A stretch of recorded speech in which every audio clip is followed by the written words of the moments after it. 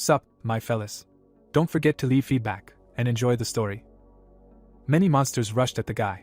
The swing cut one of them. The same happened to several more. But the crowds of monsters continued to attack him. The weapon through their troops moved behind the guy. He watched as they were thrown up. Then some of the monsters fell past him. The monsters also saw all this. He frowned. An arrow flew in his direction. But the weapon managed to break this shooting. Not far away, he noticed an archer.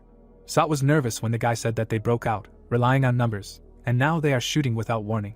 With a smile, he told them that if Yuan came to the dungeon, relying solely on his skill level, then they are wrong. A logical circle appeared near his weapon when he used the transformation. A crowd of monsters rushed to attack. But the blessing became automatic. Yuan pointed his finger at them and ordered them to proceed. A little boy was reading a book, and the girl said that their son was reading it in the original language. They smiled happily and complimented each other. But they were a little embarrassed when they heard him count in different languages, not understanding how he managed it. The men and women turned around when they heard that the child had inherited a rich ancestor's lineage. An old man stood behind them, saying that at last the child had been born who would fulfill the family's long-standing dream and who would return the Tower of Babel to their family's possession. Everyone looked at each other in silence. Then the girl said that the father had spoken about it again, and the man added that he should at least wash himself since he had just returned. But the old man waved his stick, shouting that the Tower of Babel really existed. Then he took the notebook and marker from the child, saying that he would report them. Grandfather began to draw, saying that long ago in a world full of chaos they had a great ancestor. Then he showed his drawing, saying that he had the ability to allow people to communicate with each other. Various people, animals stood near the yellow tower. He said that this power allowed him to lead them and build a tower that would never collapse. Having shown the yellow tower in detail, he said that it was the Babylonian. Little Yuan did not understand me at first, now looking at the drawing. But then he was delighted, asking about the fact that their ancestor was the owner of this building. He grabbed the old man by the leg when he said that their ancestor was a master linguist, able to translate and transform any language, and they should never forget that they are the descendants of such a great man. The sun was shining on a tall cabinet, when someone said that even grandfather did not know where it was, but he replied that it was still their tower. Afterwards, putting his hands on the boy's shoulder, he added that one thing was certain. The man looked straight into his eyes, saying that they would definitely find her. Yuan opened his mouth in surprise, but heard that their family would then regain all of its power and glory. The mother watched this with a smile, saying that the child seemed to be enjoying it, so everything was fine. The hero recalled that his grandfather always told him about the adventures of their ancestors in the hopes that his extraordinary talent for knowing languages could help fulfill the family's long-standing dream, but his abilities exceeded all expectations. The bright sun illuminated the streets of the city. On one of these streets, there was a two-story house. Yuan sat at the table, saying that, judging by the scores, he should definitely have passed. Then he pressed the key on his laptop. Leaning back in his chair, he noted that he should have gotten into the Department of Political Science and Diplomacy at the university. Frowning, he did not understand why the results were taking so long. The laptop screen began to blur.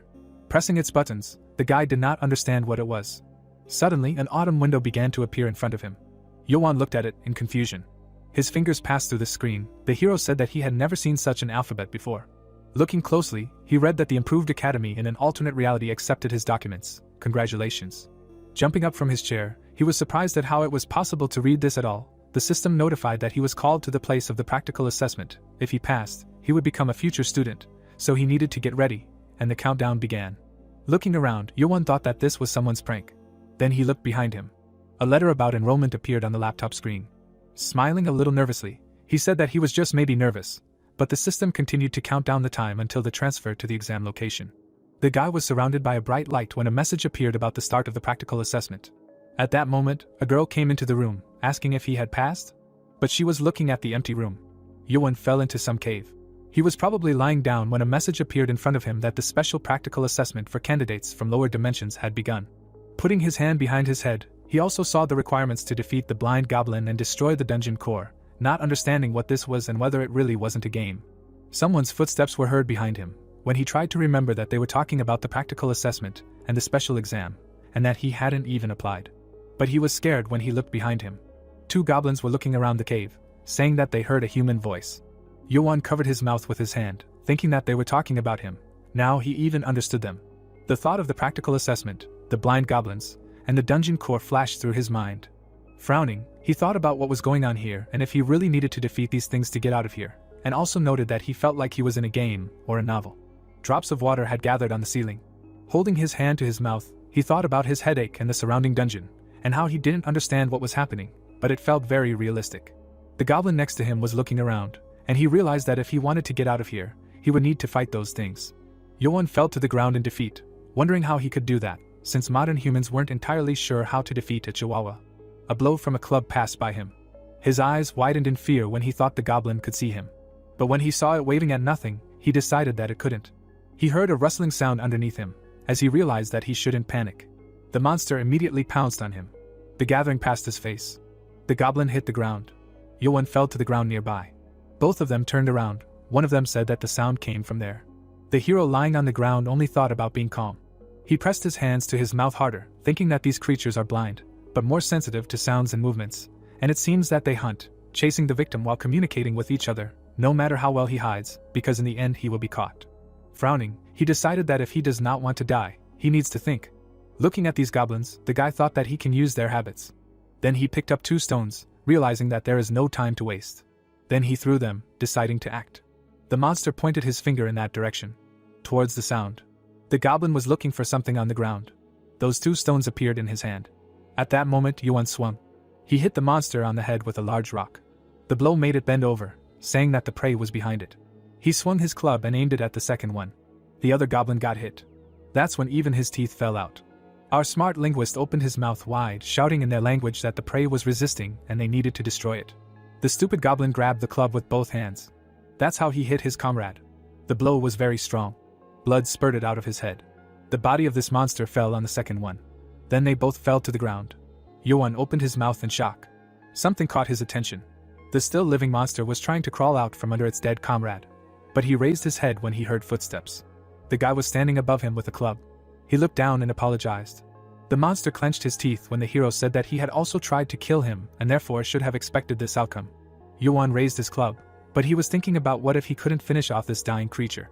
The sound of impact resounded throughout the cave, thinking that if he did, he would have no chance of getting out of here.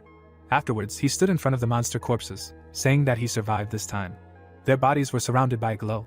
Bright symbols were directed towards him. A system message appeared, congratulating him on successfully completing the first dungeon hunt. A bright sphere appeared in front of him, saying that this was the reward of the upper dimension and that the Babylonian Codex had been opened. Yuan looked at his hands in surprise. The light was reflected in his eyes. New messages appeared stating that the power of the Babylonian Codex had been activated, and that said power would be transmitted through the ideograms of the owner's language. The boy looked at this message in surprise. Another message appeared stating that the hieroglyphs had been registered, and unlike phonetic symbols that represented sounds, said symbols gave a concept directly through their form. Small multicolored lights appeared near the monsters' bodies, informing them that the 2 goblins' shared concepts had been extracted from their flesh. The rest were indistinguishable to the owner's current level. Yuan's mouth wide open, he was surprised by the extraction and absorption. He saw these bodies disintegrate, thinking that his abilities did not end with languages. Standing with a club in his hand, he was also surprised that he could extract concepts from his opponents. Seeing the multicolored lights, he noticed a message that he had absorbed 0.2 demons, which are essentially concepts, and humans are unable to possess, so it is recommended to store or separate similar ones and apply to other objects. He brought his hand to the green concept, thinking about whether he could save it for later or apply it right away, and whether he should try it on himself. Still, he rose to his chest, and the system reported an increase in the owner's life to 10.4. Then he raised his finger, seeing that the overall abilities of the potential had improved, saying that he felt more confident. The guy tensed his muscles, noticing that his body had become healthier. He said that he even felt it.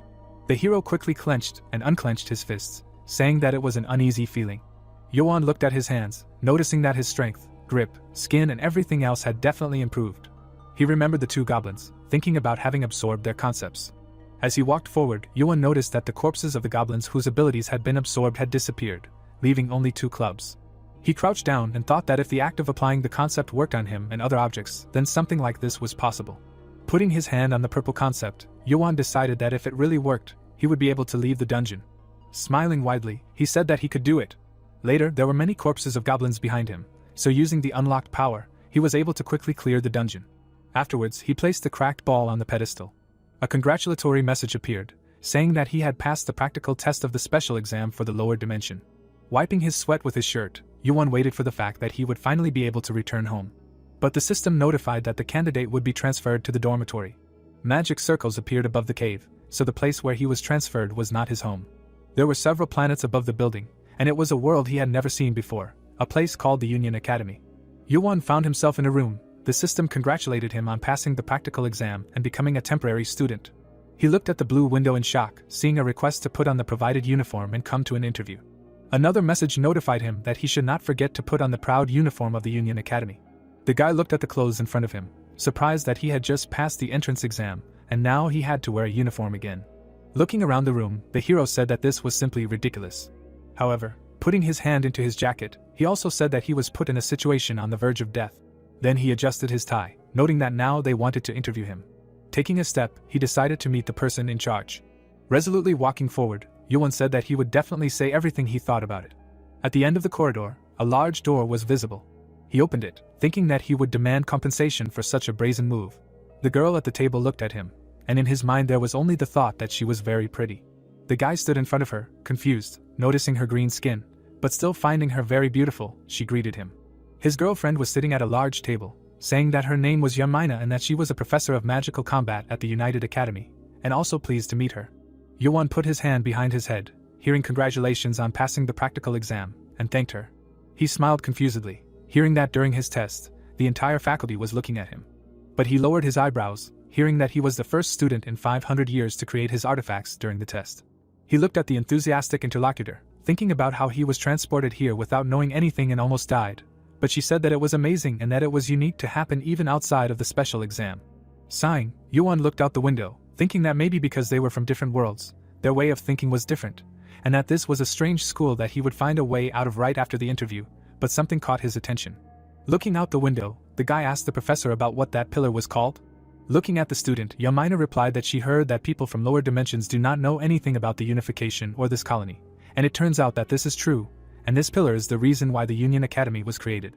There was a tower above the dormitory, and it said that they were raising students with great talents from all dimensions, helping them reach the top of the tower. This is the aspiration of the Union Academy and the last hope of all dimensions, and it is also a dungeon among dungeons, which is the source of all secrets and dangers. The slightly confused hero looked out the window, hearing that this is the Tower of Babel. He saw its huge base, thinking about the almighty ancestors, dungeons, and that this is the building he heard so much about, mentally asked his grandfather about what is going on here. Then he remembered his crazy look. And then his confused eyes, realizing that everything he talked about is here. Standing in front of the window, he also thought about this dungeon of all dungeons, and perhaps this means that strange monsters filled the tower. A confident smile appeared on his face when he decided that he would return the glory of his family, everything that belonged to his ancestors, and that was when he decided to enter the United Academy. A magic circle appeared above his house, so thanks to the professor's special attitude, he was sent back home, and then he gathered the whole family and told them what happened. The whole house heard the grandfather's cry that his grandson had finally found the Tower of Babel, but his father asked him to calm down, and the hero reasoned that he had the opportunity to prepare for admission. Now machine gun shots were heard. Yuan put his hand forward, and so began the preparation for his admission. Bullets escorted them to the flight. Many corpses were under his feet. The guy continued to point the direction of the shooting, happy that he finally succeeded. The system showed statistics, indicating that the concept extraction was complete, and he thought that before he was limited only by his linguistic skills, but now everything is completely different, and the Babylonian Codex allows him to verbalize, absorb and manipulate the concepts of all objects. Bright symbols came out from the defeated enemies. Looking at those symbols, he noted that after defeating them, he was able to recognize and master their concept. All the symbols gathered around Yuan, and he decided that the more he mastered, the stronger he does not become. One of the surviving goblins hid behind him as he thought about his concept that he received in the first dungeon. The hero turned around. His weapon struck the monster, so he put it in the club he received, strengthening and turning it into the weapon that it is. The goblin's teeth flew apart from the blow. The light shone brightly on the club. The system reported that this formidable bat mace, imbued with ghostly energy, was an autonomous artifact.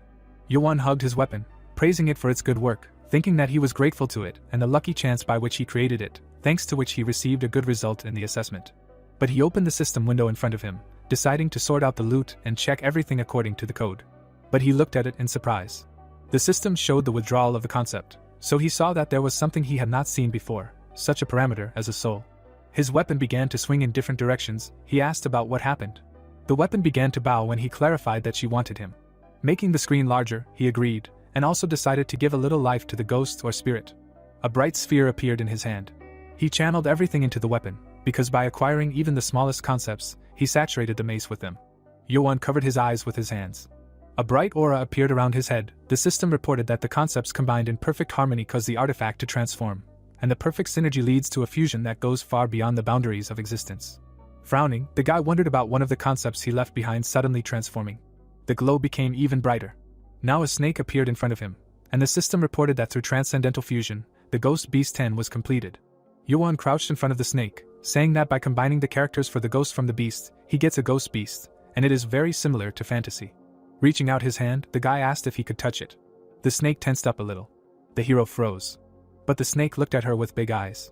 After he started to get lost, he was glad that her personality remained the same, hoping that she could still transform into a magical weapon. The snake crawled onto his hand, and he decided to name her Eve, and also check the growth status before returning. The system information appeared in front of him, and he reasoned that based on his experience, life was like a level in a game, and the flesh seemed to represent physical characteristics. But he did not understand why his soul stat was so high. Looking at the screen, he also said that abilities such as all-seeing eyes, perfect hearing, and Babylonian lips were probably related to his linguistic skills, and wondered about Eve. The snake shook its head when he asked her if he would have the opportunity to surprise others. He looked at her with a smile, said that it was fine, and the growth rate was indeed important, and then agreed to return.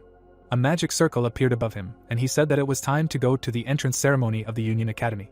There were many bright holograms burning above the entrance. It was the auditorium of the Union Academy. There were many chairs arranged inside. Yuan appeared among them. Looking around, he was surprised that there were so many people here. Then he looked to the side and used the all-seeing eyes. The system showed that these were eyes that read everything, and also allowed him to understand the aura and spirit of the target. First, he looked at the guy made of stone, and the duty of the blonde with horns, thinking that, as expected, unlike him, who passed the special clearance for the lower dimensions, the ordinary students who passed the regular selection looked very strong even at first glance. Someone's shadow loomed over him as he thought about where his place was. The guy with green skin said that if the hero is from the lower dimension, then he should not stand, then he will just leave. Yuan waved his hand and agreed with this.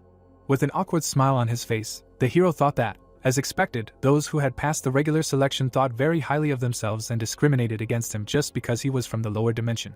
The people present looked after him, so even here, those with power and strength looked down on those below them, and perhaps it was the same everywhere. Someone waved at him, saying that the special selection students were sitting here. He walked towards the group of guys, thinking that the word exile could be felt from all of them.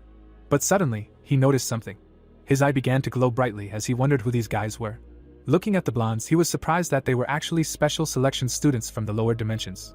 Then he looked at the girl, noting their abilities. Then he noticed the girl with pink hair. Yuan looked confused at the thought that they were at a level where they could wipe the floor with the regular selection students. A slight raised his head as the hero approached him. The boy smiled confusedly when he heard that their seats were amazing, and Yuan thought that he really was shining. He laughed confusedly. The hero thought that this was his cute roommate, whom he met in the dorm before he got to the ceremony. Their first meeting was a little unusual. Then he pointed a blade at him, asking who he was. Yuan was scared. Then his club stood in front of him, when the boy answered that he was a first year, and he realized that the hero was his roommate. The hero looked at him irritatedly, hearing that the interlocutor was only after the practical selection and a little nervous. Seeing a blonde in shining armor in front of him, he thought that he looked like a prince from a fairy tale, and was quite hot-tempered. The rays of the sun illuminated the walls of the high hall. Yuan also thought that since the interlocutor apologized first, then perhaps he was not so bad, and the other was surprised to hear about the blind goblin. A slight moved his hand away, saying that even a beginner who only knew the basics could easily defeat the goblin, and it was surprising that he had to deal with them in his practical exam. Our hero thought that it was incredible that the guy seemed to be blind. Both sat opposite each other. Yuan noticed that they started talking without even washing themselves, to which the other agreed. But the blonde was shocked to see the hero taking off his shirt, saying that he should tidy himself up, and also clarified that the shower in the dorm was shared. Turning around, he offered to continue their conversation, but the other shouted that the hero would go first. A slight turned away, trying to find the words. He looked embarrassed, saying that he would go a little later. Yuan looked at him questioningly. Now the blonde, not understanding, looked at the hero, who thought that time would show everything. Then he waved to the girl and greeted her. She looked at him with big eyes, and thought that she was very cute. Yuan covered his mouth with his hand, trying to say that he was glad to meet you. Then he noticed another girl with blonde hair. But something confused him. The girl's eyes were black. Crossing her arms, she said that the thing wrapped around his hand was very curious. Eve appeared on Yuan's hand. Everyone looked at this snake with interest. The hero was surprised that they could see it. The snake looked very cute. A slight notice that it was the same artifact as before. He was not surprised how he could change so quickly, in just a couple of days, and the girl asked to touch it. Dakoyan smiled and said her name, saying that she was the daughter of Master Mirim, and asked about the hero's name. Sitting next to him, Yuan said his name and asked about Mirim, clarifying that it was some kind of martial art, and that they create wind pairs between their palms. But everyone turned away in embarrassment. Goyen covered her mouth with her hand, trying to answer that he was thinking correctly, and was not at all mistaken. Several people appeared on the stage. When Rachel said her name, said that she was pleased to meet you, a slight also said his. But Goyen silently turned away. The hero noticed that the ceremony was about to begin. Among them, he noticed Yamina. His comrade asked if he had already had an interview with the professor. Turning to him, the guy answered that it was so, asking if he had, but he was only surprised by this. A bright light appeared above their heads. The ceiling of the auditorium rose up, and everyone wondered what was happening. A voice said that everyone was here. The people present felt something. They grabbed their heads, gritting their teeth. Rachel was also tense. A slight grabbed his hand. Yoan grabbed his head with his hands, not understanding what this incredible pressure was. He looked up with difficulty. Goyen, who was sitting next to him, seemed to not feel anything at all. A huge eye appeared in the sky, saying that the 2557th opening ceremony of the Union Academy was beginning. Yamina folded her hands with a smile, saying that the principal's speech was impressive. The familiar group of students sat silently next to her. Everyone was shocked when the hero said that it was incredible, but clarified that the giant eye was the principal. The professor and his comrades moved closer, asking if he really saw it, since many were too scared to see it. Goyen stared at the hero as he thought about how this creature had completely hidden itself using some method. He turned to her a little scared, also wondering how that was possible. Then he looked at the others, explaining that it felt like a huge eye was looking at them. Then everyone looked at Yamina, who said that it really was the principal, and most likely they would not see him again unless they achieved something special or caused some kind of incident.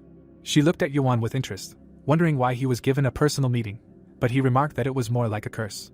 A slight seemed to understand something, hearing that the student's achievements were also her achievements as a professor, and asking her to try harder. The girl took a deep breath, and when asked if she would be their leader, she replied that it was. Looking completely at a loss, he thought about how one of only 9 professors in the entire academy would be in charge of them, and Yamina asked if she should introduce herself formally. Holding a cup of tea, she said that she teaches magical combat, and was put in charge of their 11th grade class, suggesting that they work well together for the next 5 years. The professor looked at the student who asked about how ordinary students were put in charge of lower levels, and agreed with it. All the students looked at Yamina, who said that this year, such unusual students were accepted that this responsibility was given to her. The hot tea steamed as she thought about how they were so unusual that it was surprising how they were chosen. She told everyone that while they were here, she would give you a little advice. Looking at the guys carefully, she told them to be careful of the jealousy and hostility from ordinary students. Yuan looked at her in surprise. Afterwards, she frowned, thinking that this was no longer just a competition.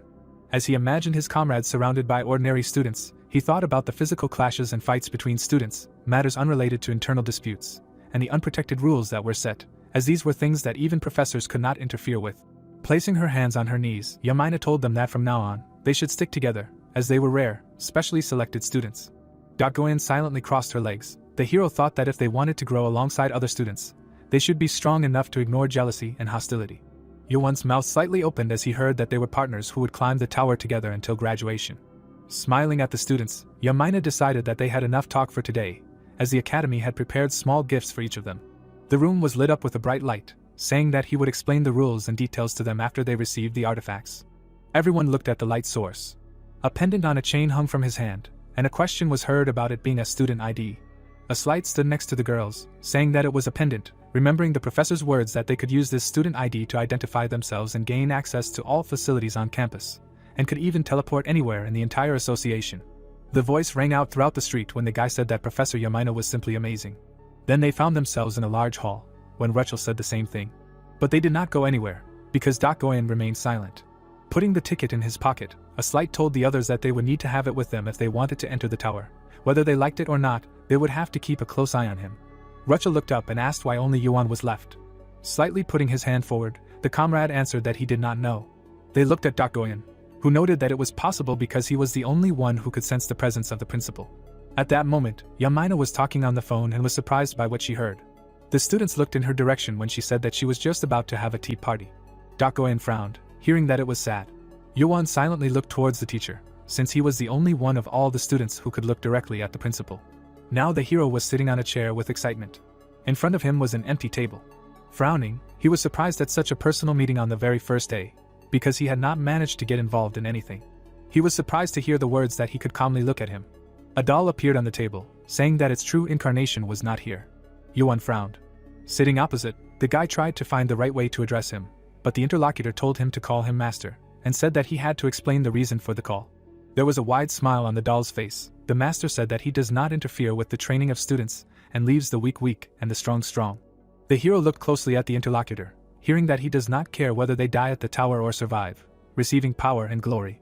The guy got a little nervous, hearing that the interlocutor was pursuing one goal. A strange aura surrounded the doll with the words that he wants to see the one who reaches the top, and everything else is meaningless. After that, they silently looked at each other. Visibly angry, he thought about how meaningless it was. After that, he imagined this tower, thinking that from the time of his ancestors to the present day, his family intends to return it to themselves. After that, folding his hands, he also thought about all the power and glory. He remembered how he smiled widely while standing by the window, and also thought that he was willing to risk his life to get the tower back. Then he remembered the eye hanging over them, thinking about what the tower meant to the other students. Moving forward, the boy turned to the master, thinking about why the students would come all this way to climb the tower. Seeing the doll sitting in front of him, he asked what exactly the tower was. The director looked at him silently. Yoan frowned when he heard that the tower was a test on the path to divinity. He looked at the master carefully. Then he imagined an ancient tribe, thinking that ordinary people meant something like this by that. The hero raised his eyebrows in surprise when he heard that the interlocutor did not interfere with the students' difficulties. The boy also slightly opened his mouth when the interlocutor said that he would make an exception this time. A glow appeared from the doll's hand, saying that the master would see potential in the hero, the greatest potential he had ever seen. A bracelet appeared from Yoan's pocket, and the master said that he would take measures to help him climb the tower. He looked down and asked what it was. The doll, as if looking at this light, said that it expanded his rights to explore outside the academy. The pendant shimmered brightly, and it was noted that he could now go to any dungeon, and therefore should not forget to hone his skills before climbing the tower. Looking at the rector, the guy clarified that he could move outside the academy, and heard that it was so. A portal appeared under him, and the interlocutor said that that was all, and he could go. The doll, looking at him, also said that he should hone his skills before entering the tower. Yoan almost completely disappeared into the portal, hearing that if his progress was noticeable, the next privilege would be unlocked. Already looking from the other side of the portal, he heard about solo exploration of the tower. Yoan put his hand forward. The master said that he was looking forward to their next meeting. The hero ended up on Yumina's lap. The professor looked at the guy with a smile, asking how his meeting with the rector went. Embarrassed, he immediately got up from her lap. A large bookshelf was visible by the table. She said that the rector always let visitors go in this way, and that he had been waiting for him from the very beginning. The girl took his hand, surprised that he was given permission to leave the academy. Yamina looked at him when the guy asked if it was a big deal, relaying the words of the master that he should develop the skills he lacks as soon as possible, and the professor replied that it was of great importance. Imagining the entrance to the dungeon, she said that he could freely explore them outside the tower and visit the outer cities at will. Raising a finger, the professor noted that this meant that he could gain much more experience and training than others. Yoan imagined the doll hitting him in the face, thinking that it meant that he was weak and therefore had to take extra classes, and the other girl said that he was lucky. Yamina smiled, adding that the professors were usually too busy to leave the academy at this time. Imagining the walls of the school, she explained that since it was the United Academy, everything was designed with the students' interests in mind, which might be inconvenient for the professors, and he would have the opportunity to explore the dungeon as well as visit the outer cities in his free time. She then leaned closer, adding that he would have the chance to enjoy the delicacies as much as he wanted, which made her envious. Leaning even closer, the professor told her that there was one good outer city that she could recommend, and that was the Spring Temple. The sun was shining brightly in the sky, and the hero interrupted her, asking if he should bring her anything from there. Covering his head with his hand, Yoan noted the good weather. Walking along the street, he remembered the request to find the wedding wine made by the priests of the temple, which is famous for its sweet fruity aroma, rich bubbles, long aftertaste, and that she needed 2 bottles, saying that the professor asked the student to run an errand to go get alcohol. Several screens opened in front of him. He decided that he should be grateful for the expanded inventory. He was surprised to notice something. An image of a bag appeared in front of him, and he thought that this was the item his grandfather gave him when he stayed home for a long time before enrolling. But he remembered the old man standing in front of him, asking if he had prepared well before leaving. Then he put the bag on the floor, said that this was the best moment, and let him open it, take as much as he wanted. When he asked what was in there, he was breathing. He said that he should see for himself. A bright light illuminated them. The hero was surprised that it was all made of pure gold, and also that he could take it. The interlocutor told him that everything was fine. Then, smiling widely, he added that this was the legacy of their ancestors who dedicated themselves to finding the Tower of Babel. Now he could use it freely. To which the guy replied that it would be very useful to him, and he was really grateful. The sun was shining on Yoan. He asked about the fact that there was too much here to carry it with him everywhere, and to the old man's surprise he also said that it looked heavy. Now the hero smiled contentedly, thinking that now that he had an inventory, it was very convenient, and everything fit perfectly. Stretching out his hand, he also decided to take a few pieces, since his grandfather said that it was valued all over the world. Afterwards, looking to the side, he decided that the preparations were complete. In front of him was a large city, so it was time to enter a new world. Many people were walking along its streets. Cars flew overhead, and he thought that even though this was a different dimension, the cityscape looked familiar. Noticing one of the drivers, he thought that maybe not. Two people appeared behind him as he thought about how it worked, and called him over. Yoan turned around, hearing that they had not seen him here before, and asked where he was from. But these people pointed at him in confusion, noticing that he was a student from the Union Academy. Raising their hands to their heads, they said that they were in charge of the western border of the academic city. The boy said his name, saying that he was a first-year student at the Union Academy. The people looked at them in surprise and asked the hero if the rector had given him permission to come here. He replied that he had, that he could study everything freely. Various machines were flying above them. The interlocutors noted that thanks to the hard work of the master and the staff of the academy, their city remains the most peaceful, and they are grateful for their mercy. Yuan was also pleasantly surprised to hear that he, as a first-year student, probably does not know much about the city and its work, so if he needs anything, they will be happy to help. Smiling broadly, the guard guys added that this is part of their job, and if he is interested in something, then do not hesitate to ask. Then he pointed up. A car flew above them. The hero expressed a desire to get one of them. His interlocutors also looked up. Smiling, Yuan asked how much they cost. Flames burst out of the exhaust pipe. The guy let go of the handle on the steering wheel. His motorcycle jerked forward. The hero even got up from it, and there was delight on his face. He flew through the sky, shouting that it was very cool. Then he remembered his conversation with the guards, who realized that he was talking about a hover bike, and that even the basic model costs 250,000 roni, and this is very expensive, but the guy did not understand how much it was. Then a gold bar appeared in his hand. He asked if he had the opportunity to exchange it and buy a bike. The guard grabbed his hand, wondering where he got such a big bar. Now, flying above the ground, Yuan was talking about how one gold bar cost 7.5 million roni, and he should thank his grandfather for giving it to him without hesitation. Eve appeared on his hand. Looking at her, the guy asked what she thought, because he added a spirit and a ghost, turning the bike into a living artifact. The parts of the bike were glowing brightly. The system reported that the hero made it a living artifact, giving it a will, and like Eve, and he said that her name was Lilith, offering to get along well from now on. Closing her eyes, the snake only hissed. As he flew past the tower, the hero said that he bought wine for the professor and created a snake, a younger sister. Yuan smiled widely, deciding that he had done everything that was needed and now it was time to go back. Later, he was lying on the table, complaining of a headache. Someone gave him a glass of water, saying that he was disappointed. A slight looked at his comrade with displeasure, not believing that he left after their meeting without saying a word, and now he was returning with a hangover. Taking a sip, he remembered how Yamina said that their faces would turn red like the sun at sunset, saying that the professor insisted and he could not refuse. Dakoin brought a spoon to her mouth when the blonde chided him that he could have said it earlier, and then he would not have waited for him and not bothered. The girl noticed the flowers on his jacket, saying that the badge was a symbol of old age, specifying that he got it in exchange for becoming the professor's drinking buddy. Yuan folded his hands behind his head, deciding that it was not bad, to which his comrade pointed out that there were 4 of them, and the professor was responsible for them, and if he was appointed, then they should accept it. But both were very surprised to hear that if someone should represent the 4 of them, it should be her. Dakoin smiled, saying that she was the strongest here. The hero and the girl stared at each other when she asked if he agreed. A slight, looking angry, noted that this was a strange way to express his thoughts. After all, they should be equal comrades. But he thought that they needed to clarify something regarding what she just said. Afterwards, pointing at her with his hand, he added that she acted as if she was somehow better than them, and that would definitely not be good for their future ascent of the tower. Dakoin only chuckled when he said that he did not agree that she was the strongest. A slight jumped up from his chair when she was surprised by his words about equal comrades, because he was the one who argued with the professor yesterday about whether students could conquer the tower alone. The blonde waved his hands in front of him in confusion. When the hero noticed that he did not even deny it, tried to say that he was just curious, but that did not mean that he did not want to go with them in a group.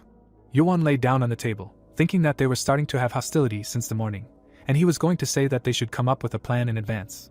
The comrade and the girl looked at each other with displeasure, and it all looked like their group was already off to a rough start. The hero put his hand on his head, thinking that he didn't want to be the class representative, but now he was beginning to understand why the professor had chosen him out of the 4. Yuan introduced the slight in a lion costume, noting that he was surprisingly ignorant, but his pride was ridiculously strong. Dakoin looked like a disgruntled cat. She was incredibly self-centered, strong, but sure to make enemies. Rachel looked like a kind puppy and was surprisingly passive, and also didn't have the character to lead or educate others. The boy then just sighed deeply. Raising his hand, he asked them to wait and let him speak. Pulling his hand back, he said that the class representative didn't have to be the strongest, and in fact, he didn't have to be the strongest at all. Dakoin frowned and asked why not. Looking calmly at his interlocutor, the hero replied that if the strongest was the class monitor, then he would make all decisions at his own discretion. The other students took away their trays. The hero said that the class monitor who was thinking about merging the class should not do that, and in any case, he should be average, someone who could offer an honest and good solution for everyone, and in this sense, he was considered the most accommodating, but the girl was surprised by this. After that, he decided that since it was the professor who had the right to appoint the monitor, she would agree with their arguments. But smiling ominously, she added that the only person she would really like to lead was him. She looked intently with her sparkling eyes. The others were confused, hearing that even if something was bothering her, and she wanted to get what she wanted, she would have to put up with the unnecessary. Leaving, Dakoin said that they would see each other later. Yoan tiredly laid down on the table, saying that this morning was just incredible. Rachel jumped up from his chair when he thought that it would take time to solve the pride issue. The girl looked at the hero with admiration, asking if that cute snake was still with him, because she really wanted to touch it a little more. The sun illuminated the white walls of the academy. Yoan thought that this place was full of hidden minds. The student of stone opened his mouth wide, because the hero's first lesson as the class monitor of the 11th grade started with difficulties when he shouted that he was curious about the abilities of special students. The students gathered near the training arena. Yoan stood with his comrades. But the other students were against it. The teacher, waving his hand, suggested to start the lesson with a light sparring match. The students raised their hands, asking the professor to let them go first. The hero and his comrades looked at this, confused. Frowning slightly, a slight noted that the United Academy had divided the classes based on the students' abilities, and as expected, the first special class hated 11. The hero noted that moreover, he felt like he was wearing something provocative, which was what started all this. The largest student gritted his teeth. He noticed the professor's brooch, outraged that the boy dared to wear it. Gritting his teeth even harder, he was also outraged that he had the nerve to wear it right in front of him, and he would never agree to that. After stunning the others, he turned to the professor to let him test his abilities by himself, letting him measure his strength. Looking at him, the teacher said that it sounded good. Then he turned to Yuan, telling him that he would have a training battle with the recto. The hero calmly looked ahead. The professor was sitting at her desk. There were several windows open in front of her, and she was surprised that the students of their class were having a joint lesson with a special class on the very first day. She imagined the boy in a fight with a monster, thinking that they would find themselves in a fight from the very first time, and there was no way that a specially selected student from the lower dimension could hold his own in a sparring match with someone from the upper dimension classes. Yamina frowned, thinking that this was probably what they were thinking when they made the schedule, and she didn't know whose prank this was. At that moment, the teacher looked at Yuan, as the professor thought that she felt some kind of evil intent in everything that was happening. Calmly looked ahead and heard that he would have a fight with the recto. But the hero raised his hand, turning to the professor. Smiling confusedly, he said that his fighting skills were still not good enough, and he did not think he could learn anything from this fight. Raising his hand to his face, the teacher took away 3 points. Afterwards, he frowned and said that he hadn't come out yet and that it wasn't an excuse. Unhappy with this, the hero didn't understand what was wrong with this guy and that he was dragging him into this to humiliate him in front of everyone, replying that it wasn't an excuse but a fact. Yuan spread his hands, explaining that he was accepted as a special selection student because of his unique abilities and not for his fighting skills. If he was interested in the skills of special selection students, it would make more sense to evaluate it differently and not force him to get involved in a fight. The teacher clenched his teeth. Afterwards, he opened his mouth wide, indignant that the guy was teaching the professor. But the professor noted that whether it was a professor or a student, they all had to learn what they didn't know, and also noted that he was just an assistant. The hero sighed heavily when he heard that 5 more points were taken away and thought about how this assistant was going to play like this. He raised his finger and decided to suggest something. The man looked at the student in surprise, who suggested that they consider this week as a preparation week and spar next week. His comrades were also surprised to hear that he would be able to take a vacation for this week and enter the upper dimension once and come out. Yuan raised both his hands, saying that his preparations would be complete. Silence fell over the training arena. One of the students turned to another, clarifying what the hero said. The girl in the sorcerers had heard her comrades talking about Yuan's abilities being at their lowest. She looked at the situation with interest when someone was surprised that it was possible to prepare in 1 week. Confident in her words, she also heard the boy's surprise that he would have the opportunity to confront someone from the special class. The teacher was shaking with anger, saying that the student simply ignored him and changed the schedule as he pleased. Yuan put his hands behind his back, hearing the professor's assistant agree. But he was surprised when he said his name and the name of his opponent. The man pointed at Erecto. Afterwards, he raised his hand above his head, saying that they would have an official sparring match between them next Tuesday, and the format would be completely open. He added with a sinister smile that the entire academy would be able to watch the broadcast live, so they should prepare. The teacher then turned to the hero, who was thinking that he was not just trying to humiliate him, but wanted to make a big show out of it. With a bow of his head, the teacher told him that since he was the one who asked for the preparation period, it would be better for him to show his abilities, but the student calmly agreed. Yoan waved at Erecto, asking his name. Pointing at him, he said that he was looking forward to their official match in a week. The guy looked away, only noting that he was annoying. Both of them turned away from each other, and the hero decided that although he did not expect a polite answer from him, he was not his target. Behind Erecto, his characteristics were written. Yoan's eyes were shining brightly as he used his all-seeing eyes. Seeing the stat window, he noted that as expected of a special class, the increase in life and flesh was ridiculously unfair. After that, he looked ahead in confusion. He saw the stats above his comrades' heads, realizing that he was nothing compared to them. He decided that in order to climb the tower with these guys, he had to surpass Erecto's level. Looking at them, he asked why they were so gloomy and were they worried about him. But he heard a question behind him about how no one would come out. Dakoyan was warming up, saying that unlike the class rep, she specialized in fighting. Yoan watched excitedly as the girl asked the other students if they were interested in learning about the special selection students' abilities. Smiling nervously, the hero tried to call her. A hair tie appeared in her hands. While adjusting her hair, she said that she was more than willing to accept the challenge to a sparring match. Silence fell over the training field once again. The students were visibly nervous. The teacher was also looking at her with a performance. Yoan smiled, noticing the silence. He saw the dark aura around Dakoyan. Thinking that even his all-seeing eyes could not fully comprehend the extent of her power, it was impossible for the students from the first class not to feel how oppressive it was. The girl motioned for them to come closer, asking if she should back down because of their lack of confidence.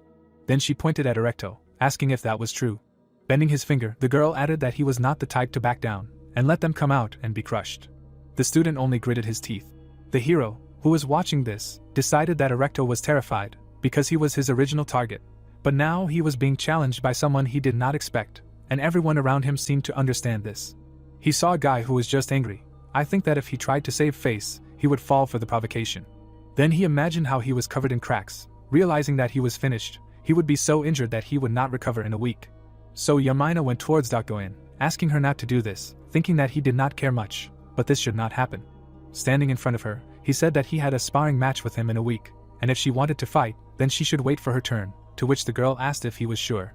She looked at him intently, hearing a word of gratitude for standing up for him. Frowning, the hero said that he must prove his worth with his own strength. A glint flashed in Dakoyan's eyes. Then, spreading her hands, she answered that she thought that he was a guy who relied on others, but maybe he had a little masculinity in him, and agreed that he would do everything his own way. Erecto and the others were shocked when she called someone else instead. The girl stood in front of the students, asking if anyone wanted to step forward. Dakoyan looked at the students in front of her. They were silently looking at her.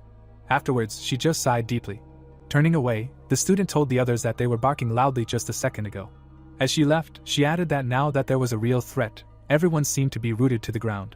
Yoan was already laughing in a relaxed manner. The students clenched their fists in anger. One of them was surrounded by a bright aura, asking who she called dogs. She turned around, hearing that the weak and stupid always band together in packs. Looking down, she added that they growled, pretending to protect their small groups. Dakoyan looked up, hearing that this sight could not help but please. Yoan gritted his teeth, not understanding what was wrong with this guy. But he saw his dark aura, saying that even with a special class, he was on a completely different level. A slight looked at this guy, saying that he was the ruler of another dimension. That guy walked out onto the stairs. When the hero asked, who was he? Imagining various silhouettes behind Ortima, he explained that, excluding unification, there were 10 upper dimensions, and this guy was from a family that ruled one of them. The guy walked down the stairs. Seeing him surrounded by a bright aura, the hero noticed that he was from the top 10 families of all dimensions. The bright sun illuminated the arena. Ortima stopped next to the teacher. When a small device appeared in his hand, Rachel asked what it was, and a slight said that it was a recording device, and must be filming a video. The device rose into the air. Yuan asked what would happen to it when they were done, and his comrade replied that it would probably share what was happening with everyone on the internet, but he wasn't sure yet what that really meant. Several windows appeared in front of the hero, when he noted that he understood and that it was the same here, and a slight asked if he knew what an internet was, and he replied that it was a network created by a company or educational institution for the exchange of information.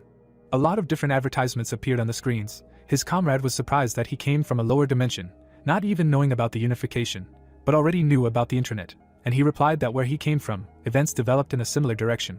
The three of them looked at the windows that appeared with delight. Rachel found a channel with recordings of broadcasts of the classes they were taking here. There they saw a live broadcast, on which Goyen and Ortama were visible. The bald man smiled slyly. Yuan said that he really wanted to put them in an awkward position. Then he looked at the girl, noting that it was unlikely that events would develop as he thought. Both students were surrounded by auras. The guy folded his arms over his chest, offering to begin. Smiling, the girl answered him that he was a beginner. Then she beckoned him with a gesture, allowing him to make the first move. Ortama frowned.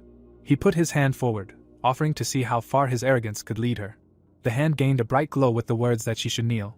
This glow spread further. The wave passed by the hero and his comrades.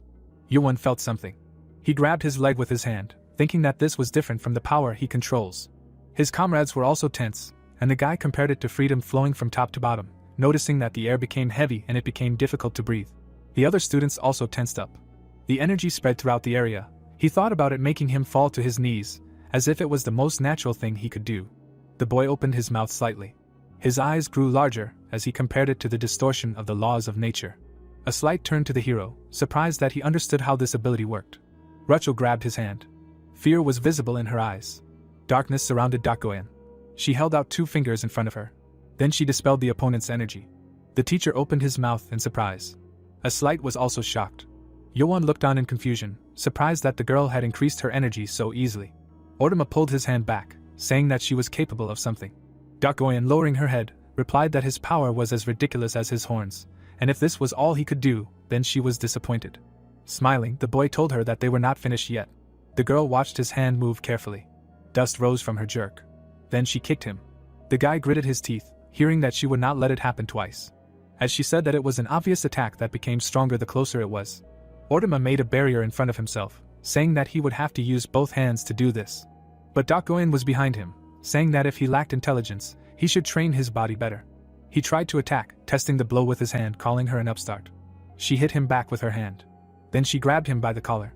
After kicking him, she told him that, as expected, his movements were constrained and clumsy. Smiling, the girl added that he should not say that someone should spoon-feed him. Ortama gritted his teeth. The swing of his hand left a bright mark. A slight silently watched the fight. Frowning, he was surprised that the girl was dominating Ortama. Both were standing opposite each other. It was noted that Goyen was crushing him. The guy turned his attention to Yuan, who said that it looked like Ortama was used to suppressing the opponent's actions. The girl dodged all the attacks. He also noted that her opponent was winning by distorting the laws of nature. The student's punch passed near his face. After that, he had to dodge a kick. Goyen smiled when Yuan said that such a method does not work on her, and that is why everything is happening this way now. Ortama was very angry at what was happening. The hero's eyes emitted light when he said that he had the power of suppression and physical abilities, but you can tell that he himself did not move. A slight frown, thinking about how his comrade could see even this, and about Goyen who was fighting equally with Ortama, and all the true students of the special selection from the lower dimensions. Seeing how the blonde tried to hold back the onslaught of the girl, he wondered what was going on here. Covering himself with his hands, Ortama was outraged that she was insulting him. But then he received a punch to the face. Looking at him, Goyen asked about whether he came here to talk or wanted her to cut it off because it was too long. Lightning appeared in front of her face. Lightning surrounded Ortama. Electric discharges were directed towards her when he asked again about how she dared to humiliate him. The guy's eyes glowed brightly. He shouted that he would never forgive her for this. The girl was surrounded by clouds of dust, hearing that if she wanted to die, then he would kill her right now. Goyen, bending down, said about death. Afterwards, she moved her hand aside, saying that this was not a concept that a child like him should talk about. A dark aura surrounded her palm. After which, she rushed at the enemy. A bright circle appeared in her palm. A cloud of dark energy gathered in the girl's hands. Clapping her hands, Yamina said that this was enough. The two stopped.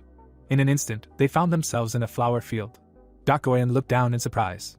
Ortama was equally surprised.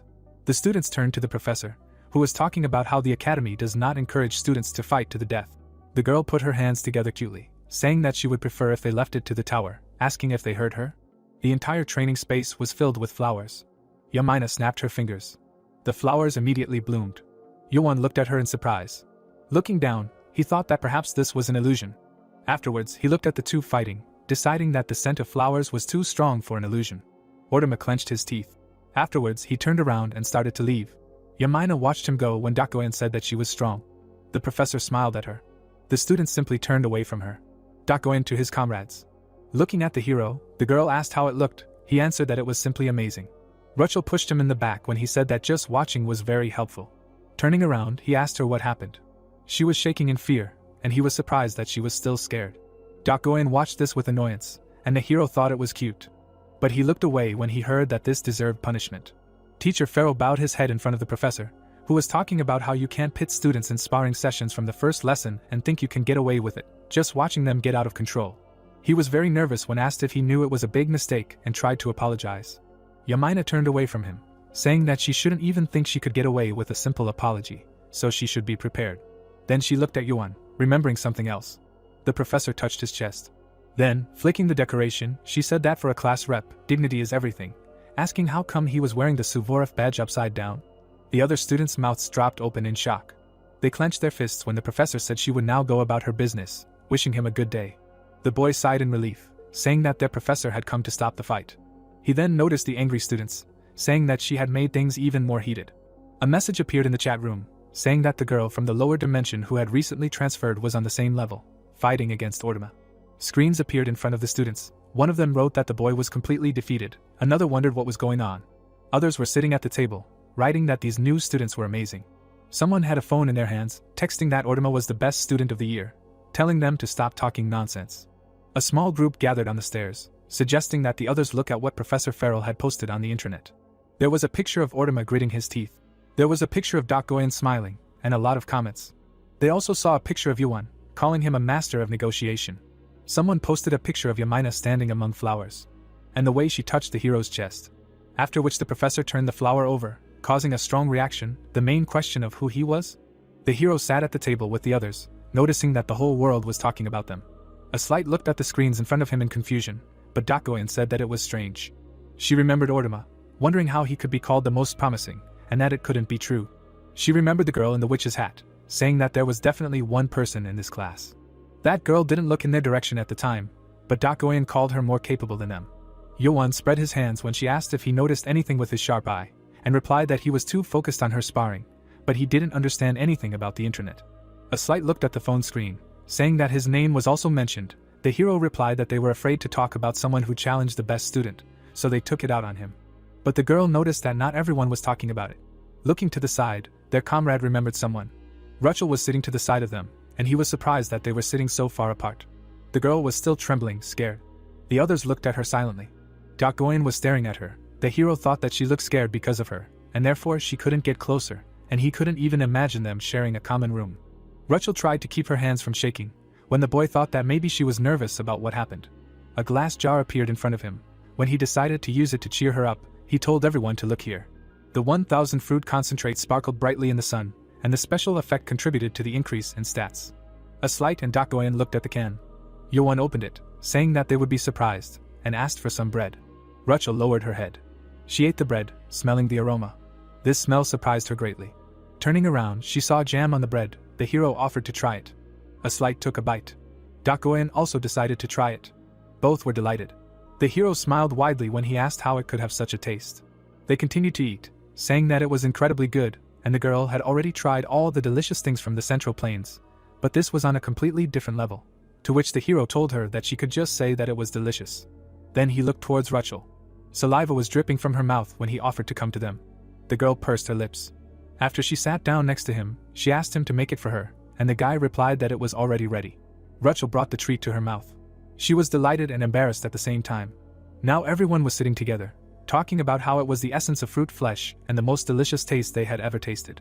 His comrade was surprised that the hero made it himself with his powers. Doc Goyen asked for more, to which he replied that they can't eat as much as they want. She then licked her fingers, saying that it felt like eating something too precious. Making another treat, Yuan replied that it wasn't even too precious, and since they were a team, he liked sharing good things. Rachel happily took a bite when he said that he would consider it a responsible thank you for the kindness they showed him earlier, but someone noted that even so, it was too much. Doc Goyen suddenly stood up, saying that she had made a decision. She then grabbed his tie. Pulling him towards her, the girl said that in exchange for the elixir he gave her, she would personally teach him martial arts. A bright beam appeared in the middle of the room. Yuan and Doc Goyen came out of it. The girl moved to the side, saying that there was enough space to move freely, surprised that there was such a place, to which the hero replied that this was a training room and probably reflected a psychological state. The girl bent down to pick up the training sword when he said that he came here without even finishing eating, asking what she was going to teach him, and she replied that there was enough space around. Then she swung it, telling him not to make any sudden movements. Holding the wooden sword in front of her, she suggested starting with this. She hit the hilt with her palm. The sword moved towards Yuan. It stopped at his face. Smiling, Yamina called it a thrust. The wind currents bypassed the hand and the weapon. Such a movement was made without the slightest hesitation or doubt, and it was hard to believe that this thrust attack was performed by a living being. Frowning, the hero watched it approach and was able to detect something. The tip of the wooden sword was right next to his eye. He saw a girl surrounded by a blue aura, so he discovered a new concept. Seeing a certain symbol, he wondered why freezing? There was confusion on his face when he thought it was closer to fencing, and Yamina asked him if he was even listening. The girl stood with her hand extended towards him, telling him to focus and pay attention to the fact that a thrust does not exist on its own outside of a combination. She drew attention to several points: the body, the ball, the fist, the spear, and the actions, saying that a thrust can be the end of anything. Yamina brought the sword to her face again, saying that it does not matter, and what she is showing now is the most basic and fundamental essence of a thrust. Her swing left a bright mark with words about the purity of delivering such a strike. Afterwards, she passed it behind her back, also noting its direction. Putting it forward, she asked about what he could imitate when delivering it. A bright aura surrounded her again. The sword stopped near Yuan again when she spoke of the intention contained in this strike. She said with confidence that there were countless variations, but the base was just this, and let him not forget about a simple thrust. The hero looked at the wooden sword in front of him. Then, frowning, he thought about the base. But he remembered how it approached him, thinking that the actions of Dak Goyen, who had mastered one concept to perfection, felt much deeper than several concepts mixed together. Then he remembered how she guided the blade with her palm.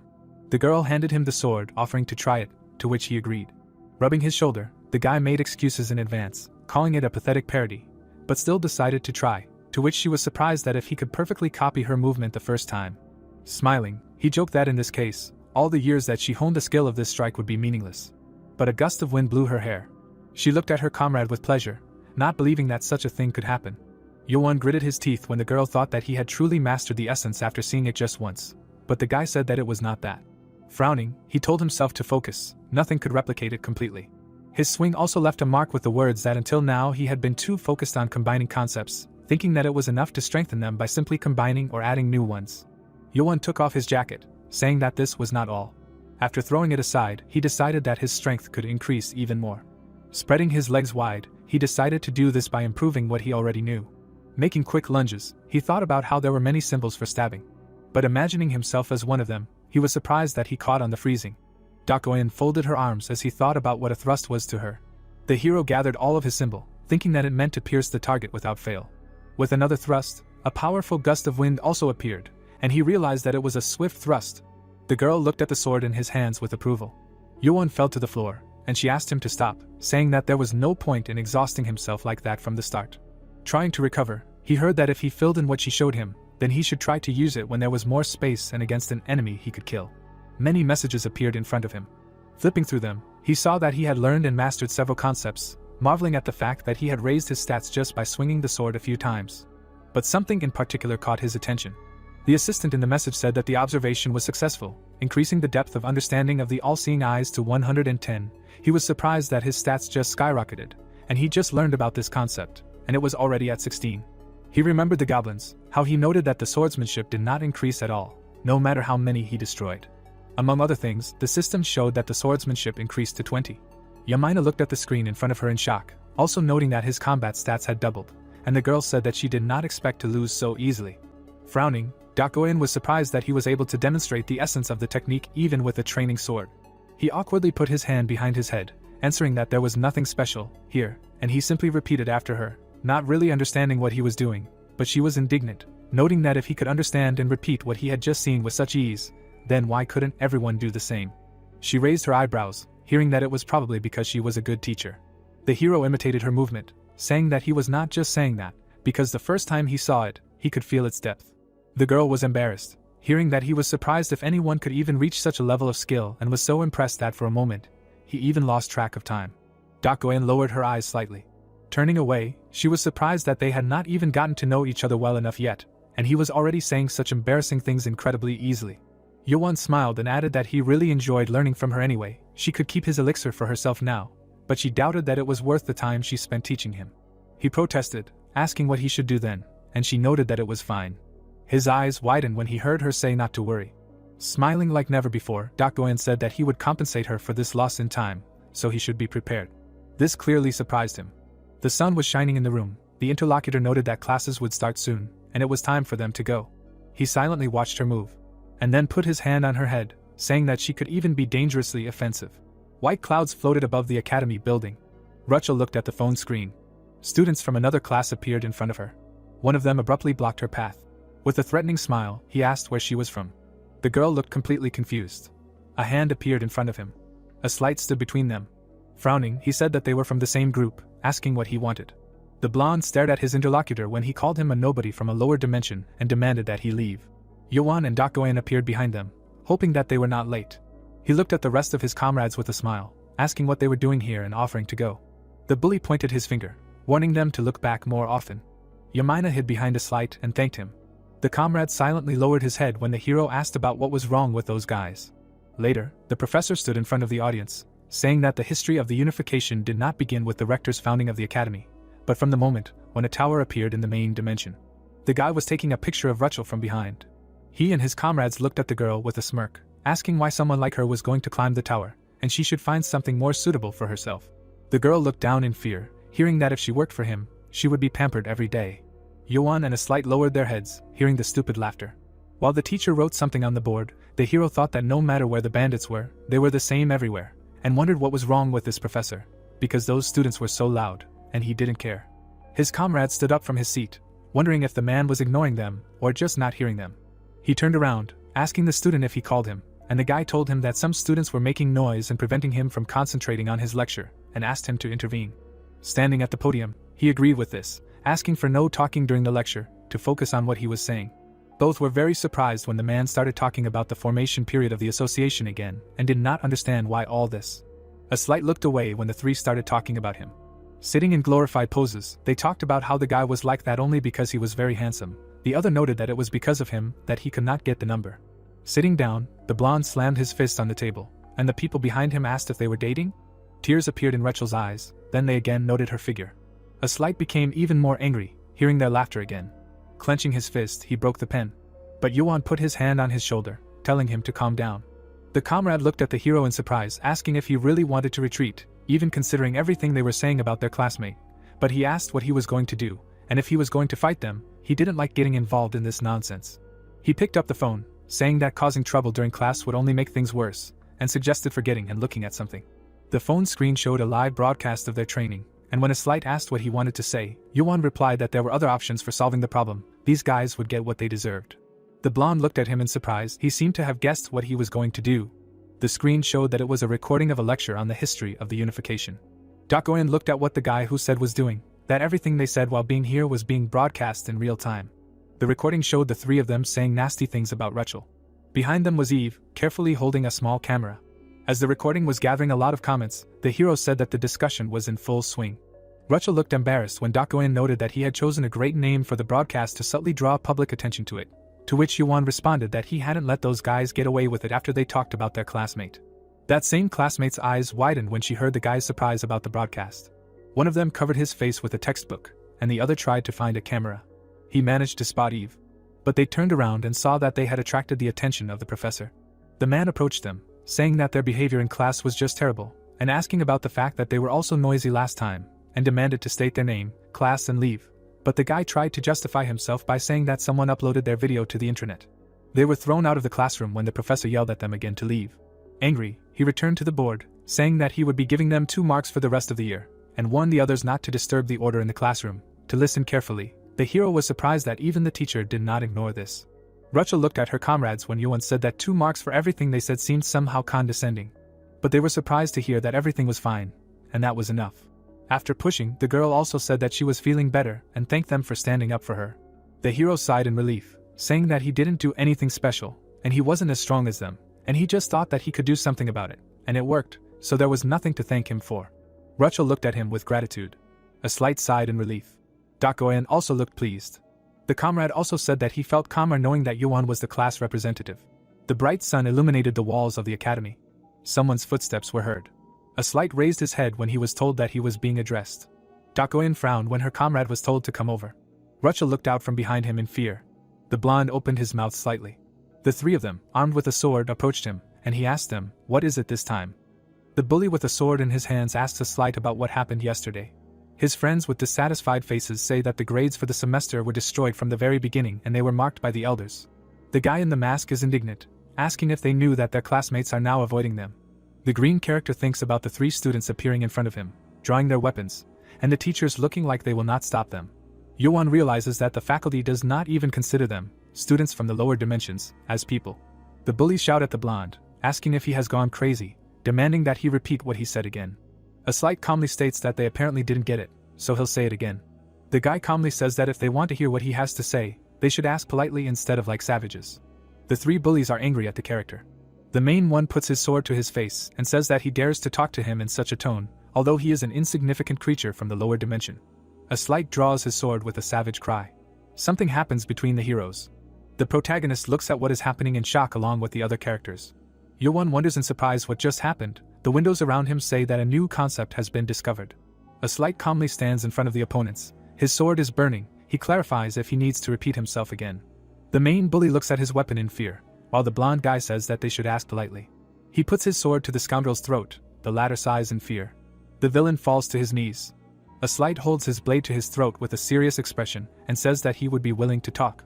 He looks down and realizes that this is strange. Yuan watches in surprise and realizes that the man has suddenly changed completely, wondering if such a thing is possible. A slight looks down at his bully and says that he is glad that he has calmed down.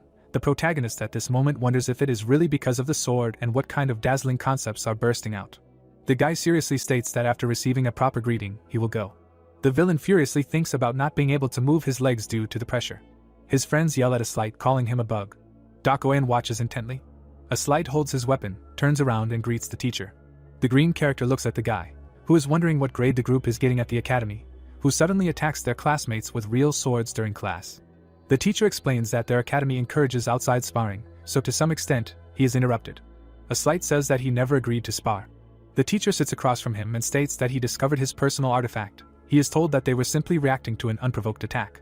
The protagonist raises a finger in shock, hearing the green character state that the blonde cannot deny that he released his energy first. He replies that it was only a way to avoid damage, and it is impossible to just stand there and accept it. An enraged slight wonders what the teacher would do with the insults and slander that were spat at him. In turn, he thinks about it. The angry guy hears an apology for not noticing it. A slight's sword begins to burn with a bright light. He furiously asks how he did not notice. He angrily points his weapon and wonders if he is being told this seriously. Someone holds his fingers in a strange shape. Dakoen hits a slight on the head and states that it was stupid. The surprised blonde looks ahead. He starts screaming loudly. Dakoen notes that it has become too loud. The blonde is furious, hearing the question of who the almighty he thought he was while swinging his sword to act so arrogantly. The weapon in a slight's hands begins to glow blue. He screams that it hurts.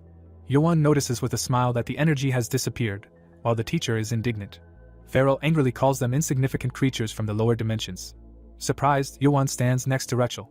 He looks at her and asks if she noticed that it was quite dangerous. Dakoen looks at the scared slight and says that he is screaming only because he has a divine weapon in his hand. It is said that, as expected, a slight was the largest bomb. The action takes place in a huge building. The hero holds a spoon and does not understand what he was thinking. The protagonist looks at the food sadly and claims that if they continue like this, they will not be treated well at the academy. The interlocutor exclaims in shock that he is telling him this. The friends sit opposite each other. Yuan explains that he was not the one who was going to fight the professor and even made an official statement about his sparring. A slight awkwardly says that he thought he could improve the situation, just like the protagonist managed to do last time. He replies that in the end he almost caused big trouble. Dakoen listens with a smile as Yuan claims that a slight left the provocateurs alone, and then immediately tried to fight the professor. He apologizes. The blonde looks at his friend with tears in his eyes, while he wonders if he has gone crazy. The protagonist remembers the scene with the sword and realizes that if this was a slight's normal state, he would not have acted so recklessly, and it felt like he suddenly changed, as if someone had flipped a switch. The protagonist remembers his weapon and states that he wants to be honest with him. Because this is the power shown earlier, the blonde can control it. A slight jumps up and shouts that if he could not control it, he would not have been able to pass the entrance exam. And then he was just angry because of the professor's lie. Yuan asks again if it was true because of the lie. The protagonist looks at the blonde with a smirk and asks if lying is really bad. He replies that it is. Yuan asks the interlocutor if it is possible to trust that he controls everything. A slight in turn promises that he will not cause any more trouble. Dakoen looks at the cheerful blonde with displeasure, while the protagonist is glad that he said he wouldn't cause trouble, but seeing the divine item smear him was quite entertaining. A slight falls face first into the table. Yuan suggests just moving on. Dakoen says that he needs to scold him even more. The white-haired girl turns to the protagonist. A flashback occurs with Yamina. She explains that she is starting to understand the advice the professor gave them a few days ago, saying that if they continue like this, student life will become even more noisy for them, and if he is thinking about something for the future. In the frame, the bullies demand that they not move, because they will figure it out.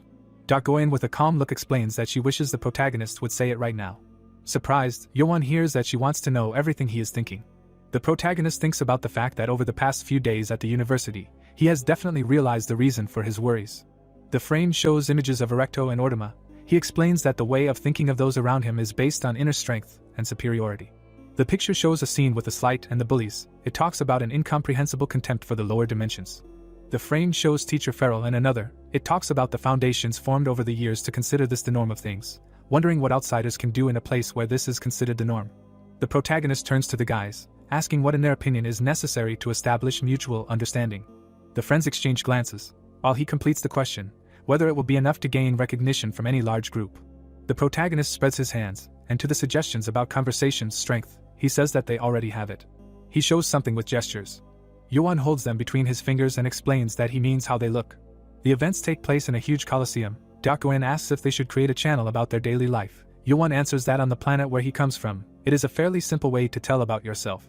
The heroes stand opposite each other. The guy claims that they will create their own image, which they will show to others. Yoan films them on a smartphone and says that in doing so, he will fix them in the minds of others and make them easily recognizable, which in turn can grow into honor and respect. A Slight warms up, standing opposite Goyen, and clarifies with the guy. If the most important thing for them is the admiration and respect of others, then why do they need such a sparring? He is told that this is not a show, but a fight according to the rules. Goyen calmly looks forward. Yoan asks the blonde to take this more seriously. A Slight prepares to strike, thinking about the fact that he is suddenly told to be more serious. Goyen dodges the attack. She says that he has nothing to worry about. She grabs him by the throat, which he is very surprised by. The girl throws him over her shoulder and states that he becomes much stronger in sparring, having taken a few hits. The protagonist diligently films on camera, while Rachel helps set up the necessary lighting. The blonde lies on the ground, while the opponent teases him, asking if this is really all he can do. She smirks and states that she understands why he is so fussed with this strange artifact, allowing him to take it out if he wants. A Slight fearfully holds his head, while Goyen talks about the consequences if he does it. He gets very angry when he hears that she is arguing that he will help him close the gap in their abilities. Yoan enthusiastically films on camera, supporting A Slight, saying that this is what is needed. The heroes begin to fight. Rachel asks if he really thinks that this will make their lives easier. He answers that it won't be all at once, but it will have some effect. A Slight fights Goyen fiercely, while the protagonist asks to imagine that if the guys who were bothering them knew in advance what they were, they would have thought 1,000 times before sticking their noses in. The blonde deals a series of blows. The girl dodges. Rachel says that it probably is. Yoan points his finger and says that in any case, it is better not to jump to conclusions yet, because her beauty is too valuable for her to worry. The girl asks again in surprise. He stretches a smile with his fingers and says that a pretty face looks better with a smile, and that's all Rachel is. She is embarrassed to hear him say that wherever she is, with her face she can win anyone, and it would be an unforgivable waste if she frowns. The pink-haired girl smiles while Yoan wants to leave his worries for later, because he can just enjoy the moment. Rachel realizes that no matter what he says, it always seems like this is how it will be. A Slight runs away from Goyen in fear. She asks where he is going, because the heroine has just warmed up. He screams that he needs to be saved. The girl realizes that she needs to try to enjoy the moment. Rachel cries, holding a plate of food, and screams that it is impossible to eat it, because it tastes like soap. The screams of the main character are heard in the building, who says that nothing will happen to her, and she will get used to it. She clarifies why they are filming this at all. It is explained that following Yuan's suggestion, the 11th grade began uploading videos of their daily lives. The picture shows a new channel called Rebellion. The characters are holding smartphones. It is said that they just blew up the internet. In the background of the fighting heroes, there are comments about the fighters being first-year students, from the lower dimension, and more. Friends are sitting at a table with a board game, and viewers are discussing it.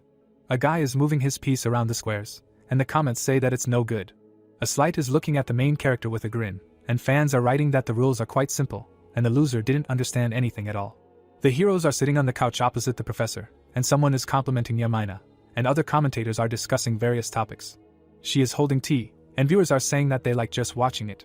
Rachel is sitting with food in tears, and fans are saying that she must have come straight from heaven, and frankly, yesterday's lunch was disgusting. In the background of the main page of the Uprising channel, on a video about conquering the tower, they are writing that the stream is finally happening, noting the broadcast date. The notification says that the first broadcast will take place tomorrow morning, and fans are actively discussing it. The surprised heroes read this. Yuan can't believe his eyes.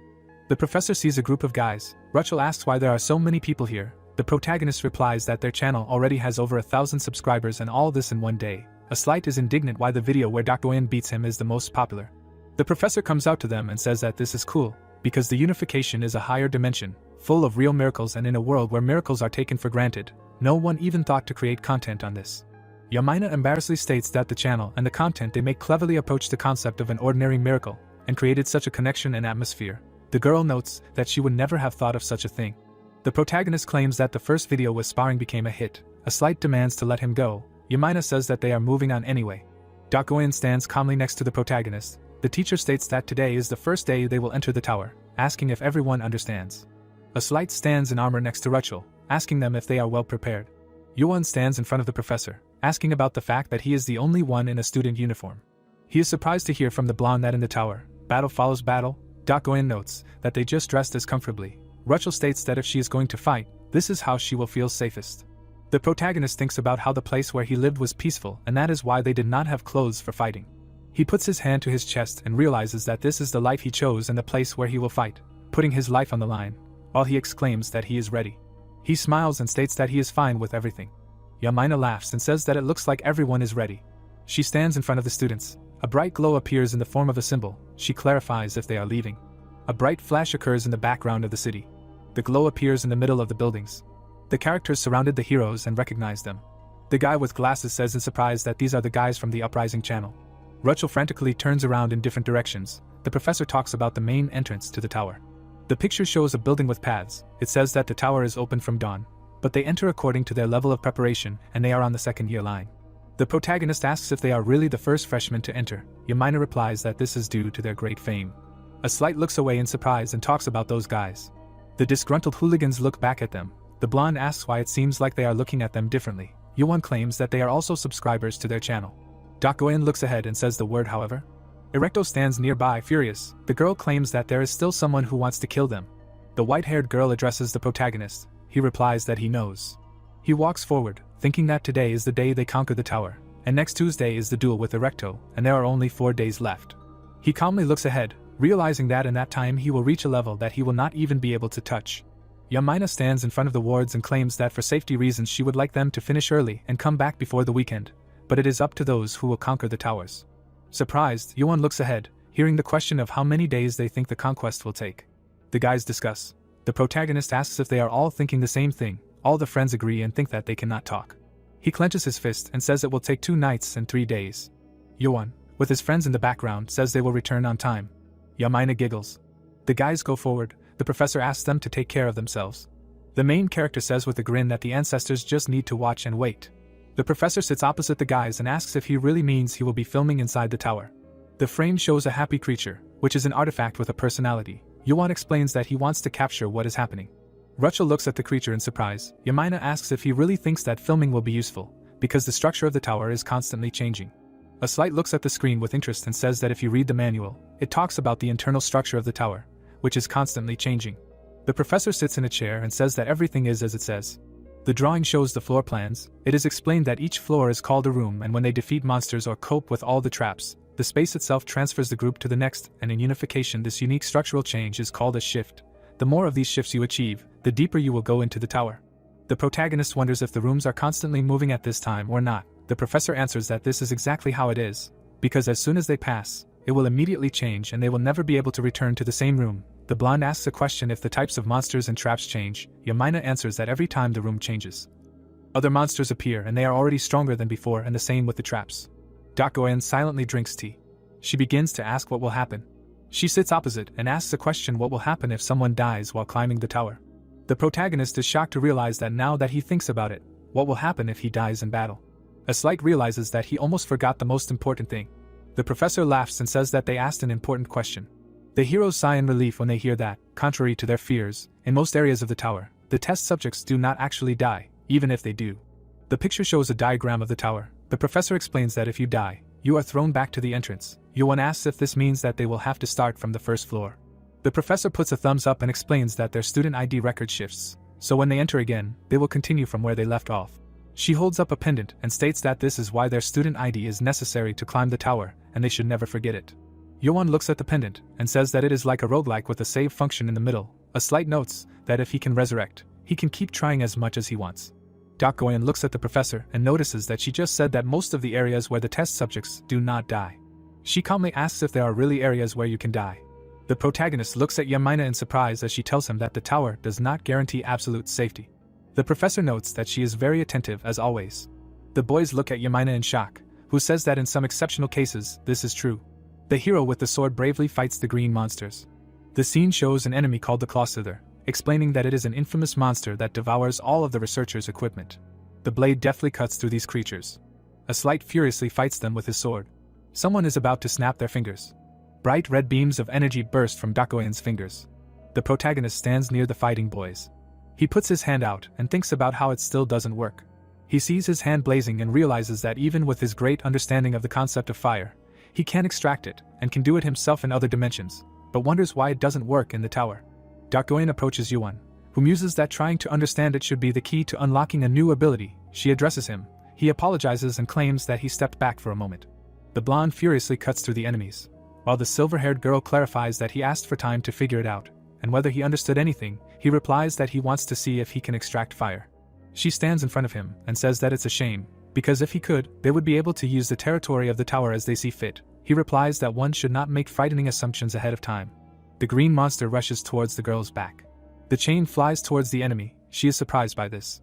Dakoyan looks at the flaming chain in surprise and understands how artifacts with personality behave in battle. The protagonist smirks and points the weapon and says that it is true. The chain begins to wriggle. It deftly cuts through the bodies of green monsters. The fast chain with the tip kills all the enemies around. Dakoyan notes that it is not bad and fast. The protagonist claims that he has stronger ones, but they are a little noisy. The character runs to attack, while the girl wonders if they can really be noisier. Rachel screams loudly, rushing to attack. Dakoyan continues to find out if they can be louder than these guys. The gray-haired girl watches the battle and states that the basic rules of battle are to hide and avoid detection by the enemy. And at this time they all scream. The guy notes that Rachel's fighting style is like naked instincts. A Slight and the pink-haired girl's loud screams are heard throughout the tower. Dakoyan comments that it is too noisy and there is no need to fuss with each swing. The tip of the sword is next to the green slime. A Slight looks around and states that it seems like there is only Clawslither in the first room, asking if they will have no problem against such monsters. Dakoyan calmly looks ahead and notices something. She turns to the blonde and asks him not to relax, because as soon as he said this, energy began to gather and a stronger enemy is about to appear. A Slight stands next to her team and asks if it is possible that they have already met an elite monster. She replies that this is probably true. The blonde turns around and addresses the protagonist, who in turn states that he understands everything. Yuan's eyes begin to glow. He uses the all-seeing eyes skill and notes that he has been meaning to do this for a long time. Rachel looks in surprise opposite. The guy shouts her name. Opposite them is a huge stone with patterns. They shout that there is an obelisk ahead. The wall is destroyed. Rachel rushes to attack. Someone calls to destroy it. She furiously prepares to strike. The girl breaks through the boulders with her energy. The surprised guys watch this and admire. A Slight looks in surprise and calls it incredible. The girl stands in front of the funnel. Her friend claims that she did not even let the elite monster appear and even an improved core fell out. Rachel exhales. In her hands is a pink sphere. Yuan looks at her questioningly and calls her by name. He is shocked to notice the changes in her hair. The girl with slightly reddened hair looks at her friends and asks what happened. The guy explains to her that it became darker. Rachel looks at the artifact in her hands and thinks that it is a heart forge, which is a concept that burns emotions like fuel to gain power. An image of an angry girl appears. It is said that the owner is like a berserker. Yuan realizes that after seeing this, the scene from the past begins to make sense. Someone takes his hand. He looks ahead in surprise. Rachel stands in front of him and asks if she was scary just now. Yuan smiles sweetly. He awkwardly explains that not at all, because she seemed quite reliable. Dakoyan with a displeased face hears that if it got worse. She sees them and repeats that everything is fine and there is nothing to worry about, because if she is afraid of losing control of herself, then she should be confident. The frightened heroes hear her declare that she will kill her before she causes any harm. Yuan smiles and says that she can't do that, because if someone dies, they'll have to start over from the first room. She replies that if this continues, they'll have to continue conquering the tower with just the three of them. Dakoyan crosses her arms and says that she'd rather be in a party with just the protagonist, while the blonde guy gets upset about him. Rachel sadly looks away, while Yuan thinks about it. He puts his hand on her shoulder and promises to think of something. He smiles and says that he understands their awkwardness, but it's the class president's job to find a solution. Rachel looks at him lovingly. She thanks him loudly, while he replies that it's okay, because it's part of his job. Goen angrily says that he's still a regular idiot for being so easily fooled by his appearance. Yuan replies that they have a misunderstanding, because he acts completely normal in her presence, while a slight says that he's too relaxed. The heroes stand in the portals. The blonde says that they have passed this shift and from here the second room begins. He kneels down and touches the grass. He looks at the leaf in surprise and states that except for the moss and weeds that grow here, he cannot find much difference from the previous one. A bright red sphere appears in the frame with the following stats: Life 8, Acid 11, Resistance 12, Demon 5, Fusion 1. He realizes that it is the core of an elite monster that Rachel gave him before. The protagonist looks at it in surprise and sees that all the time in the dungeons was wasted, and he received so many concepts from one room as if he had replayed the Goblin Cave 10 times. He looks at the bright spheres and thinks about the fact that acid and fusion are attributes that dissolve materials, and he should soak his sword with fusion, and the remaining acid will go to another. He pokes at his pet, who is absorbing the sphere. Goen stands next to Yuan and notices that the baby has instantly become stronger. The protagonist yells at her to stop sneaking up on him. She replies that if he trained his senses better, he wouldn't be so easily scared, asking why he's so nervous. A slight looks ahead and notices something. They see red marks, and he asks if they're serious, since the monsters of the second room will appear soon. The blonde sees a red shot, asking if they could at least look collected. Goen holds his hand out near his colleagues, stating that it feels like the second room is not much different from the first. The picture shows an enemy in the form of an evil spirit, a malicious entity that targets the magic inside living things. The girl states that no matter how careless a lion is, it won't be killed by an ant's bite. A slight, holding a sword, yells that she's caught off guard when she least expects it. She says that in that case, she should let her propose. The protagonist is surprised to hear her suggesting to let Yuan conquer the second room. The guy is shocked and asks what they are talking about. Goen smiles at the objections that it is too dangerous, and she herself states that on the contrary, she thinks it is a great idea. She stands in front of the guy with her arms crossed and says that the protagonist needs to be allowed to reveal his abilities, especially because of the sparring he has to do next week. Goen calmly looks at him and asks if there is any point in that. Yuan smirks and says that she is really something, noticing that she has been making fun of him lately. The protagonist goes forward and states that he wants to try to figure things out. The friend exclaims that it is too dangerous. A slight looks at him and says that if he does not listen to her, but Yuan interrupts him, saying that everything is fine. He steps forward, stating that as Goen said, he needs to quickly raise his stats, and it would be a waste if they spent their energy here. Yuan puts out his hand and asks if they will help close the gap as soon as possible. They see monsters. Rachel says that if he asks, she will trust. A slight remarks that if it becomes dangerous, he will definitely intervene. The protagonist thanks them. The guy turns to Goen with a smirk. He turns around and asks if he runs out of steam now, will she help? The girl smirks. She promises with a smile that he will not die from overexertion. The protagonist confidently exclaims that this is what he wanted to hear. A snake crawls out of his hand. He summons Eve. Yuan puts out his hand forward. On his background is drawn a sign with a gun. He begins to shoot at the monsters. The bodies of evil spirits are hit by his projectiles. The surprised friends do not understand what it is. The image of the machine gun shoots at the monsters. They wonder if it is a normal weapon from his world. The protagonist deals damage to the enemies. A slight notices the speed with which he defeats the monsters, and it surprises him greatly. He thinks with a serious face that if only the soldiers of their countries were armed with this. Yuan holds out his hand in front of the shooting machine gun. The blonde calls it a rapid-fire launcher, but notices that it continues to shoot metal pellets. Goen sees Yuan attacking. His friend thinks that he could handle third-class assassins or even second-class assassins, and this is an item useful even in the world of martial arts. Goen notices one thing. The protagonist shoots at the monsters. She notices that the attack style is too straightforward and it is good if it works in long-range combat. An evil spirit appears behind the protagonist. She realizes that in such a tight space there are many options. The evil spirit moves in space. He attacks Yuan from behind. Goen predicted it. His friends exclaim the protagonist's name. He turns around questioningly at the monster's huge mouth. A sword forms in his hand. He raises it above himself, preparing to attack. He cuts the enemy and shouts that he was scared. Surprised, his friends ask what kind of sword it is. He looks at his weapon. The stats are written: Magic 12, Murder 19, Blood Poison 9, Fusion 12. More monsters move behind Yuan. A slight at this time praises his swordplay. Rachel says that she did not even know about it. He embarrassedly replies that this is not entirely true. He holds a fighting stance with his sword and declares that he is not as good as a slight and Goen. At this moment, the gray-haired girl watches what is happening with a smirk. She remembers how she gave Yuan a training sword. The phantom of the machine gun shoots at the enemies. At this time, he effectively cuts the evil spirits. They fly apart in different directions from the movements of the sword. Yuan deals heavy damage, using both the machine gun and the blade at the same time. During the battle, he shouts that he is still learning. The blade sticks into the ground. The guy exhales. He looks at his weapon and notices that no one has appeared, and it seems that this was the last one. The protagonist calls Eve. The chain has bound the monster. Yuan says that after they finish it off, the next shift will happen and they will need to take a break. Dokoen sits over the corpse of the monster. She touches the puddle and thinks about the cut-off part melting and disintegrating, and he is already using the skills that he learned only in the previous room. She remembers the image of the protagonist and understands that taking into account what happened recently, and how he wielded the sword, it becomes clear that he did not live for battles, so why is he learning so quickly? The heroes stand in front of each other. The blonde states that to think that he can control the shift like that, Yuan's resourcefulness is truly amazing. Rachel remarks that such ideas can only be expected from an experienced student. Dokoen tells the cheerful boy that good work was done, and the last strike was simply excellent. She thinks about it, and states that if he wasn't so focused on the fast sword strikes, but it's still better than being a fool with one sword. A slight asks again. The room is indignant that he did well in the previous battle. Dokoen replies that she didn't call anyone in particular, not understanding where he got that from.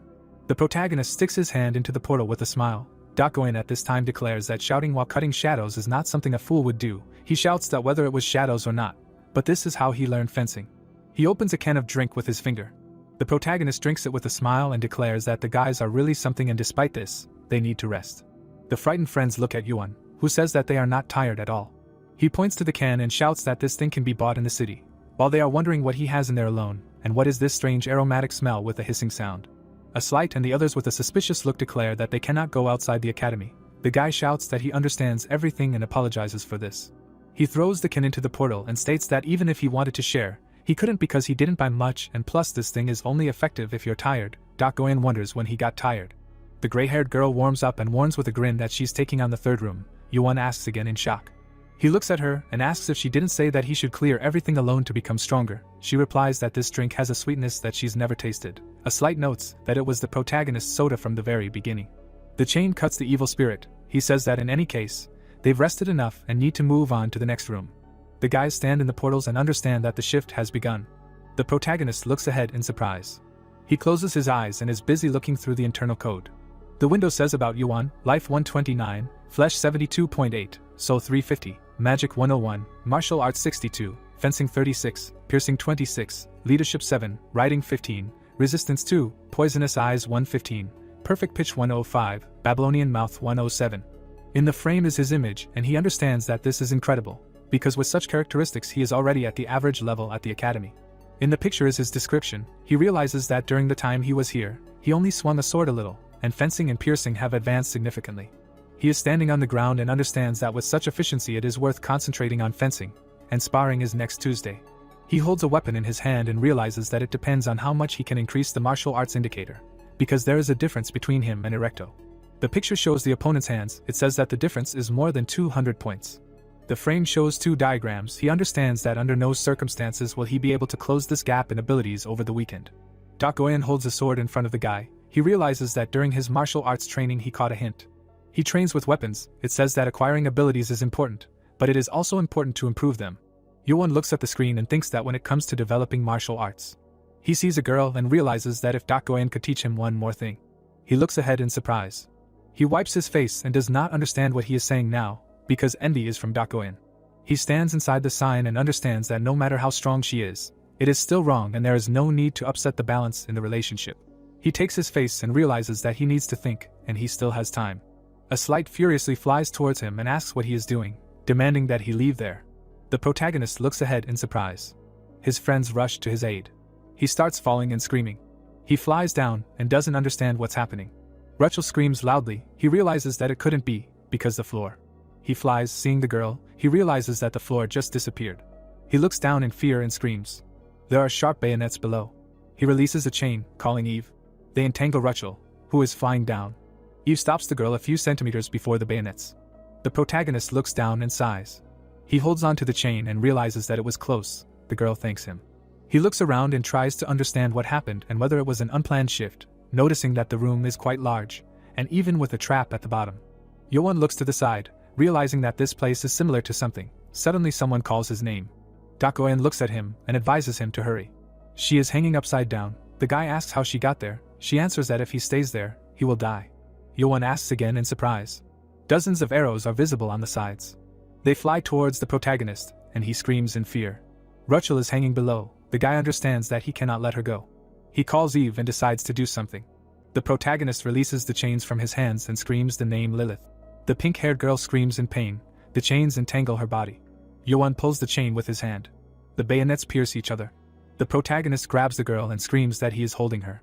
He looks at her and asks if she is okay. She sighs. They ride a flying bike. The guy apologizes for his rough treatment, saying that it was too dangerous and he had no choice. She replies that everything is fine.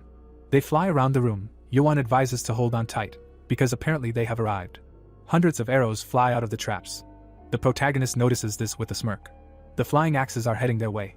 A slight rushes towards them. Yellow feathers fly forward. A cut occurs. A slight in armor and yellow wings hangs in the air. He looks away and does not understand what is happening. He remembers the conversation with the professor, especially her words about the traps not appearing until room 20. He hangs above the ground and understands that they are now on the third, and the difficulty is apparently different. He looks to the side and sees the heroes, remembering Yoan. The protagonist and Ruchel are riding a bike while arrows are trying to hurt them. The guy is excitedly realizing that wherever he goes, traps are waiting for them everywhere, and he does not understand at all what happened. Ruchel looks at the ground in surprise. She embarrassedly remembers the moment where the protagonist said that he was holding her. She firmly holds on to the guy, sitting on the back of the bike. Yoan starts to blush with embarrassment, not understanding what is happening. One of the arrows hits the bike. They start to dodge other projectiles. Sharp throwing knives fly towards them. The guy shouts that it is very dangerous. Yoan sees something above him. The hero comes down to him and asks what he is doing, because he was good at dodging. A slight in armor looks at him. He exclaims his name. He answers the question with a smile, what kind of wings are these? Saying that before answering, he also has something to ask. He hangs in the air in front of Yoan and asks what he is riding, clarifying whether the bike is also from his world or not. He answers what it is. The protagonist asks where Dakoin is. The girl runs away from flying arrows, while a slight assures that he has not seen her lately and perhaps she fell into a trap. The protagonist answers that this is impossible. Dakoin deftly jumps on the walls, running away from the arrows. Yoan at this time does not believe that she was caught so easily. The heroine jumps on the columns. The guy is sure that she is definitely somewhere. The girl hangs in the air, dodging arrows.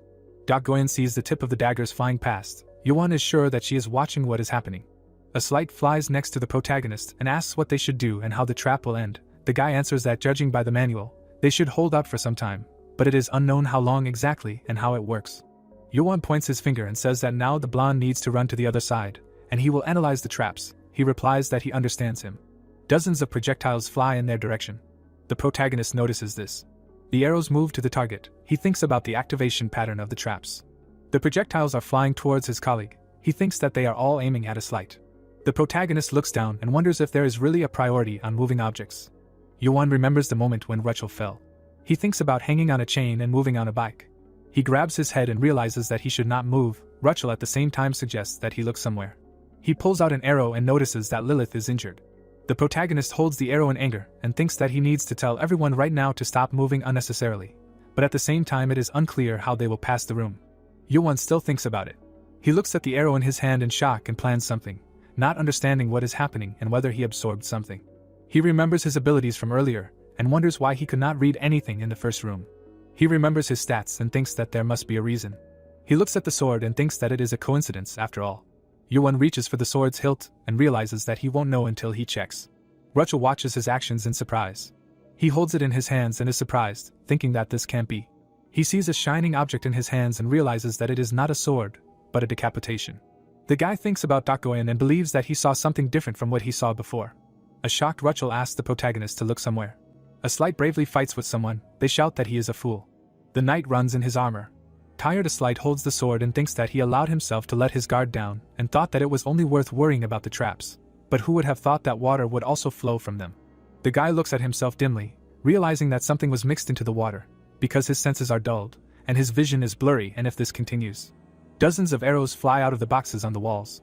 Huge pillars with shells fire them at their targets. The blonde understands that he will not be able to react to the next trap. The protagonist quickly rides his bike. Yoan looks ahead with a serious expression and shouts, "Let's go." Ruchel looks at the guy leaving. She watches in surprise, hearing him apologize. He drives, thinking that what he is about to do is a lottery, and he cannot drag her in, and she needs to wait. The pink-haired girl quietly says the protagonist's name, wishing him to hold on. Yoan's hand begins to blaze. The window says that learning this concept increases acid and wave by 10.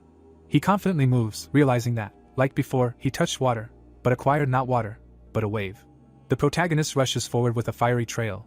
realizing that the absorbed concept was decapitation, not a sword. She deftly moves from column to column. Dakoen lands on one of them. The girl looks down in surprise and says the protagonist's name. The bike rushes rapidly towards a slight. The heroine does not understand what he is up to. The guy holds the steering wheel and realizes that the state of matter in any form at the moment determines what concept can be acquired. He remembers his trip and believes that those shells were aimed at his neck. The protagonist sees a yellow image in his hand and realizes that this is why they carried the concept of decapitation, not a sword. Various sharp weapons fly out at the targets. A slight sees an approaching wave of projectiles. The protagonist is almost there, shouting that he will deal with it himself. His bike flies faster. He moves above a slight, thinking that the deeper his all-seeing gaze becomes, the further beyond the essence it can penetrate. A slight excitedly shouts the protagonist's name. Yoan directs energy from his hand. It is said that he will be able to understand the intentions of the projectiles. Bright light energy concentrates at a point. It is explained that the projectiles that are fired by traps. Sharp swords and daggers meet a barrier. They approach the protagonist's bike. He realizes that he can read them. A slight looks up in fear and asks if he is really heading into a trap. The protagonist watches and realizes that he does not need to absorb everything. He holds the sphere in his hands and understands that he cannot combine them and separate them into parts yet. Yoan begins to cast a spell. It is said that this will be quite enough for him. A bright flash occurs in the background of the protagonist. He confidently rushes forward and understands that the deed is done. The girl stands in front of the bright flash. She puts out her palms and catches the golden sand. She smiles and says Yoan's name. The protagonist rushes quickly on a bike. A slight runs up and asks if everything is okay. The surprised blonde hears how his friend is glad that everything is okay with him and that they barely escaped. He holds a red-yellow sphere in his palms. He explains that it looked like everything that flew at them united into a single whole, and it feels like he will receive something amazing. A slight stands in front of the guy and asks if he awakened the ability, because the ability to directly interact with traps is really special. Dozens of arrows fly towards the targets again. Yoan looks up and exclaims. The girl runs along the ground. The hero rushes forward. The surprised guys see the girls cutting through the shells above their heads. Rachel exhales. Dakoen looks at them and asks them to correct their ridiculous habit, because one day they will get into serious trouble. Yoan is surprised. A slight says her name. They stand opposite each other. Yoan thanks them for saving his life. Dakoen asks if he got into trouble before, but lost his vigilance again. His colleague is indignant, asking what he meant. Rachel notes that perhaps this was the last trap. The protagonist silently watches a slight and Dakoen swear, in which the guy assures that there is no need to be too rude to someone who died. She replies that he is too stupid to fall into such a trap. Yoan watches them and laughs, saying that these guys get along very well. A slight at this point states that she showed up at the right time and pretends to be indifferent. The protagonist recalls the adventures and realizes that no matter what you say, when things get dangerous, you have to rush in to help everyone. He wonders if this is proof of well-coordinated teamwork. In the room, Dakoen states that she was expecting this compliment. The guys ask again. The girl, with her arms crossed, says that once she has acquired a debtor, she will ask for the debt when she needs it. It is written that Yoan was afraid that this feeling of camaraderie was not just an illusion. The heroes who have moved are standing in the fourth room. The protagonist notices that the ceiling here is lower than usual. There are skulls around them. The guy states that at least they will not be attacked from above, like before. He confidently starts shooting, hoping for such an outcome. The phantom machine gun shoots at the giant spider. Surprised, Yoan tries to figure out what these creatures are. In front of them are huge tower spiders, unique monsters that can appear on any floor of the tower, regardless of the level. A slight holds up a sword and states that the monster's stats are random, and it looks like the protagonist's weapon is not effective enough. He notices that the enemies have repelled all of Eve's attacks. There are many spiders around them. The blonde states that they will deal with this next, and it looks like Dakoen needs to intervene this time. The white-haired girl silently watches the protagonist. He is puzzled and states that he cannot believe that such strong monsters have already appeared. Dakoen turns to him. She raises her hand and orders him to stand behind her. She begins to cast a spell, advising him to watch closely, because this is exactly what he was looking for. She shoots a gust of wind. The damage is directed straight at the spider. The monsters fly away in different directions. The protagonist is delighted and calls this a good skill. They look at the enemies and Yoan notices that it looks stronger than Eve's bullets, since most of the spiders are knocked out. Dakoen turns around and offers to let him finish them off. She laughs and asks if there is a more merciful ruler. He laughs excitedly in response.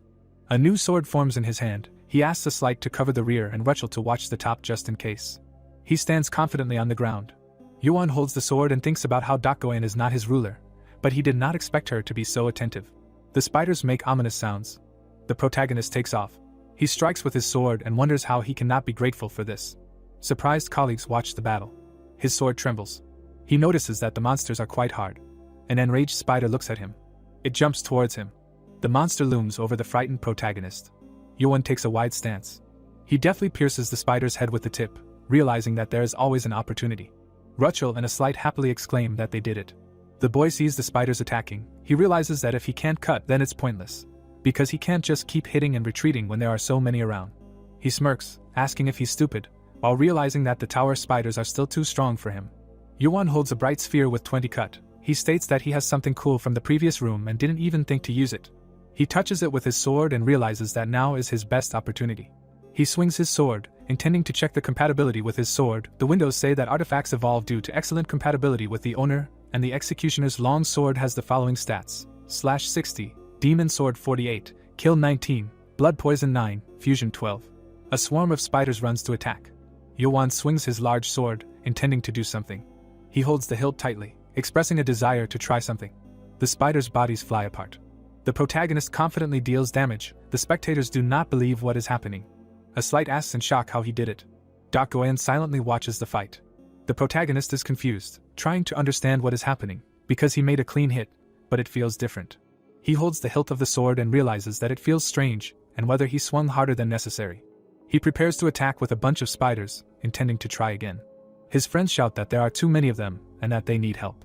Dak Goen realizes that the protagonist did something to the sword in that brief moment. The boy fights spiders while the girl thinks that he managed to cut through enemies that he couldn't even touch, wondering how someone is capable of such intuitive and irresistible abilities. The protagonist attacks furiously. Spiders fly apart after such brutal attacks. He confidently looks forward with a predatory gaze. Dak Goen thinks that he is honing his skills, relying on more than just his strength. Rachel fights using claws, a slight with a blade. It is said that usually when someone strengthens their weapon or finds a better one, they end up swinging it like a fool, but he does not have such a disadvantage.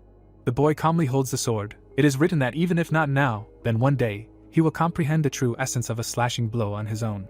Dak Goen watches the protagonist fight the spiders and realizes that there is no point in getting involved, but it feels like it would be a waste if she left it like this. The scene shows a white-haired girl walking through a temple. It is said that after overcoming the 3 tribulations, she was proud to be called the greatest genius in the martial arts world. She stands with her arms crossed and realizes that she is looking at a man whose talent makes her past look pathetic. She realizes with a disgruntled look that this will not do, and she must make this guy hers. Dak Goen watches a cheerful Yuan who is fighting monsters. The protagonist looks ahead with fear. A slight sees him and asks if everything is okay. He replies that he just got goosebumps. A conversation ensues where Yuan asks why Dak Goen is just standing there and not using a gust of wind. She asks if he didn't manage it himself. She is told that then he shouldn't give her a sweet drink since he managed it himself. The blonde guy states that the room is cleared. Dak Goen runs after the protagonist with a soda and shouts that he just wanted to take it for himself. The guy replies that he will only share with Rachel and a slight. The blonde guy asks about an external message. The gray-haired girl and the protagonist turn around in surprise. Rachel sees the notification. She is standing in front of the red lights. The friends are indignant about why now. The girl clarifies if everyone received it. A slight is shocked to read that they are told to leave the tower. The friends do not understand what suddenly happened. Rachel looks forward in fear, hearing that this message is personally from the rector, and it is sent to all the students. Dak Goen smartly states that she hasn't warmed up yet and hasn't even gotten a sweet drink yet, so she's not going to believe it until they explain. Rachel shouts loudly that they're getting closer. The heroes look ahead in shock. Huge swarms of spiders crawl out of the portals. The guys understand why they're being forced to go back. A slight looks at what's happening and asks what they were told about this at the meeting. They answer that it looks like that, and it's no wonder the difficulty wasn't determined. The girl holds a pendant in her hand. It says there's no signal. Dak Goen states that the student ID has stopped working. Yuan notices that they're completely trapped. The blonde understands what the professor meant. A huge army of spiders crawl out of the portals and moves towards the heroes. It says something about a phenomenon where even students can die. The monsters are approaching the guys. The wave of spiders almost reaches the friends. It says something about spatial heterogeneity. The frightened protagonist looks ahead. Yamina, with a smart look, states that there is a high probability of a spatial pirate invasion when newcomers climb the tower. The guys sit on the couch nearby and ask about them. She answers that the problem is that their abnormal invasion leads to the emergence of an unpredictable phenomenon of irregularity. The professor explains that, as a rule, during a normal passage, they would not die, but as soon as things become unusual, everything changes and the rules inside the tower are turned upside down and safe zones become dangerous. The guys are sitting in such a zone. The main character runs from enemies. It is said that the number of monsters is growing uncontrollably. A huge bull with an axe is preparing to attack. It is written that the difficulty level of the rooms jumps unpredictably. The frightened heroes look at this and hear that many problems are starting to arise at the same time. Yamina sits next to them and says that the tower cannot guarantee their safety, so such things need to be kept in mind. With the room of skeletons in the background, it is said that if they ever realize that they are in an irregularity phenomenon, they should know that it is a very dangerous situation indeed. An explosion occurs. The protagonist on the bike and the others rush forward. He shouts that it will be more spacious here. A Slight flies near them and says that they do not know how long the spiders will stay. Yoan remarks that it would be too risky to linger in a cramped room. Rachel begins to get angry. Dakoyan speaks anyway. Many pairs of red eyes peek out from the fog. Hordes of spiders are moving towards them. Thousands of them are heading for the passage. Dakoyan notices that they seem endless. A bunch of spiders are crawling towards the light. Dakoyan's strong beam begins to attack them. The monsters fly apart in different directions. A Slight shouts for Dakoyan not to stop. She replies that he should worry about himself. The protagonist silently watches as they bravely fight the spiders, cutting through their flesh. He realizes that the girl has already fought off a dozen, having gotten this far. He sees his friends fighting and realizes that they are pretty exhausted. The heroine's claws are visible in the frame. Rachel furiously cuts the spiders. Yoan notices that her hair has become black by more than half. She angrily rushes to attack, while the protagonist feels that she does not say a word, and if her hair changes completely. The protagonist is sure that this will be a nightmare scenario. The girl, crossing her arms, looks away and says that this beast has completely gone crazy and who would have thought that it would end like this. Dakoyan looks into the distance and says that she can no longer continue at this pace, and if she does not rest soon, the situation will become dangerous. Yoan generously pulls her a sweet drink, offering her to drink. He confidently declares that he will hold them off for now, and that she should rest and drink this. She giggles and opens the can. She hugs her and asks him if he can really handle it. Yoan laughs and pulls the pin of the grenade. He swings and tells him to watch carefully. The grenade flies towards the monsters. The protagonist jumps on the bike and shouts, "Let's go." Rachel sees a crowd of spiders. The grenade begins to turn into something. A bright flash illuminates the room with spiders. A powerful explosion occurs. A Slight covers himself with his hands and asks what is happening. He asks the protagonist what kind of power this is. He replies that he put a lot of effort into crafting such a thing. Yoan, sword in hand, rides his bike to attack, shouting for a Slight to rest a little. The spiders crawl on the ground and glow yellow. He thinks that Rachel still has strength, but she is too unpredictable to rely on her now. He rides a bike and realizes that with all the monsters coming, who knows how long they will last, and letting them rest is the best option. The bright tip of the dagger is depicted in the picture along with the patterns. Yoan thinks that he can destroy as many as he can and thereby gain time to rest. The protagonist is surprised to see a pop-up window. He is shocked by the inscriptions that the blood poison of the executioner's long sword has increased to 15. It is described that he has weakly grasped the concept of a slashing blow and acquired it. The depth of understanding has reached 2. He holds the handle tightly, thinking about the sword. He looks at it in shock and realizes that it is turning red. The protagonist rides a bike and does not understand how this blood poison works. He sees a huge swarm of spiders and realizes that he will find out if he checks. Yoan on the bike cuts the spiders. He looks ahead in surprise and notices the strange trajectory of the sword. He sees the tip and realizes that it has widened. Yoan cuts his enemies and thinks that if the slash increases the cutting power, then the blood poison expands the range and distance for the attack. He holds his weapon, realizing that he is sucking his blood.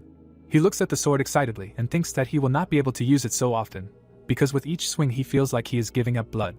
A Slight stands behind him and asks if he is really up to something interesting again. They stand on the battlefield. Colleagues ask where Rachel is. Another replies that she is committing genocide among the spiders and it is better not to bother her now. The protagonist grabs his head and says that none of them should get involved yet, as they need to rest more. The blonde responds that thanks to him he has rested enough and it is better to look around.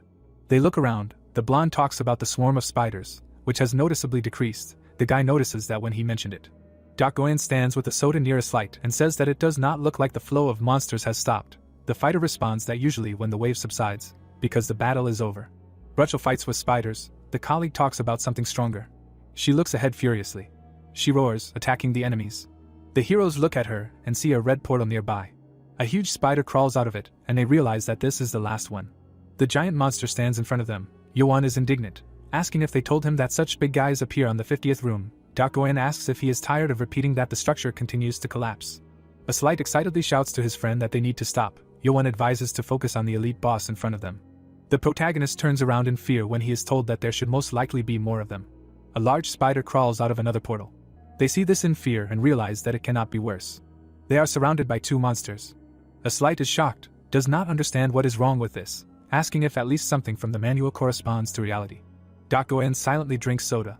Rachel looks ahead furiously. She charges while her colleagues shout her name. She slashes at the spider with her claws. Her friends are surprised that she is attacking so recklessly. The protagonist remarks that it is probably for the best. Yoan points to the battlefield and asks a Slight to stay close to Rachel, as they will take one from the front and back. He states that Goen will take the one from the back. The girl hears that they will manage somehow. The blonde with the sword shouts that he understands them. The protagonist stands with his weapon in his hands and realizes that he is talking so confidently about splitting, but what he really needs to do to win. The ferocious spider looks at the prey, while Yoan realizes that he needs slash and blood poison just to start cutting through these monsters, wondering if his attacks will work on such a big guy. Goen stands behind the protagonist and drinks a soda. She approaches him and asks if he said they could do it together, adding that he can't do it alone and refuses to ask her for help. She asks with a smile if it's pride or stubbornness. Goen throws the ken at him and says it tasted unusual. She creates a phantom weapon, adding that it was good. Goen stands in front of Yuan and states that from now on, he will pay her his debt with this alone. A huge spider looms over her. She states that the payment may seem excessive, but there is no need to think of it as a debt. The protagonist sees Goen take out a sword. The girl confidently twirls her blade, while the guy realizes that she can do it with her bare hands. Goen glances at him, while he suspects that she wants to prove something to him. The girl turns and warns that she just doesn't want to get her hands dirty. She smiles, noticing that she is just one action short. She puts out her hand, thinking that she will show it only once. The heroine stands in front of a huge spider, realizing that this single blow should be enough to figure it out. The girl frantically puts her hand in front of her and calls on the protagonist to watch carefully. Yuan turns around at the strange sounds. Rachel is fighting with a Slight, who shouts that she has gone crazy, because she should attack monsters, not him. The girl roars loudly and attacks. The spider shoots its web right at them. The fighting friends notice this. She deftly jumps, but knocks the blonde off her feet. Rachel watches the large spider. She holds her claws and roars. Below, a Slight is covered in webs and muttering something. Rachel and the giant spider shout at each other very loudly. Yuan looks at this and understands that there is complete chaos. The girl calls her colleague and asks him to look at her. The worried protagonist says that this spider is there. He looks ahead in shock. Goen swings her sword and states that she already said, everything is fine and now there is one left. She cuts the giant enemy in half, adding that there is only one left. Goen took a fighting stance. She swung her sword, a seemingly simple movement, cutting from the bottom up. The protagonist's eyes widened, watching her. A powerful blow cut the monster in half, and in this extremely simple movement, the young man saw death dividing the world. The monster's body was divided into two, and the blonde's blade was still shining. Yuan grabbed his head from the large number of notifications that he instantly understood advanced techniques and increased the power of control, so that the depth of understanding of what he saw, heard and said increased by 5. The boy closed his eyes, unable to find words, and the system reported that he had managed to catch a part of a very powerful and complex martial arts concept, and the soul concept increased to 390, and the martial arts concept increased to 97. System windows appeared around the hero, and he thought that just by noticing a part of her martial arts skills, his internal code was rising incredibly, after which a notification appeared that the swordsmanship concept increased to 52, and after reading the essence of the slashing blow, the concept increased to 15. The brunette remembered Goen during the training duel and noted that the power was similar to the one with which she broke Ortima's force field, so an improved version of that move that breaks through the power of death must have been released at that moment. Yuan narrowed his eyes, suppressing the trembling in his body, and tried to understand how a person could put such a will into his sword. The girl in the hero's eyes looked blurry, while he was thinking that the concept of death that he had learned was so vivid and clear that it gave him goosebumps. The blonde came closer to his face and asked if he was watching her carefully, because she was not going to show him twice. The young man flinched and blushed in surprise and, to the confusion of the interlocutor, explained that she was getting too close every time. She threw the hero a purple sphere. It glowed in the guy's palms, and he asked if it was not the core of the elite spider that they killed, after which he looked at its characteristics. Yuan turned to his partner, wondering if it was right to take it if the monster was defeated by Goen. The blonde smirked and said that it was his reward, so he should not show off and take it. The guys flinched when the blonde turned to them and asked for help, and not to sit and flirt on the sidelines. A Slight looked at the silhouette ahead and exclaimed that Rachel was going berserk right now. The girl was standing on the spider, breathing heavily, and her eyes were sparkling. The protagonist frowned as he looked at her.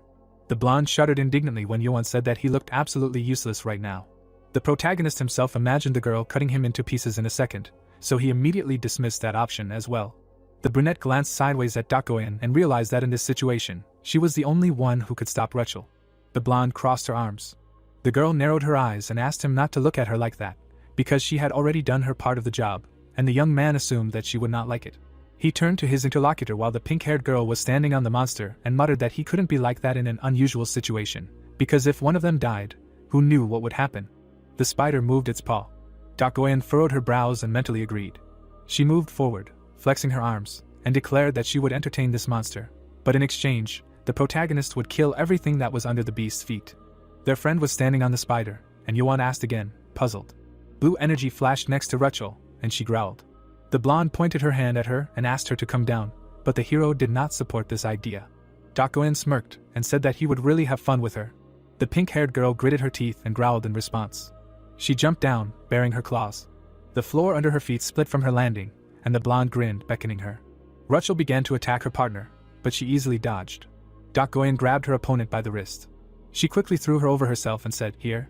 The other girl widened her eyes and coughed, falling backwards. The blonde let go of her and smirked at her for attacking someone strong so blindly, and without looking. She looked down at Rachel and told her to get up since she was still strong. The other girl frowned and growled when Dakoen said she would entertain her until she came to her senses. The protagonist's sweat dropped as he watched them and muttered that she was really handling it like she was having fun. The brunette summoned his sword when his partner reminded him that now was not the time to be distracted and said that he understood. The spider snuck up on him and Yuan exclaimed that this task was a bit difficult. The boy smiled tightly at the sight of the incoming strike and the blonde stated that if he had properly seen her first strike, he would be able to do it, and the boy asked what she was basing her words on. The spider's paw hit the floor, as the hero managed to jump away in time. He looked at the enemy in shock, not understanding what kind of thing it was that attacked them both when they retreated, and the immobilized slight asked if he was okay. The spider swung again, and Yuan assumed that the monster, although in a state close to death, thought it could handle him. The guy smirked and decided that this was even good. A magic circle with a chain appeared next to the brunette when he called Eve, and the young man shouted that he would do it easily. Several more chains flew out of the seals. They wrapped around the spider's paws, and the monster screamed. A slight and Dakoen turned around, noticing that their partner had tied up the enemy. The protagonist rushed towards the enemy. He dodged the blows of the paws, thinking that with Eve he would immobilize him as much as possible, and then use a slashing blow with bloody poison when he reached the limits of reach. The sword in the guy's hand began to spark. The brunette swung the weapon, gritting his teeth. The spider was wounded in the muzzle and howled. The protagonist frowned, continuing to advance. The blonde watched them from the side, muttering that for some reason it didn't work.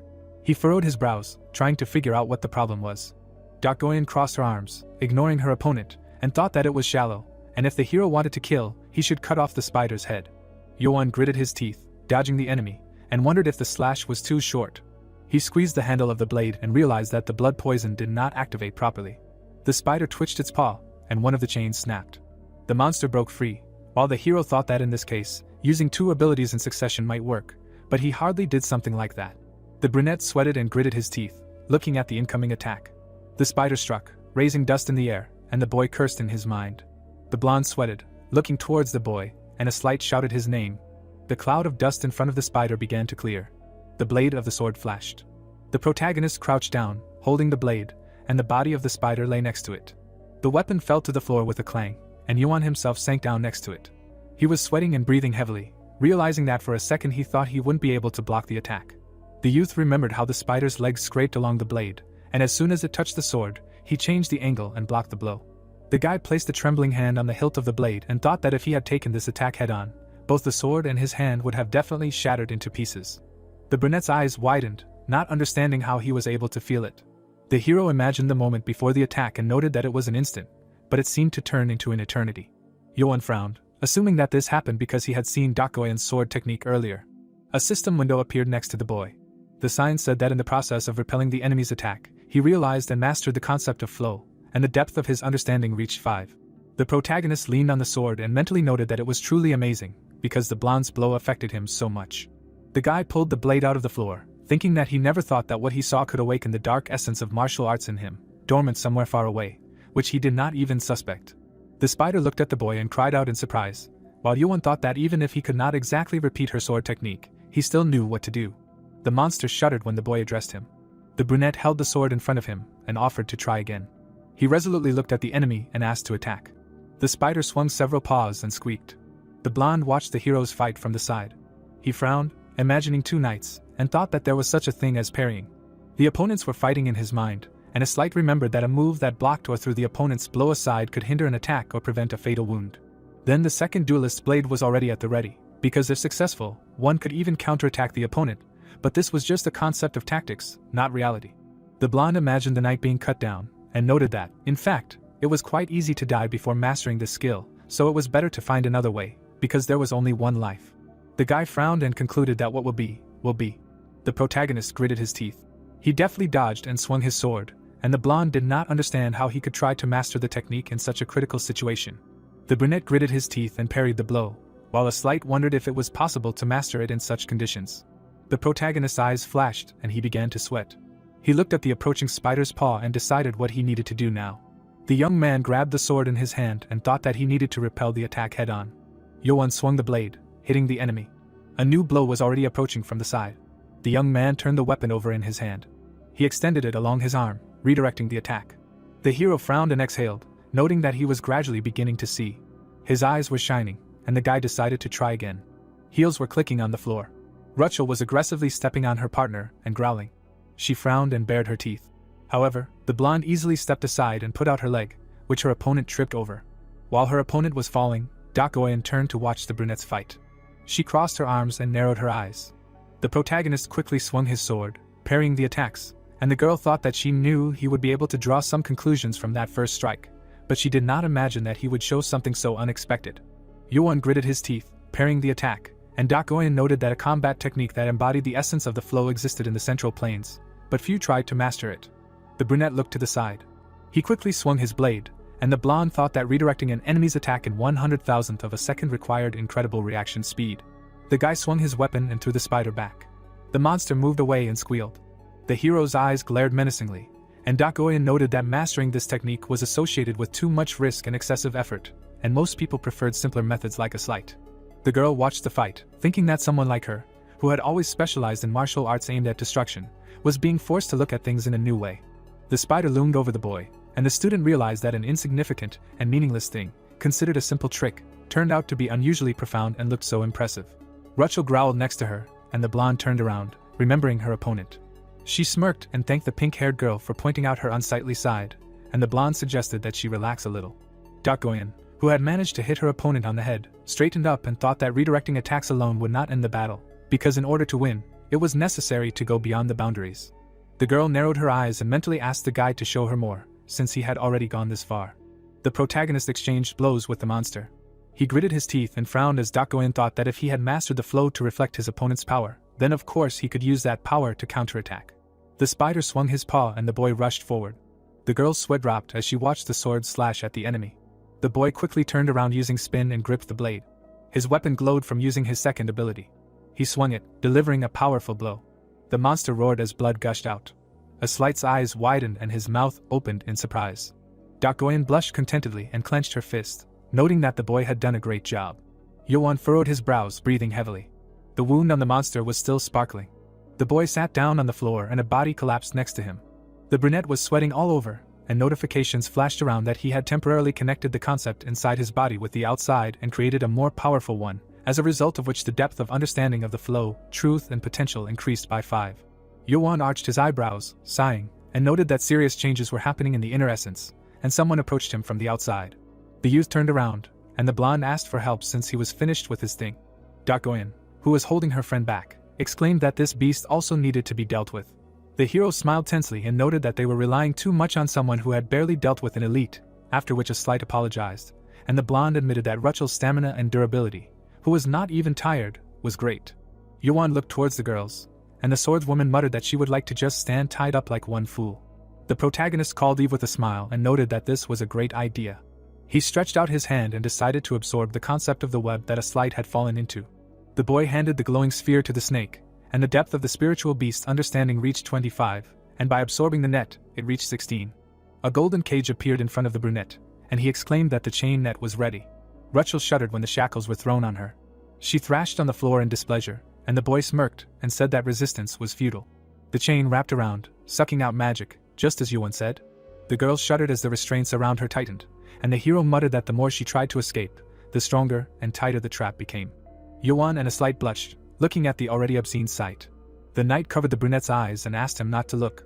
The hero frowned in displeasure and asked why his partner was okay, and Dakoyan said that, anyway, it was over now, and it didn't look like the shift to the 5th room would happen anytime soon. Rachel sat up, and her hair began to lighten, so the chains were working.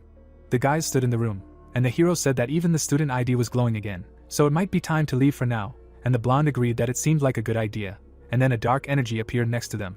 A reddish sphere distorted the space, and strange sounds came from it. All the partners shuddered, hearing a voice noting that they had overcome the test. Everyone stared at the sphere, and the stranger announced that he would give them a reward. The red silhouette took the form of a woman.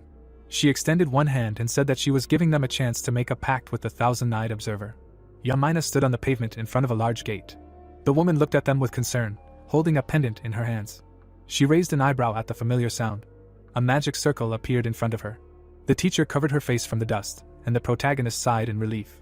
He looked at his team and clarified if everyone got out safely, and Goyen noted that they were in front of the main entrance, where they had started.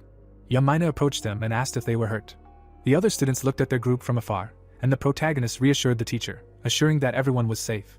The woman put her hand on her chest and said that she was very worried because a notice had been posted to leave the tower, but no one had shown up, so she was glad that everyone had returned safely in the end. The boys winced when she asked what had happened inside, whether they had been able to clear out the area. Yuan scratched his head and looked away. The moon was shining above the tower, and the boy suggested that the professor take a short walk. The team stopped near a box nearby, and the protagonist stood in front of the teacher to tell her everything. The guy made a hand gesture and said that after the fourth shift, they were caught off guard by an unusual room, although it had not been long since they entered. A slight crossed his arms, leaning against the wall, and Rachel sat next to him. Goyen stood around the corner, frowning, and the hero asked what had happened on the other side after they entered. The interlocutor lowered her head and began to sweat. Her students widened their eyes in shock when they heard that a student had been killed by an outsider. There were two guys sitting near the entrance to the tower who were being questioned, and Yamina reported that the academy was currently trying to resolve the situation, but the students who were in the victim's group were having a hard time dealing with it, which is where the glitch occurred. The students who had lost their comrades sat on the steps and cried. The teacher looked at the hero and asked if they remembered the previous conversation about outside intruders. The guy imagined an attack on a student and remembered that the spatial pirates were targeting new students, because if they killed you and took your student ID, you would never be able to revive and would be stuck in the tower forever. Yuan frowned and asked what happened to the intruder. The interlocutors stood opposite each other, and the woman replied that they had lost track of him, and the students on the spot seemed to have no way to stop the enemy. Goyen lowered her head, and the blonde boy and Yamina looked at her as the girl noted that it looked like something planned. She opened her mouth and added that even if you were not a student at the academy, there were plenty of intruders who intended to climb the Tower of Babel. Yuan furrowed his brows as his partner said that for newcomers who entered the tower, it was a great opportunity. A slight and Rachel tensed up when they heard that by passing the entrance exam to the Great Academy by killing an incoming freshman, you undermined the school's reputation, but you got the position of the Tower Conqueror and even the coveted student card. She imagined a tall column, noting that the Academy's position was clear. The girl chuckled and noted that by saying that the attack of these intruders was a test that needed to be overcome, she completely absolved herself of responsibility. Yamina looked at the student guiltily. The blonde straightened up and deduced that the United Academy was such a place. Everyone looked at the swordswoman, who suggested imagining that there were people who brazenly invaded the tower that determined the purpose of the students' existence, but was unable to protect them from being killed. The tall building shone in the starlight, and Goyen muttered that it was ridiculous for such an institution that claimed to be the greatest in all dimensions.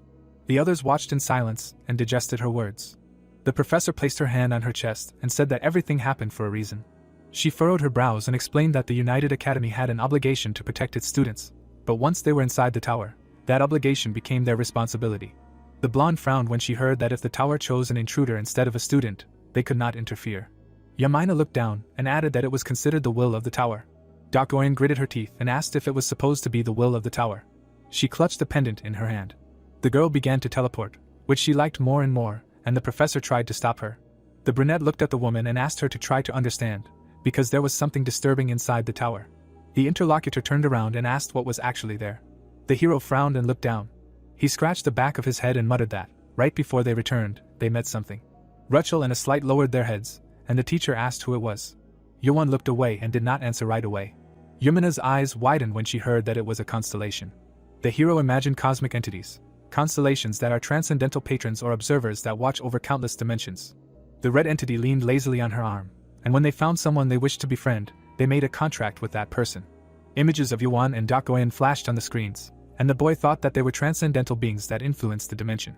In front of the stairs stood a constellation that gave powerful magic, special abilities, artifacts, and more to make others follow it. The man extended his hand, because despite the fact that the beings demanded a lot in return, few refused. Energy flowed into the outstretched hand. In a world where power is valued above all, there is nothing sweeter than their offer. The woman narrowed her eyes. Constellations are certainly attractive partners. Yamina stood in front of the boy, about to tell him about these beings, but the boy interrupted her, explaining that a strange voice spoke to him.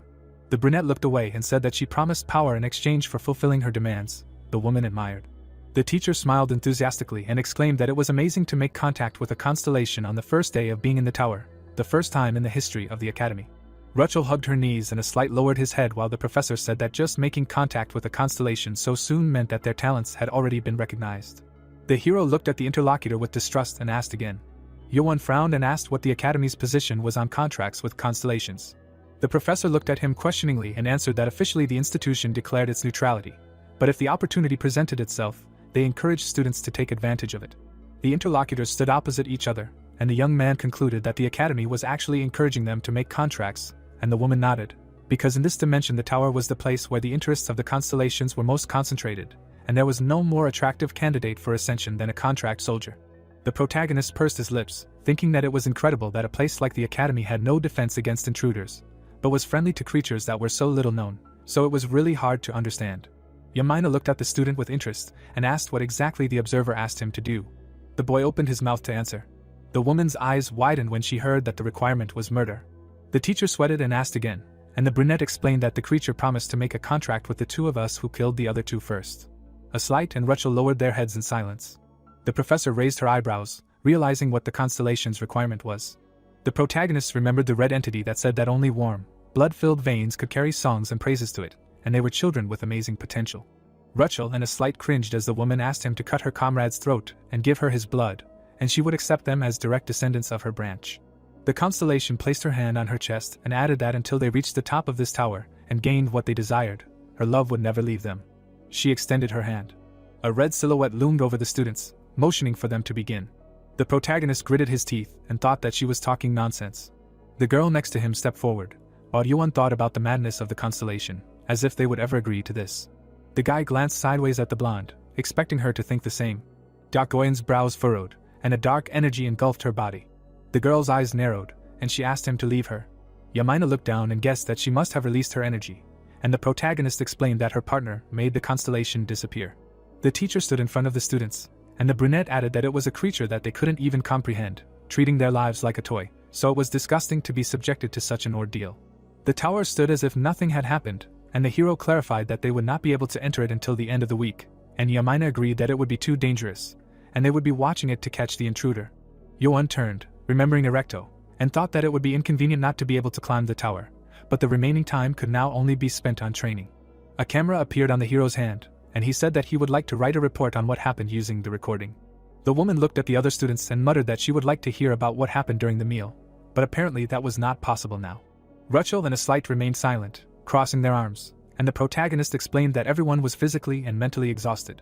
Yamina looked at them with concern and nodded. The brunette looked at the woman who had praised them and thanked them in return. Rachel frowned when the woman said that she would try to make sure nothing like that happened next week and expressed her hope that none of them thought too badly of the academy, then asked them to have a good rest. A slight nodded and said goodbye. The protagonist turned to his teleporting friends and asked them to say hello to Dakoin. The youth turned around when the professor called out to him. Yamina squeezed his hand and said that she had a question. She raised her eyebrows and guessed that the observer had not simply promised a contract with two of the four, but had chosen him and Dakoin specifically. At these words, the brunette froze, his eyes widening. He lowered his head and answered in the affirmative, thinking that this was not just an attempt to pit them against each other, but more like sifting gold from sand. He remembered the constellation extending a finger and declaring that the two of them would definitely reach the top. Rachel and a slight took fighting stances, hearing that they should be disposed of as useless burdens. The blonde and pink-haired girl widened their eyes in shock. Yuan and Dakoin froze as the entity ordered its beloved children to kill them, promising in exchange that the two of them would be at the forefront as the brightest potential. The woman extended her hand and said kill, capture.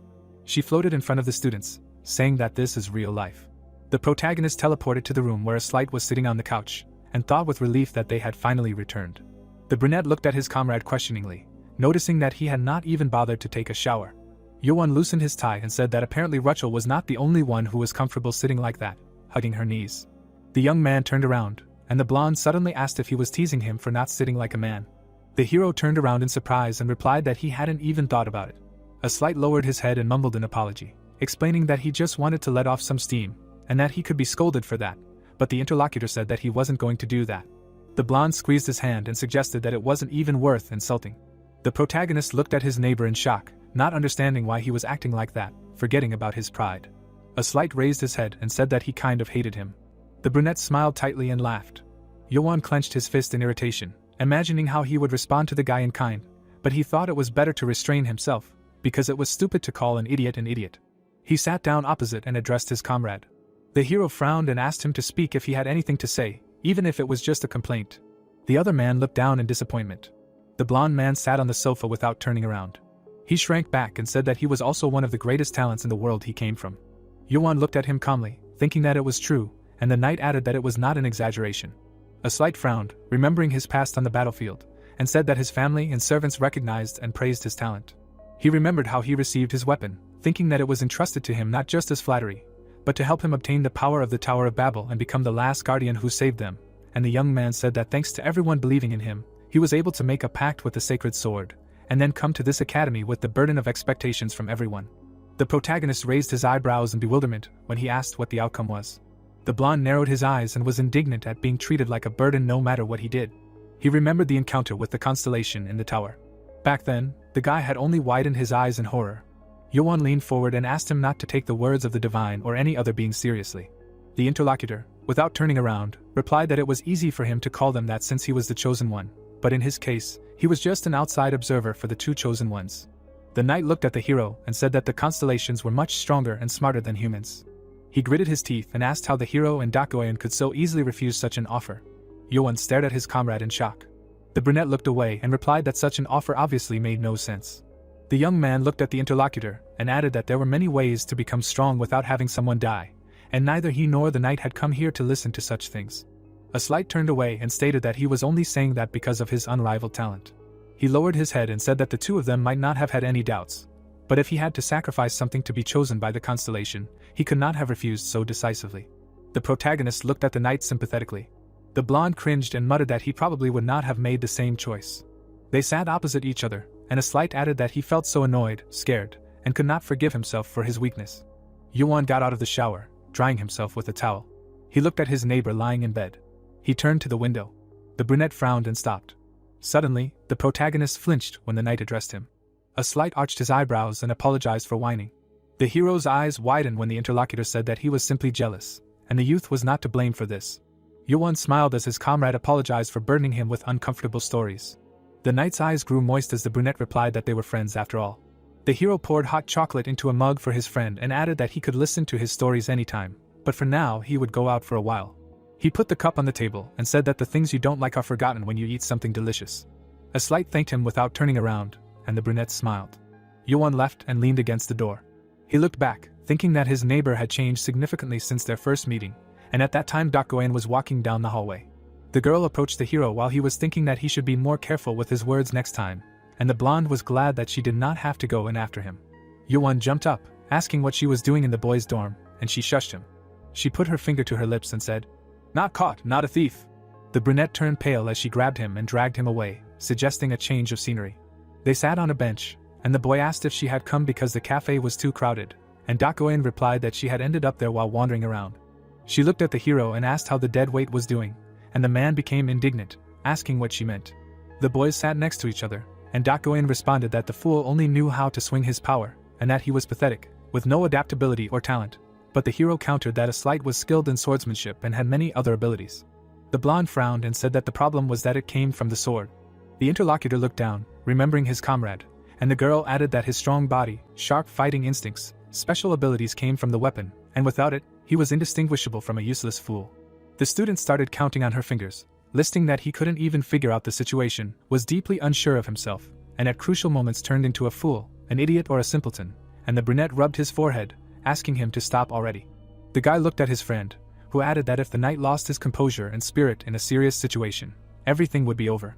She looked at the moon and said that by doing so he would also let down those who would be nearby.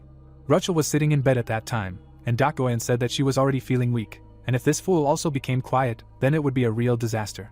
The main character leaned on his hand, trying to understand whether the blonde wanted to insult her comrades, or was simply worried.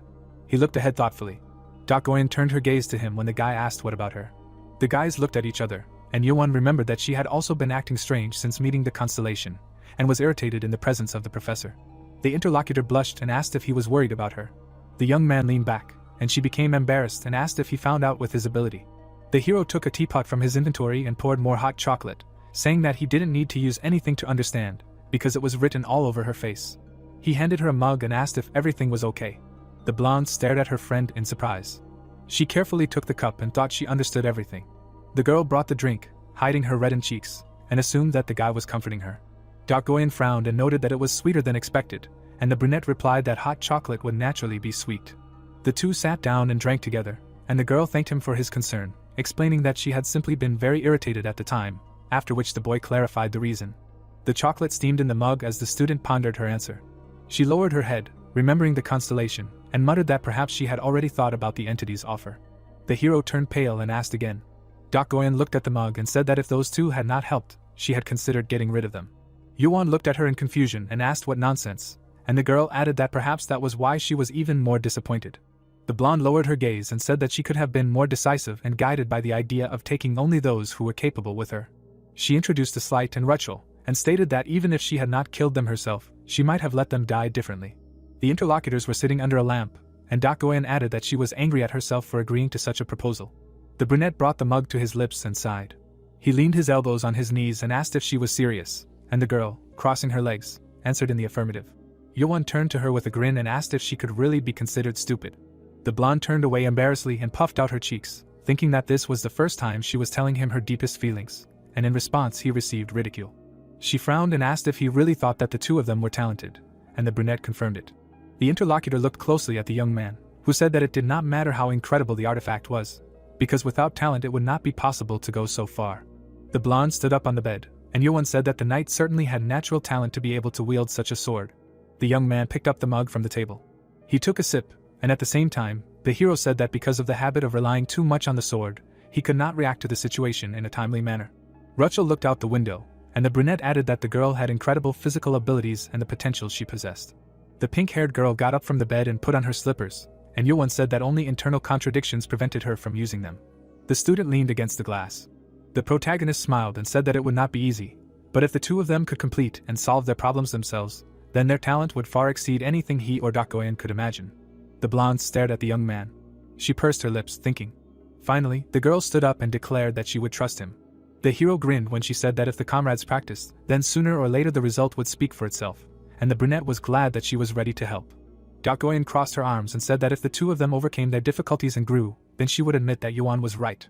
The swordswoman smiled and added that otherwise, he would have to take responsibility. The protagonist frowned and asked again, confused. The interlocutor turned around and asked him to think about it carefully, because he made her throw away her own judgments and waste time on fools. She jumped down, throwing out as a parting word that they would see each other tomorrow morning, and let him take Rachel and a Slight with him. The hero leaned on the railing and asked again, reminding them that they had only returned today. The next day, the training ground, where the fight between Goyen and a Slight was taking place. The protagonist watched them, perplexed. The blonde spun around in midair, trying to counterattack. Goyen threw a punch, sending the knight flying into the wall. The boy reached out to the protagonist, who asked what was wrong. A Slight raised his face in tears and muttered that he went with him because he was promised to be taught something, but so far he was only getting it. The boys glanced sideways at the blonde, who stomped her feet, and said that it was stupid. The swordswoman cracked her knuckles and said that this was training for his body, so it was natural to go through it this way. She narrowed her eyes and added that he was not someone who could change just by seeing something once, like the protagonist, so he needed to stop whining and get up. A Slight reached for his sword in desperation, but his partner did not allow him to take it. There was a sign on the blade that it turned its owner into a fool, and the girl said that until he learned to fight without it, he would not get it back, to which the blonde tried to object that he was a swordsman. The student knelt down and muttered that he could not cope without his weapon. The protagonist smiled and said that this was training for him to become stronger. He and Goyen had agreed on it in advance, although it was not expected that everything would happen like this. The interlocutor looked at the guy in surprise, who asked to trust them and train once without a sword. The blonde nodded and agreed. He stood up, thinking that if Yuan had a plan, then it meant something. The guy clenched his fists and exclaimed that he would trust them and try. The knight smiled, asking to start again, but at this time a foot was already approaching him. The girl hit him on the head, noting that he was too open, and even the hero thought that it was too fast. A Slight gritted his teeth, trying to cope with the pressure of his opponent, who was saying that his stance was broken, and it was time to defend himself. The blonde narrowed his eyes, receiving blows, and the interlocutor continued to note that he needed to rely not only on his eyes to see her attacks, but also to feel them with all his senses, and not just get hit in the face. Goyen roundhouse kicked his opponent, and he flew back, but the girl only asked if his fighting instincts were really that dull without a sword. The protagonist's eyes flashed, thinking that this was indeed the case. A slight step back, and the brunette noted that right now his stats were unnaturally falling in real time. He imagined a recto, which his comrade could usually handle with ease. Then the hero remembered his friend's stats with and without a sword, and in the second case, for some reason, the blonde's abilities were leaking somewhere. Yoan arched his eyebrows in confusion. The blonde continued to advance, her eyes sparkling, and the hero himself thought that if these changes really were due to the sword, then the boy's condition was much worse than he thought. A slight put out his hands, trying to protect himself from the blows, and Goyen asked where his strength was, and whether his true self was just a sword, to which she received a negative answer. The interlocutor swung and exclaimed that he was completely useless without his weapon, but the boy replied that this was not true. The knight clenched his teeth and narrowed his eyes. The blonde clenched her fist and demanded that he stop looking at the sword, which was not even in his hands, and look into her eyes. A slight suddenly opened his mouth and screamed, engulfed in golden light. He swung back and began to advance. Goyen's eyes widened in surprise. She managed to dodge the blow of the long-haired girl. The protagonist and Rachel froze in shock. The pink-haired girl raised her eyebrows and turned her attention to the knight's appearance. A blonde with curvaceous form stood in front of them. Yoan frowned, trying to figure out whether his comrade was tired of hiding, or something made it break out. The girl was sweating and breathing heavily. Goyen stood in front of him, putting her hand on her waist. She narrowed her eyes and wanted to say something. Suddenly, the interlocutor bent over, and golden sparks began to emanate from her body. A cross shone in the center of a slight's chest. The girl fell to her knees, groaning in pain, and the hero rushed to her. Goyen put out her hand, stopping him, and said that the knight was fine. She furrowed her brows and added that it was not something that could be easily solved. The golden light began to evaporate, and a slight again took the form of a boy.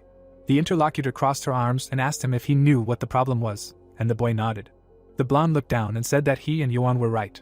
The long-haired girl narrowed her eyes when he muttered that he could not do this anymore either, and asked to spar again. The knight looked up at the girl, who decided to apologize first, noting that she was wrong about him.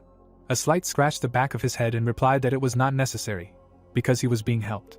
He froze when he heard that he wasn't just an ignorant idiot, but an idiot who was carrying a bomb that hopefully wouldn't go off inside the tower.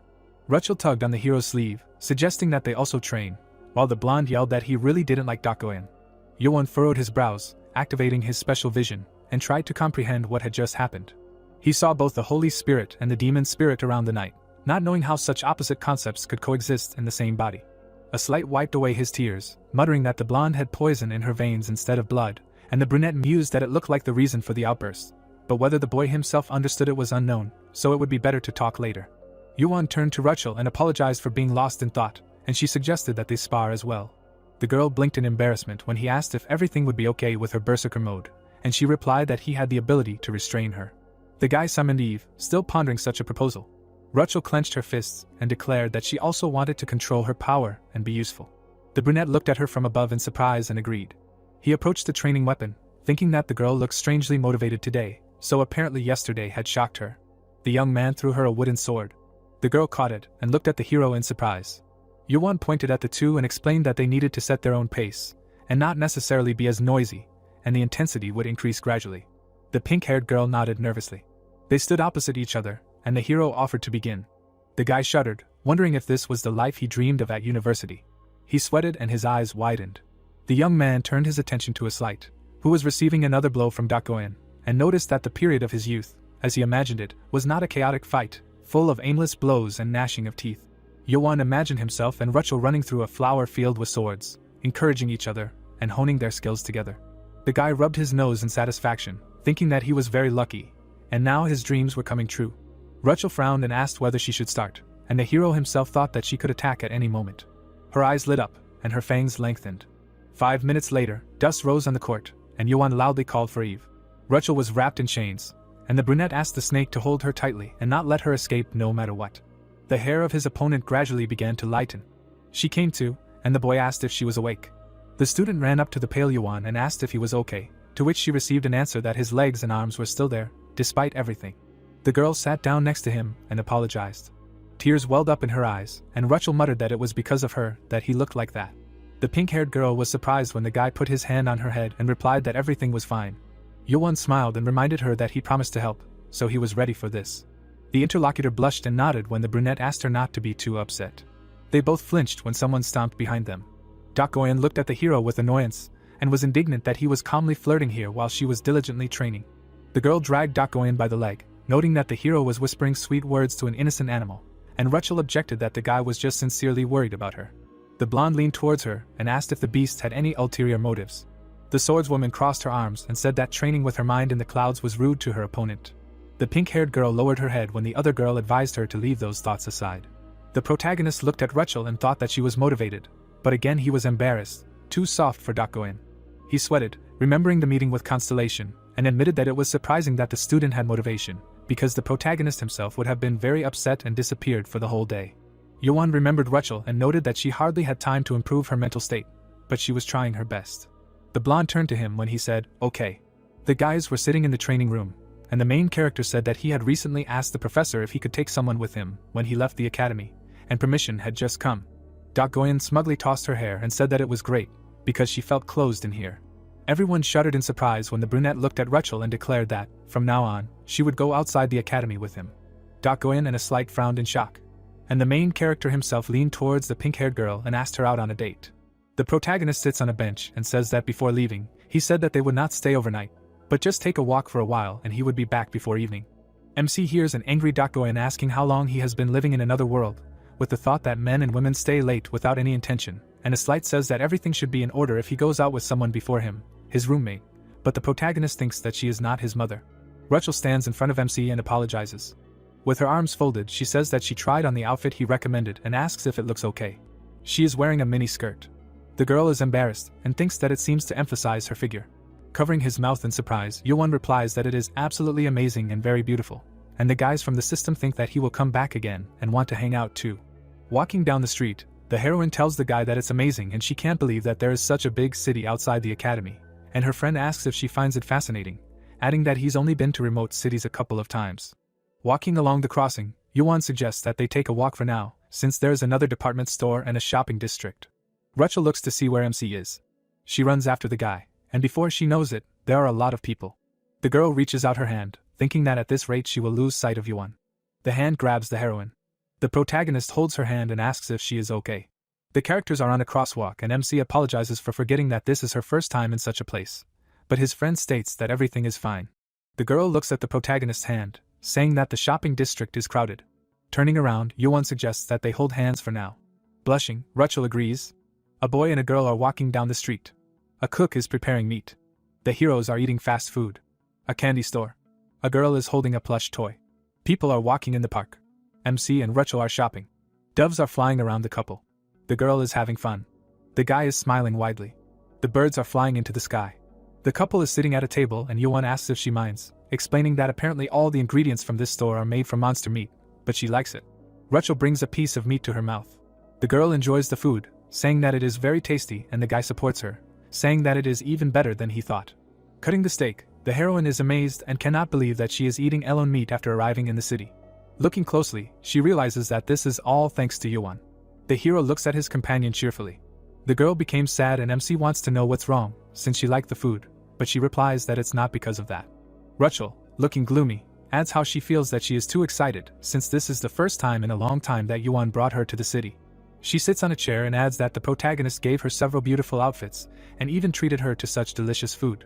The guy hears how she regrets that she can't do anything for him in return. Looking down guiltily, Rachel wonders if it's okay to enjoy herself like this, since she doesn't even know if her stay will help her, since she can control her abilities better here, which she is not sure of. Yuan thought about it. There is a symbol above his hand and he asks if he can look at it for a second, and she agrees. The protagonist holds the symbol above his hand, explaining that the emotions the girl is experiencing now are formed by his hand, but she cannot see anything. Remembering himself before, the protagonist explains that until recently, his ability only caught anger from her, but now it is different. Scrolling through his memories with Rachel, he adds that in this short time spent together, he was able to read even these short emotions. With her head down, the heroine hears the guy's words that if they get closer and understand each other better, then he is sure that they will be able to find a solution to her problems. The protagonist frowns when he hears the question of whether his ability can see them. Squeezing his hands, light comes out of his palms. Opening his palms, Yuan says with a smile that now they are gone. Rachel opens her eyes in surprise and hears his promise. The guy, smiling widely, says that he will make sure that her problems are resolved, so he hopes that today she will enjoy herself without thinking about how to pay for it. The girl is embarrassed and finds it amazing, since everything Yuan says feels like magic that becomes true. Sitting at a table, the protagonist states that although it might become too burdensome if they force things like this, he won't force his friend to go out next time, but she assures him that it's not burdensome at all. Holding her fingers together, Rachel wants to say that she wants to be closer to Yuan and get to know him better, like her, but MC doesn't understand who she's talking about. Introducing Goyen, the heroine explains that she means her, and MC doesn't understand what's so friendly about her, since she destroys everything with great force. The girl holds her fingers together and replies that in comparison, it is, and she can scare her and others. Looking away, Rachel adds that she thinks the protagonist likes this person. Brushing her off, Yuan denies it, saying that she wants to possess him, like Rachel would want to wield a sharpened weapon or blade. The girl laughs quietly. She shakes with laughter and asks if he really thinks about a gun, but the protagonist does not understand why she is laughing if the analogy was weird. He is stunned to hear his friend feel a little better. Smiling sweetly, she replies how she thought Yuan was an all-knowing wizard or something, but it seems that he is not. Being next to MC, the heroine states that thanks to this, she feels like she can try harder. Holding the guy's hand, she offers to go if he has finished eating. Rachel smiles widely and says that the protagonist has already bought her a lot of clothes and gifts, and as thanks, she will choose clothes for him. With a smile, the guy agrees to her offer. Walking in front of MC, the girl asks him not to think about the price and just enjoy it, because dating such a capable man seems like a luxury, and he asks what was that just now, but Rachel replies that nothing. People are sitting at the table. The robot is on the professor's shoulder.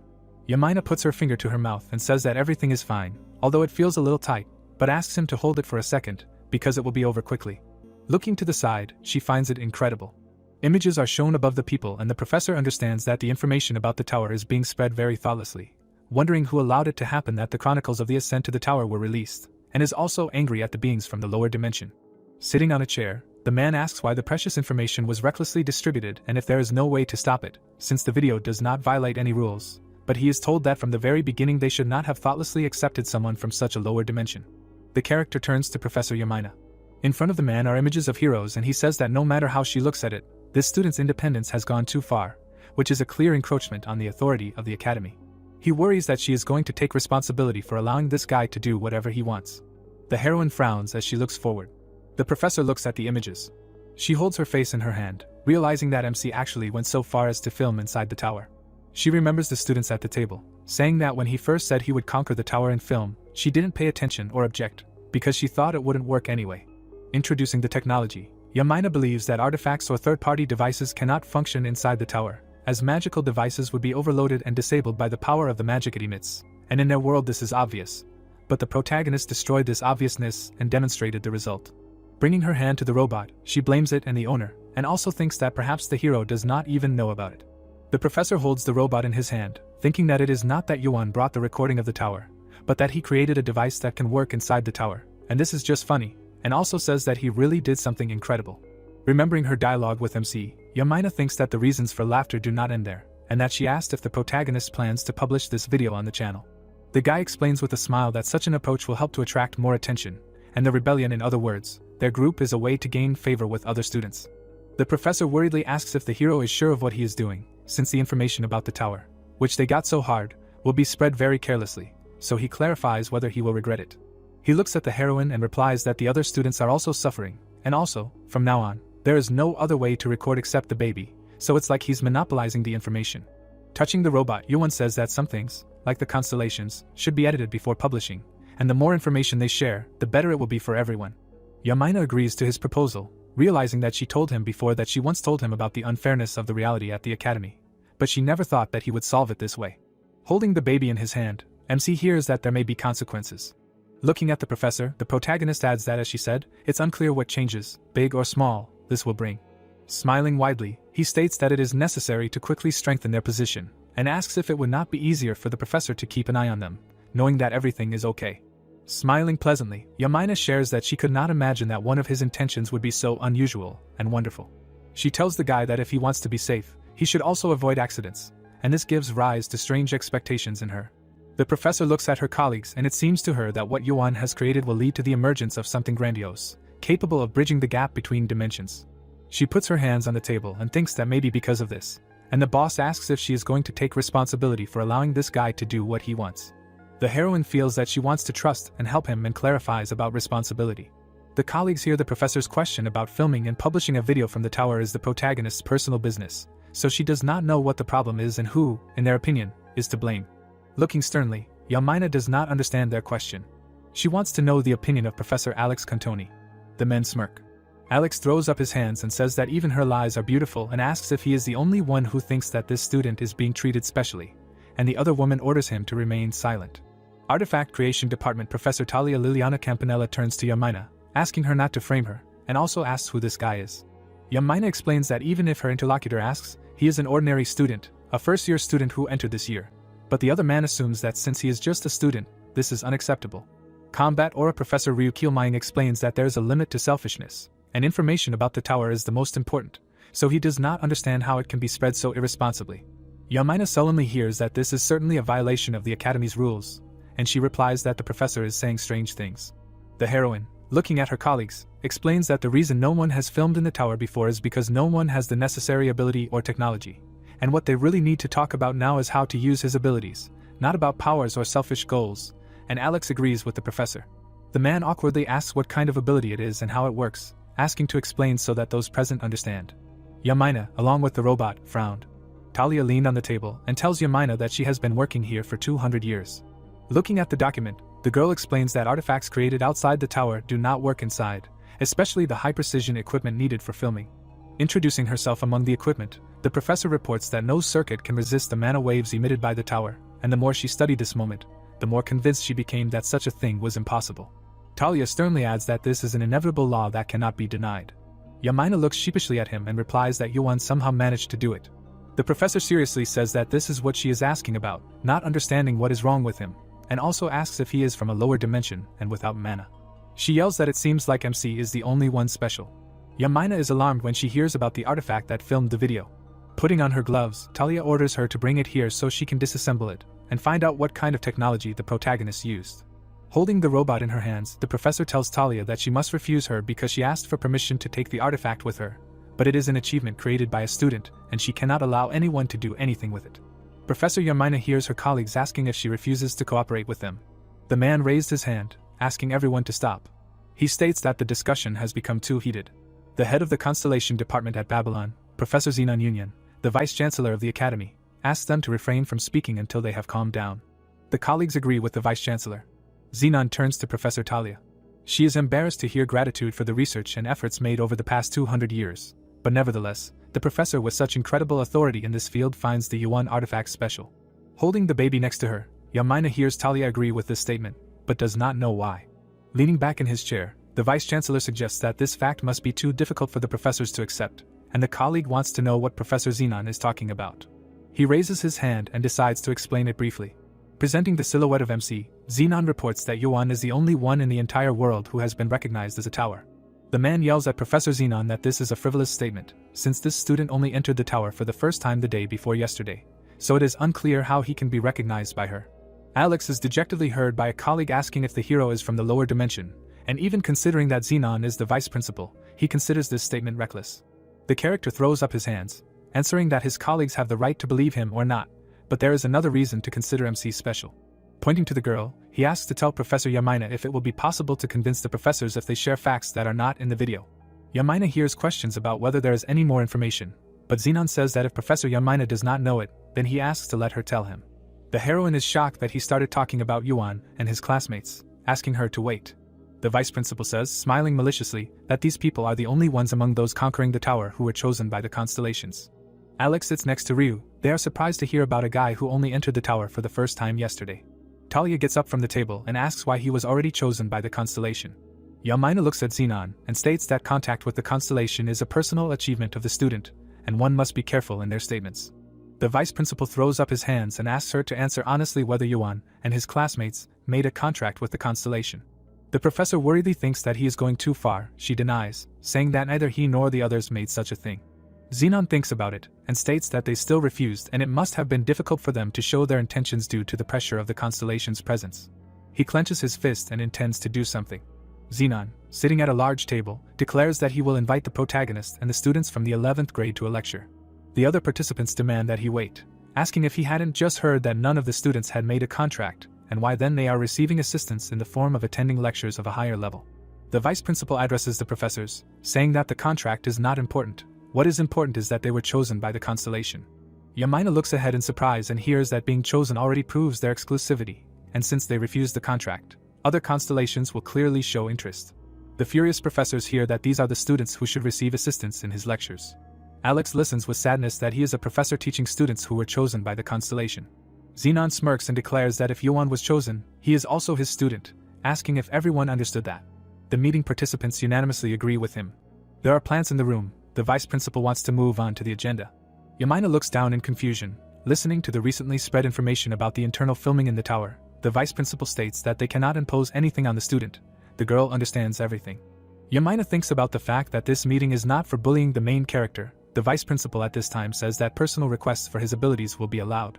She sees the participants and realizes that the vice principal's words express the intentions of the rector. Xenon simultaneously explains that if during the process it turns out that someone put pressure on the student or caused him inconvenience. The vice principal is sitting in front of a huge eye. He declares that the participant of this, be it a professor or a student, will be expelled from the academy. Yamaina understands that this is the rector's warning to the faculty not to touch Yuan.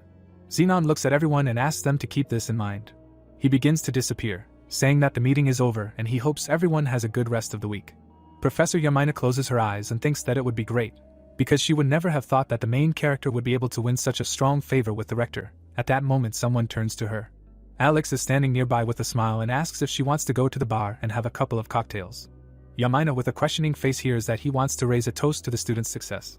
She evaporates. The guy understands that he is being ignored. The professors hold him by the shoulder. One of them says that it is better to go have a drink with them. The events unfold in the library the next day. The students are all excited and surround the protagonist, asking if it's really him and if the student council is interested in him, asking if he wants to exchange numbers and if he's really from the lower dimension and without mana. Yuan is shocked to hear invitations for dates, walks, and saving phone numbers, and the student council is waiting for him. Dakoin is standing with a book and wonders what this crowd is all about. A slight says it's because of the channel they created not long ago.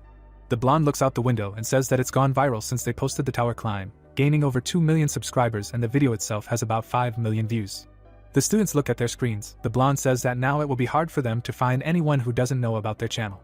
The girl touches the protagonist's photo. Dakoin looks at the fans around Yuan and realizes that compared to his other abilities, she didn't think filming would be so impressive and watching people's reactions. The protagonist laughs while hugging a girl. Dakoin thinks that Yuan's ideas and abilities are really outstanding. Rachel sits at the table with a sad face. She looks ahead.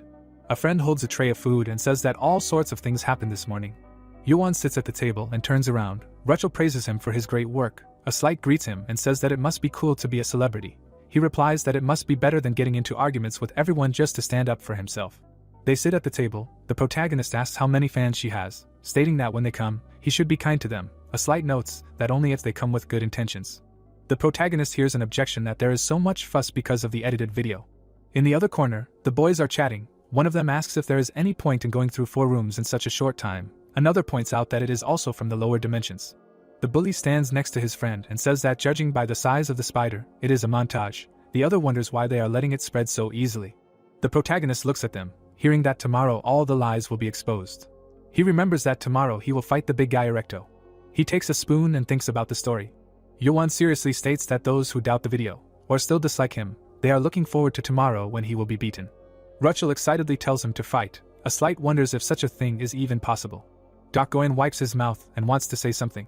She turns around with a smirk, asking if he can live up to these expectations and maintain them as best as he can. The protagonist laughs and notes that she is right, thinking that tomorrow at least will be a better event. The action takes place in a beautiful building. Erecto is standing in front of Yuan. Referee Farrell states that the duel will be broadcast live on the official school channel. Clarifying if they agree, the fighters say yes. The big guy pokes at the screen, while the teacher asks them to sign the documents. The protagonist looks at the window and does not understand what kind of precautions before the duel are. On a red background it is written that if one of the participants is unable to continue or gives up, the battle will be considered over. Hitting vital points is prohibited, but injuries are inflicted at your own risk. Yuan realizes that they are talking about them fighting until they become cripples. The big guy looks at his opponent and calls him a negotiator. He stands in front of him. The protagonist asks if he really subscribed to their channel. In response, he asks if he is afraid. Erecto looms over the boy and warns him that if he's scared, he can give up. He adds with an ominous look that only if he crawls between his legs and barks like a dog, only then will he accept defeat. A scared Yuan asks again, not believing what was said. The heroes were standing in the middle of the arena. Looking away angrily, the boy said, a lower dimensional creature that had caused trouble recently. when the girl added that Erecto would tear him to pieces. Ortama looked down silently. The blonde turned her head and looked back. The boy looked at the screen when she crossed her arms over her chest and asked how they were reacting, to which he replied, well. Noticing the comments, he added that the number of viewers exceeded 10,000, but most of them were throwing curses at Ban, to which Rachel replied, yeah, everyone was just aiming for Ban, how unfair, and the blonde said that she guessed that was to be expected. Looking down, the girl said that the people who liked them from their best videos could be counted on one hand at best, so. The viewers watched the video as she said that at the moment. With so many people watching, there was no other option but to prove their competence. The protagonist stood in front of the heroine as she added, regardless of whether he was talented enough to reach the top or not.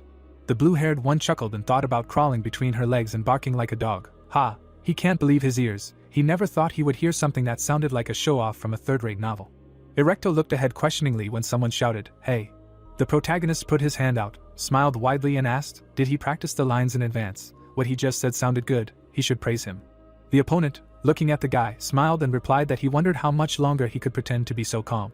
The young man turned away, spread his arms out to the sides and answered whether he was pretending to be calm or not. Suddenly, he fell silent and took out a magic sword. Swinging it, he called his opponent over and told him to come and find out. Erecto angrily clenched his teeth. Then he made a dash and shouted for the professor to quickly announce so that he could tear this guy to pieces, announce the start. The hero raised his hand and shouted, well then, Erecto from the 1st grade versus Yuan from the 11th grade. The opponent swung at the guy when someone shouted to start sparring. The giant began to walk forward. Suddenly, his fist was near the protagonist, and he shouted for him to die. The young man looked at his opponent's hand, which was above his head, in fear and thought, wow, Erecto, him. Taking a step back, the young man continued his thought, he ran so confidently. The protagonist made a dash, turning back. The blue-haired man held the sword tightly in his hand. Running away from the giant, he thought, but what will he do with his speed? The yellow-eyed man's face deformed and he made a strange sound. The student began to fall as the boy landed on the floor. The protagonist frowned, looked away and thought, fighting face-to-face with this boulder, it would be most effective to use the method he recently learned. The heroes were standing in the sparring room of the 11th grade. It was the night after the date with Rachel. The two were sitting on the floor when someone spoke, but before using this technique, there was quite a lot of trial and error. The thing is that it is good for an inexperienced user.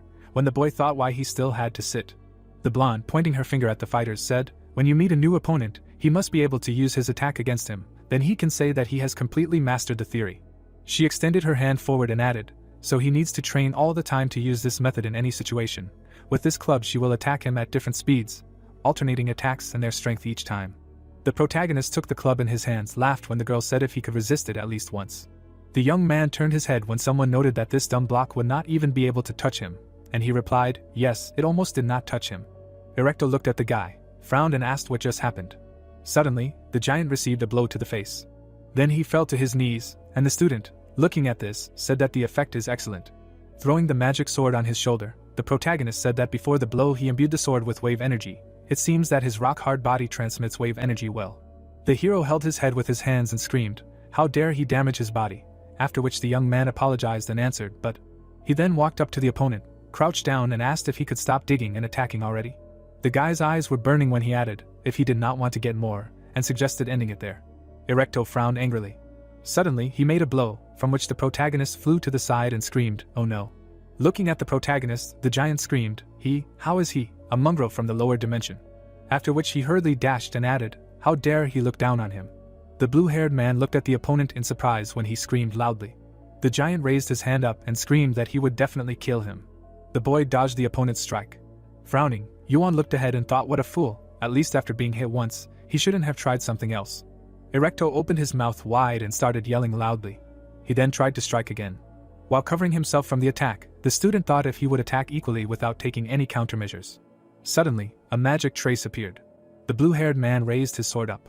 Looking up askance, he thought that he had no choice but to counter in the same way.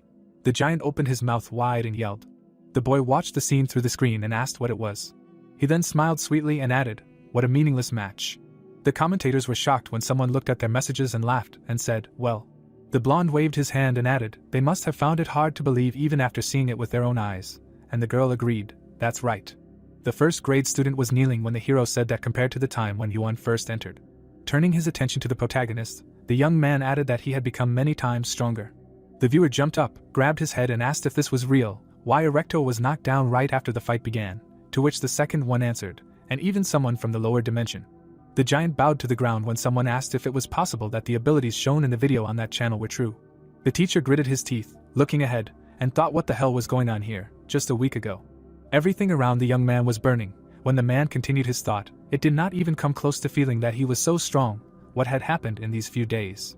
Suddenly, a screen popped up in front of the hero's face, when he thought, a message from a professor's meeting. The protagonist looked at the exhausted opponent and thought, and what to do? The giant writhed in pain as the youth added, attacking someone who couldn't even move due to injuries would look pathetic. The yellow-eyed man sighed, put his sword on his shoulder and thought, let him get up to fight again, or else. When suddenly the man raised his hand and shouted, that's enough. The opponents looked at the teacher as he shouted that by the decision of the observers of this match, the duel was declared over. Erecto gritted his teeth angrily as the hero added that he was deemed unable to continue the fight and asked what he just said. The protagonist looked away angrily as the teacher replied that in order to protect both participants, the duel would end now, to which the youth asked, protection, and wondered what they were talking about. He then thought that they wouldn't do anything if they beat him up and called for the assistant professor, to which he replied that no objections were accepted, the duel was over. The blue-haired man became very angry as the man told him to leave the circle. The protagonist turned around, starting to walk away, and replied that he understood.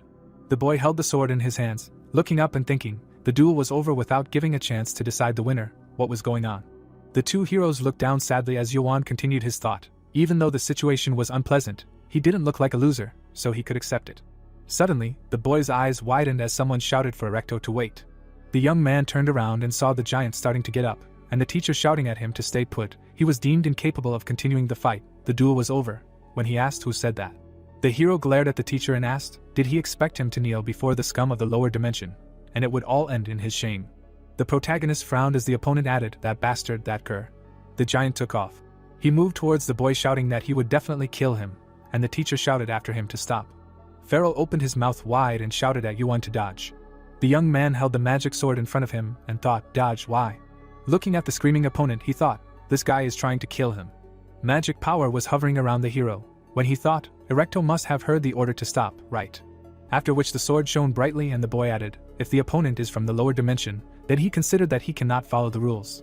The giant swung with a scream, when the protagonist thought that the teachers who encouraged sparring and then stopped it on a whim, just out of pride, the same applies to those who are dissatisfied with the results. The young man raised the sword up and swung. He looked forward seriously and thought that the methods of this academy were starting to seriously irritate him.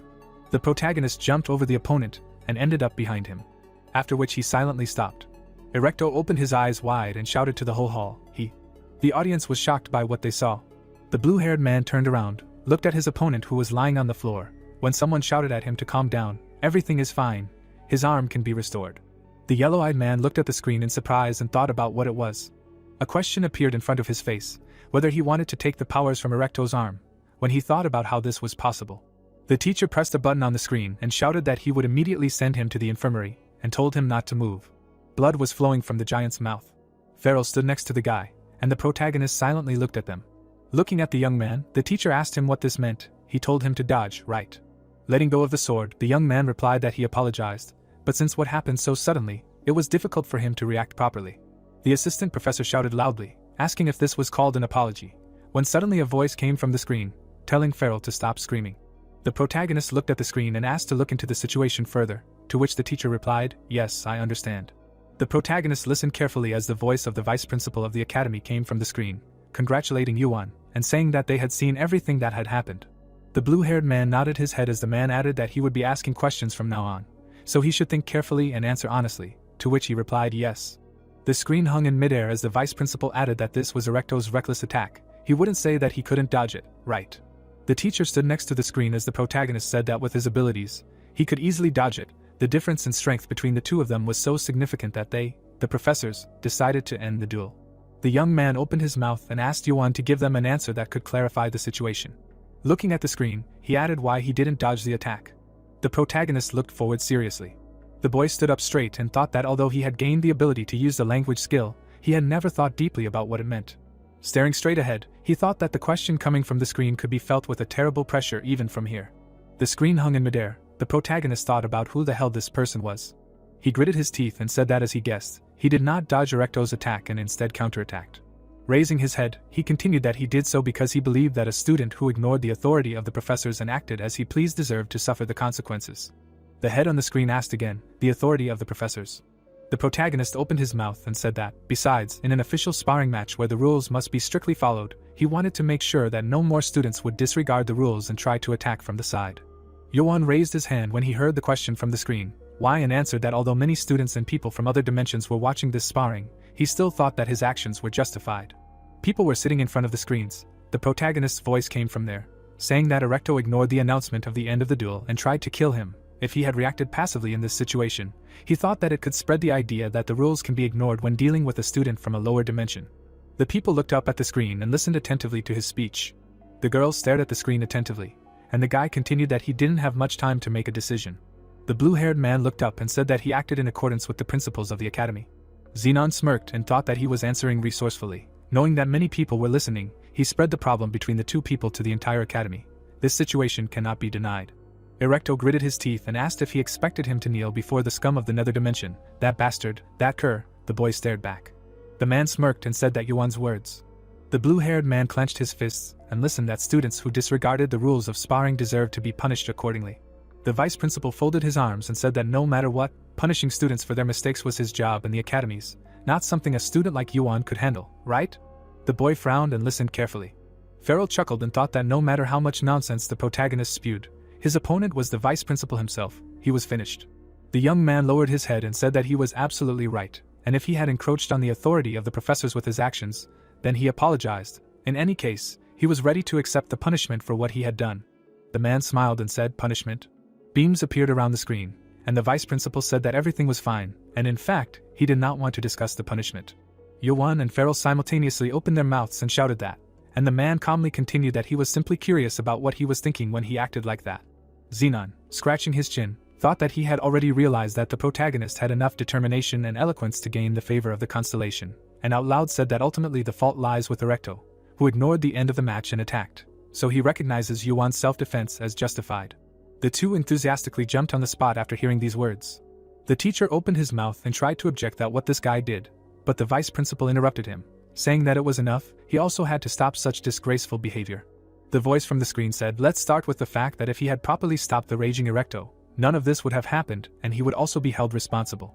Farrell opened his mouth at the words he heard. The two listened attentively to the vice principal's speech that, again, screwing Erecto's arm would not be a difficult task and suggested ending it there. The students began to be indignant and say that this was some kind of nonsense when Xenon told everyone who was watching the match to return to their seats and focus on the next classes. The girl folded her arms over her chest and said that it was over without a continuation. Yuan opened his mouth in surprise when he heard that he did well and could go. After which he bowed, and the teacher slapped himself in the face. The protagonist turned around and began to leave. He stopped abruptly when he heard that they would see each other again. He turned his head in bewilderment, and thought to himself, what does it mean to see each other again? The protagonist walked up the stairs to his classmates. They were happy to see him, and he thanked them for their support. A slight smiled and asked if fighting the elites in his head helped. The blue-haired man said that the swordsmanship he showed at the end was simply amazing. The girl said that he was glad that he was not hurt. Goyen came up to them and said that she enjoyed watching this. He became stronger again. She folded her arms over her chest and asked how the new power felt. He thought it was useful. The protagonist scratched the back of his head and replied that it was because she secretly trained him so diligently. The girl objected that it was not that. She opened her mouth and said, that person's hand, he absorbed it, didn't he? The guy froze. His eyes widened and he answered in the affirmative. Yuan froze in place, looking at the notification that appeared. There was a question asking if he wanted to take life, flesh, giant, volcano, monster power from Erecto's arm. The boy stared at it and thought he would just take a little bit just in case.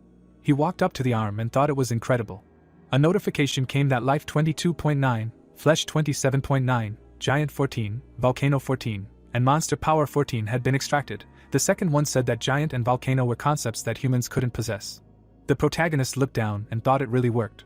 He looked at the guys and said that up until now he couldn't control the concepts of living beings at will, but it seemed like he could now take specific body parts by chopping them off. The boy looked down at the floor and said that somehow he had absorbed the power of Erecto's right arm.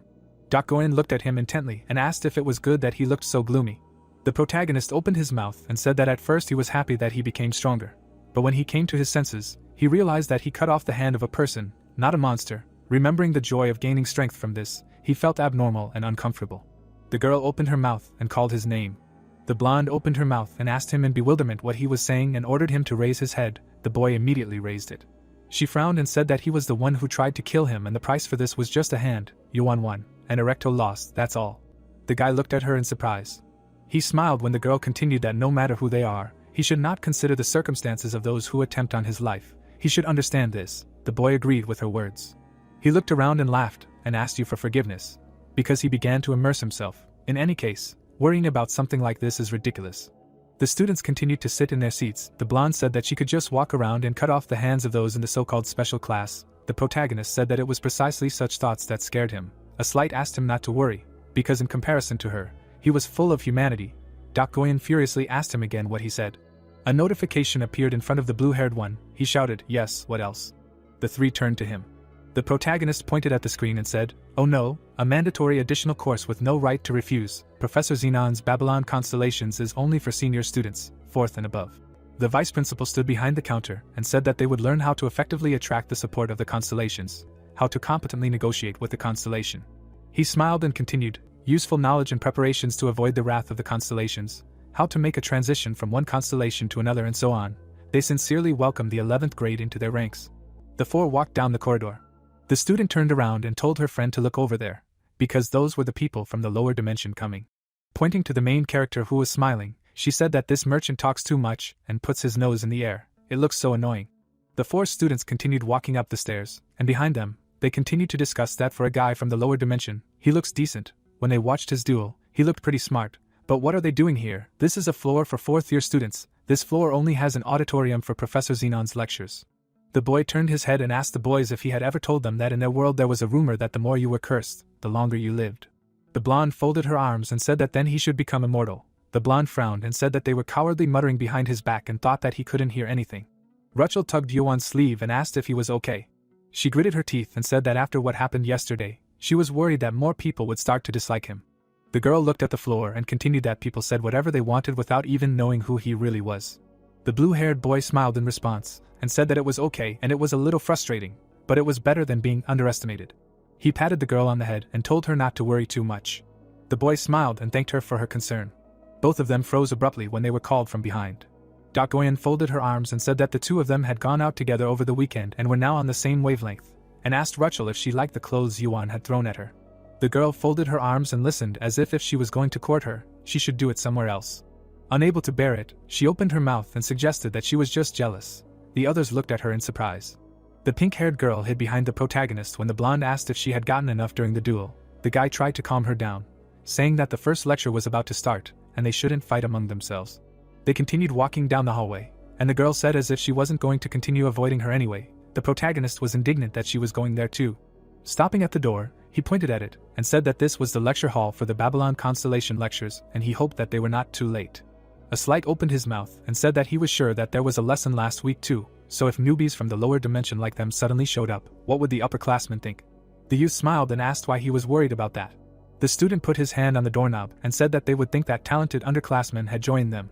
The boys opened the door to the lecture hall. They froze right at the door. Everyone in the audience turned and looked at them with disdain. The blonde looked around the entire audience and thought that everyone was as expected. Maybe it was because they were upperclassmen. Even she couldn't ignore their abilities. Rachel hid behind someone else's back. Yuan froze in confusion. The vice principal leaned his hands on the table and welcomed the 11th grade to his lecture. There were many screens hovering in the air above him, and he said, smiling, that it was a pleasure to meet you. His name was Zenon and he was the professor supervising them.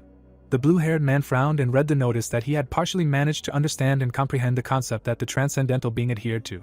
His understanding of the Book of All Poisons had reached 137. The professor invited them to take any free seat and get comfortable. The guy thought that it was the same voice that was at the duel. The man, looking at the audience, said that it was written in the syllabus that he gave them, but the purpose of this lecture was simply to understand the origin of the tower and the constellations. He raised his hands and continued that since they had juniors joining them today they would talk about the tower. Zenon closed his eyes and said that at first glance, it looked like a huge structure that had neither beginning nor end, but in reality, the tower was indistinguishable from a living organism. The protagonist put his head in his hands and repeated the professor's last words to himself. The man raised his finger and said that by climbing the tower, they overcome challenges and find hidden treasures and secrets in it. It looks like they get rewards because they clean the rooms. But this is not entirely true. The vice-rector laughed and said that it is not they who find the rewards. The tower has prepared them for them to reach, to choose the most outstanding conquerors among them, with the best items, exceptional treasures. Thanks to an incredible miracle, the tower itself seeks those who strive to know and understand themselves. The guy climbed to the top of the tower, the others stretched out their hands to him. The young man listened attentively, that it is best to reveal secrets to someone who is able to understand them. This is the basic condition of any intelligent being predisposed to a higher level of thinking. He thought that all this is some kind of nonsense. Just because of one violator the whole system was turned upside down, alive and thinking. He carefully looked around the auditorium and the students in it. Then the boy chuckled and thought, the one who chooses the conquerors herself, isn't that too incredible? The boy continued to think, and then it occurred to him that the moment when the rector's mass mailing was sent out was shortly after the intruder who entered the tower. He remembered how everyone simultaneously rushed to check the incoming message. He remembered the recent events and thought that this was why they assumed that the spider swarm phenomenon in the fourth room was caused by an intruder. But if you think about it, the difficulty was felt from the first room as well. The thing that instantly killed Lewis was definitely an elite. If the tower only started acting strange after they got to that room, then the difficulty of the first, second and third rooms is inexplicable. The protagonist turned his head. The swords were spinning towards the wall.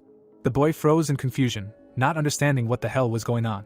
He frowned and remembered the vice principal's words that the tower was in fact indistinguishable from a living organism and thought that it might be a wild guess. But if he changed the conditions, imagine that the difficulty of the tower changed not because of the intruder, but because they began to climb. But was it possible?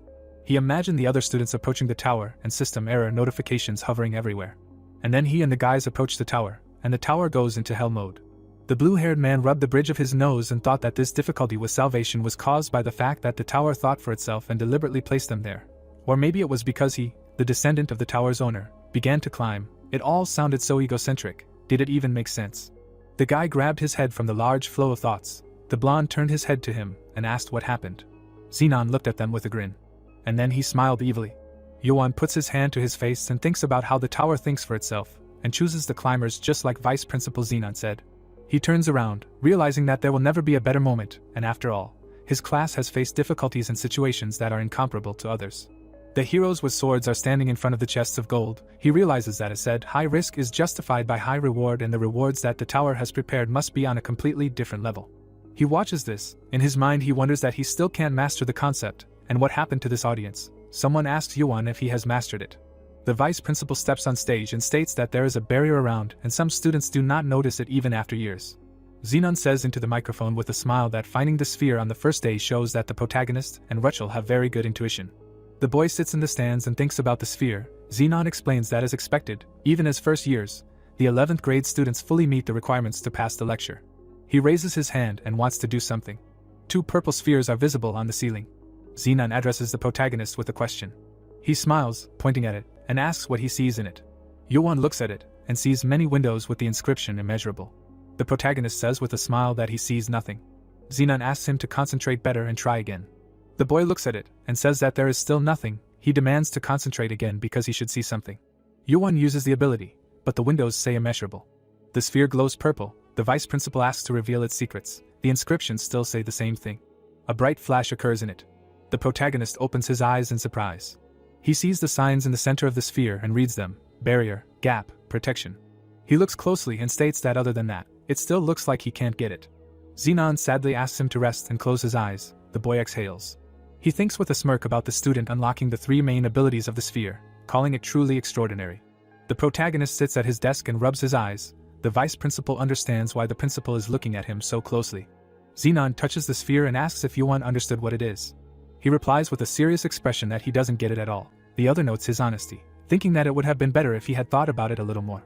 Xenon explains to the audience that he wants to emphasize to everyone, both in class and in everyday life, the importance of their thinking and developing their imagination, because expanding their thinking is directly related to increasing strength.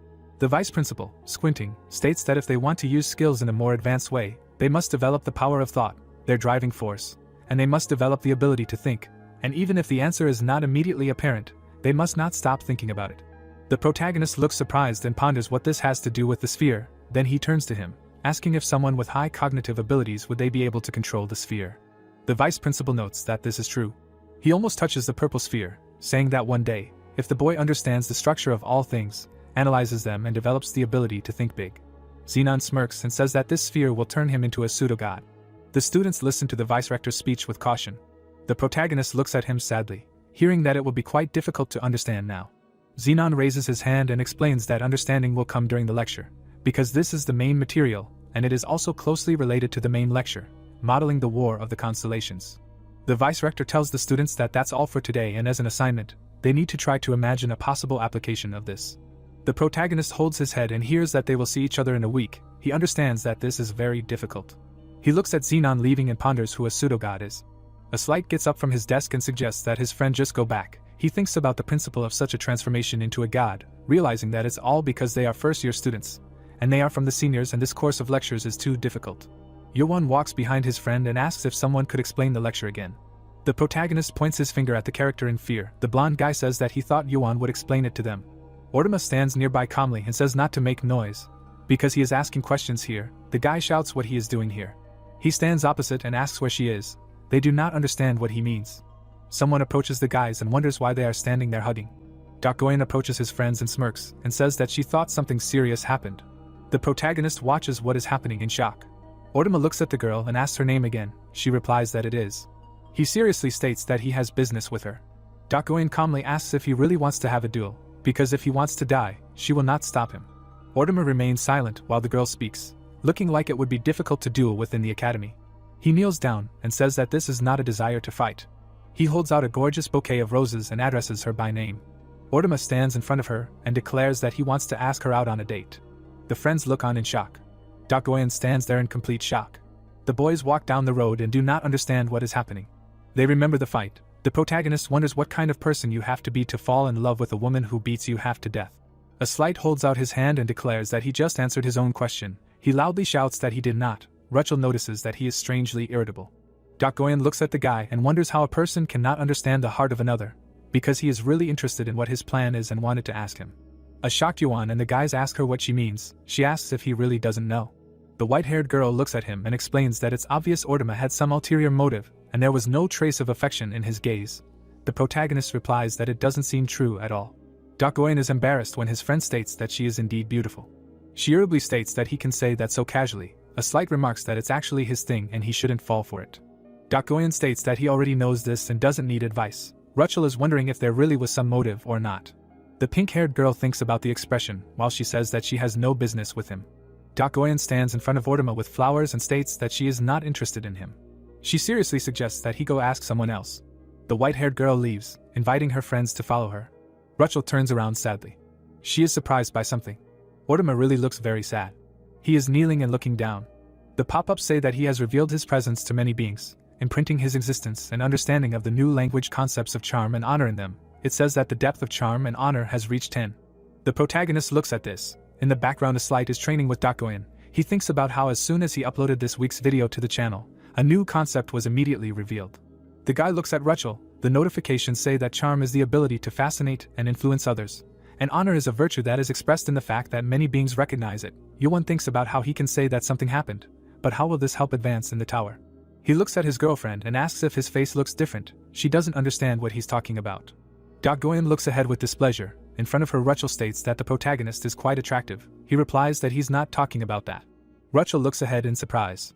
Goyen stomps her foot and addresses them. She calmly holds a Slight and states that when they train, they need to focus on that, and during rest, they need to relax and not fool around. Goyen punches the protagonist in the face while he asks if his face looks different. She yells that he didn't hear what was said, namely, to focus on training. Discussions are heard in the hall. The silver-haired girl yells that if he continues, she will make it so that they will train until the morning. Yuan understands everything and tells Rachel that they will talk about it later. The blonde at this time also asks for some rest. The protagonist fights his girlfriend. He makes a series of quick strikes with his sword. He tries to hit his opponent. The blonde lies next to the white-haired girl and states that Yuan has really become much stronger, wondering if now is the time to stop focusing on the dungeons and move on, while the interlocutor asks him not to be so soft. She stands with her arms crossed and explains that the protagonist has become stronger, but is still far behind them and the beast, since their training together has been bearing fruit since the beginning. Rachel flies to attack, while Goyen says that it is only because one is acting softly towards the other. She looks at the wooden sword and realizes that tomorrow is the day they go to the tower anyway. The girl wonders if the protagonist has figured out what to do with the beast, since at this rate the trip will not be different from last week. She looks at the fighting Yuan and realizes that if they do not find a solution quickly, they will again face what happened last time. The protagonist shines with his eyes, activating the all-seeing eye. He fights Rachel and realizes that by observing her, he has discovered several things. The heart makes her go crazy. An angry girl stands in the frame. He thinks that any emotion becomes fuel and her state changes dramatically depending on which emotion serves as fuel. She screams in rage. The guy realizes that if negative emotions serve as fuel, then she burns hotter and loses control of herself. Rachel stands embarrassed in front of the kettle. Yuan thinks that when calm and positive emotions are used, the riot subsides and everything stabilizes. He holds the handle of the weapon. The girl swings her claws. They strike each other. Rachel gets angry. He understands that in battle, strong emotions naturally intensify, making the state of riot inevitable. She makes a strike with her claws. The protagonist dodges her attack, realizing that if he can change the fuel. He jumps to the side. The boy blocks the blow with his sword. He pushes her away with force, thinking about changing to a positive one. The girl flies back and screams. Dakoin and a Slight are surprised and watch the battle. Yuan is kneeling, holding his sword, while the defeated Rachel lies to the side. She begins to growl in anger. The protagonist watches the battle in surprise and realizes that now is the time. He forms a sign in his hand and realizes that he has not just been having fun for the past week. He remembers the warm moments with his friend, and realizes that by spending time with Rachel, he has collected pieces of her emotions, and when she was happy during fun, when she felt calm. He holds the sign in front of him and thinks that these were not just artificially created emotions, but copies of emotions directly in her essence. He rushes forward. The protagonist flies to attack, confident that this will definitely work. He quickly moves towards her and shouts that she needs to absorb this. The protagonist almost touches his girlfriend's head. There is a flash. The girl strikes with her claws. Yuan is shocked by what is happening. He thinks about breathing in shock.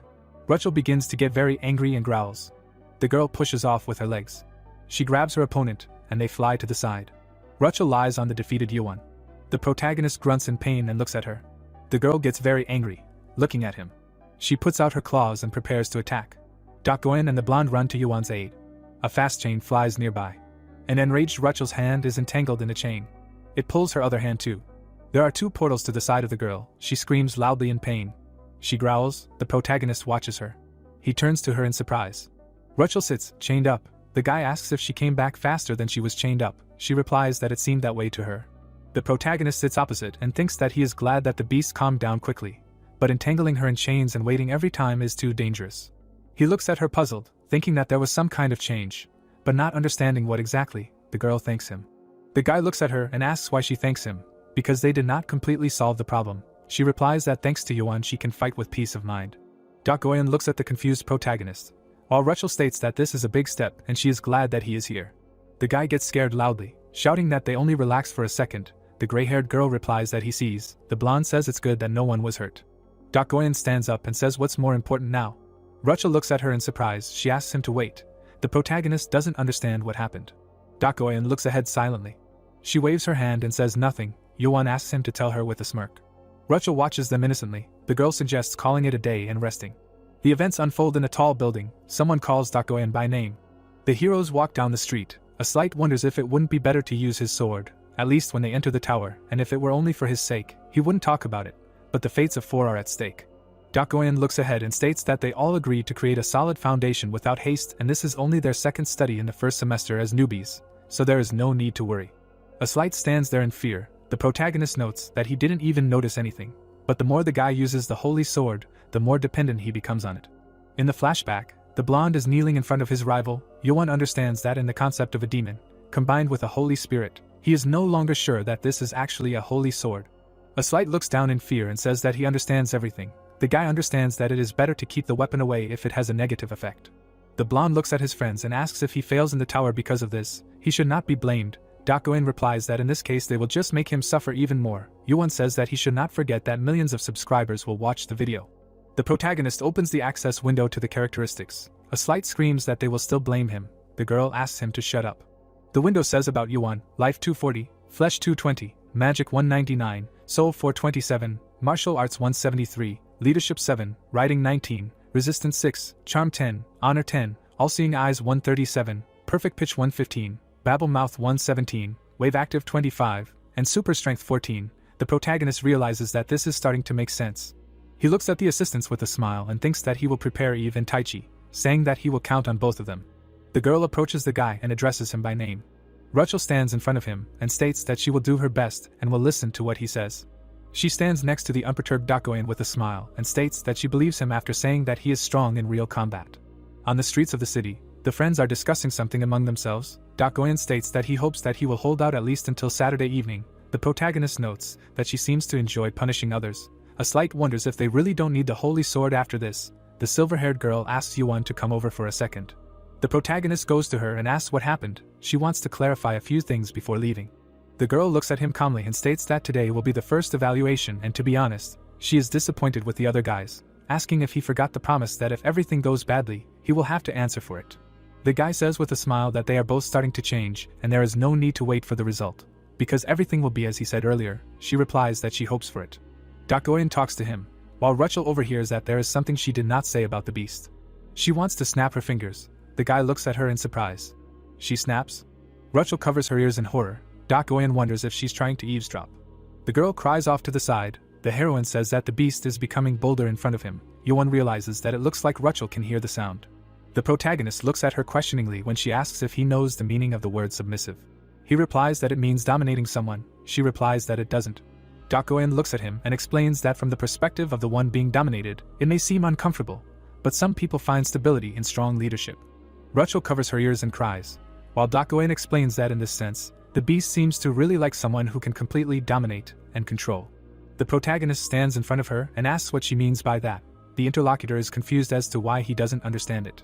She gets close to his face and states that when the beast becomes uncontrollable, awkward conversations are useless. He rolls his eyes and says in fear that he does not understand what she means.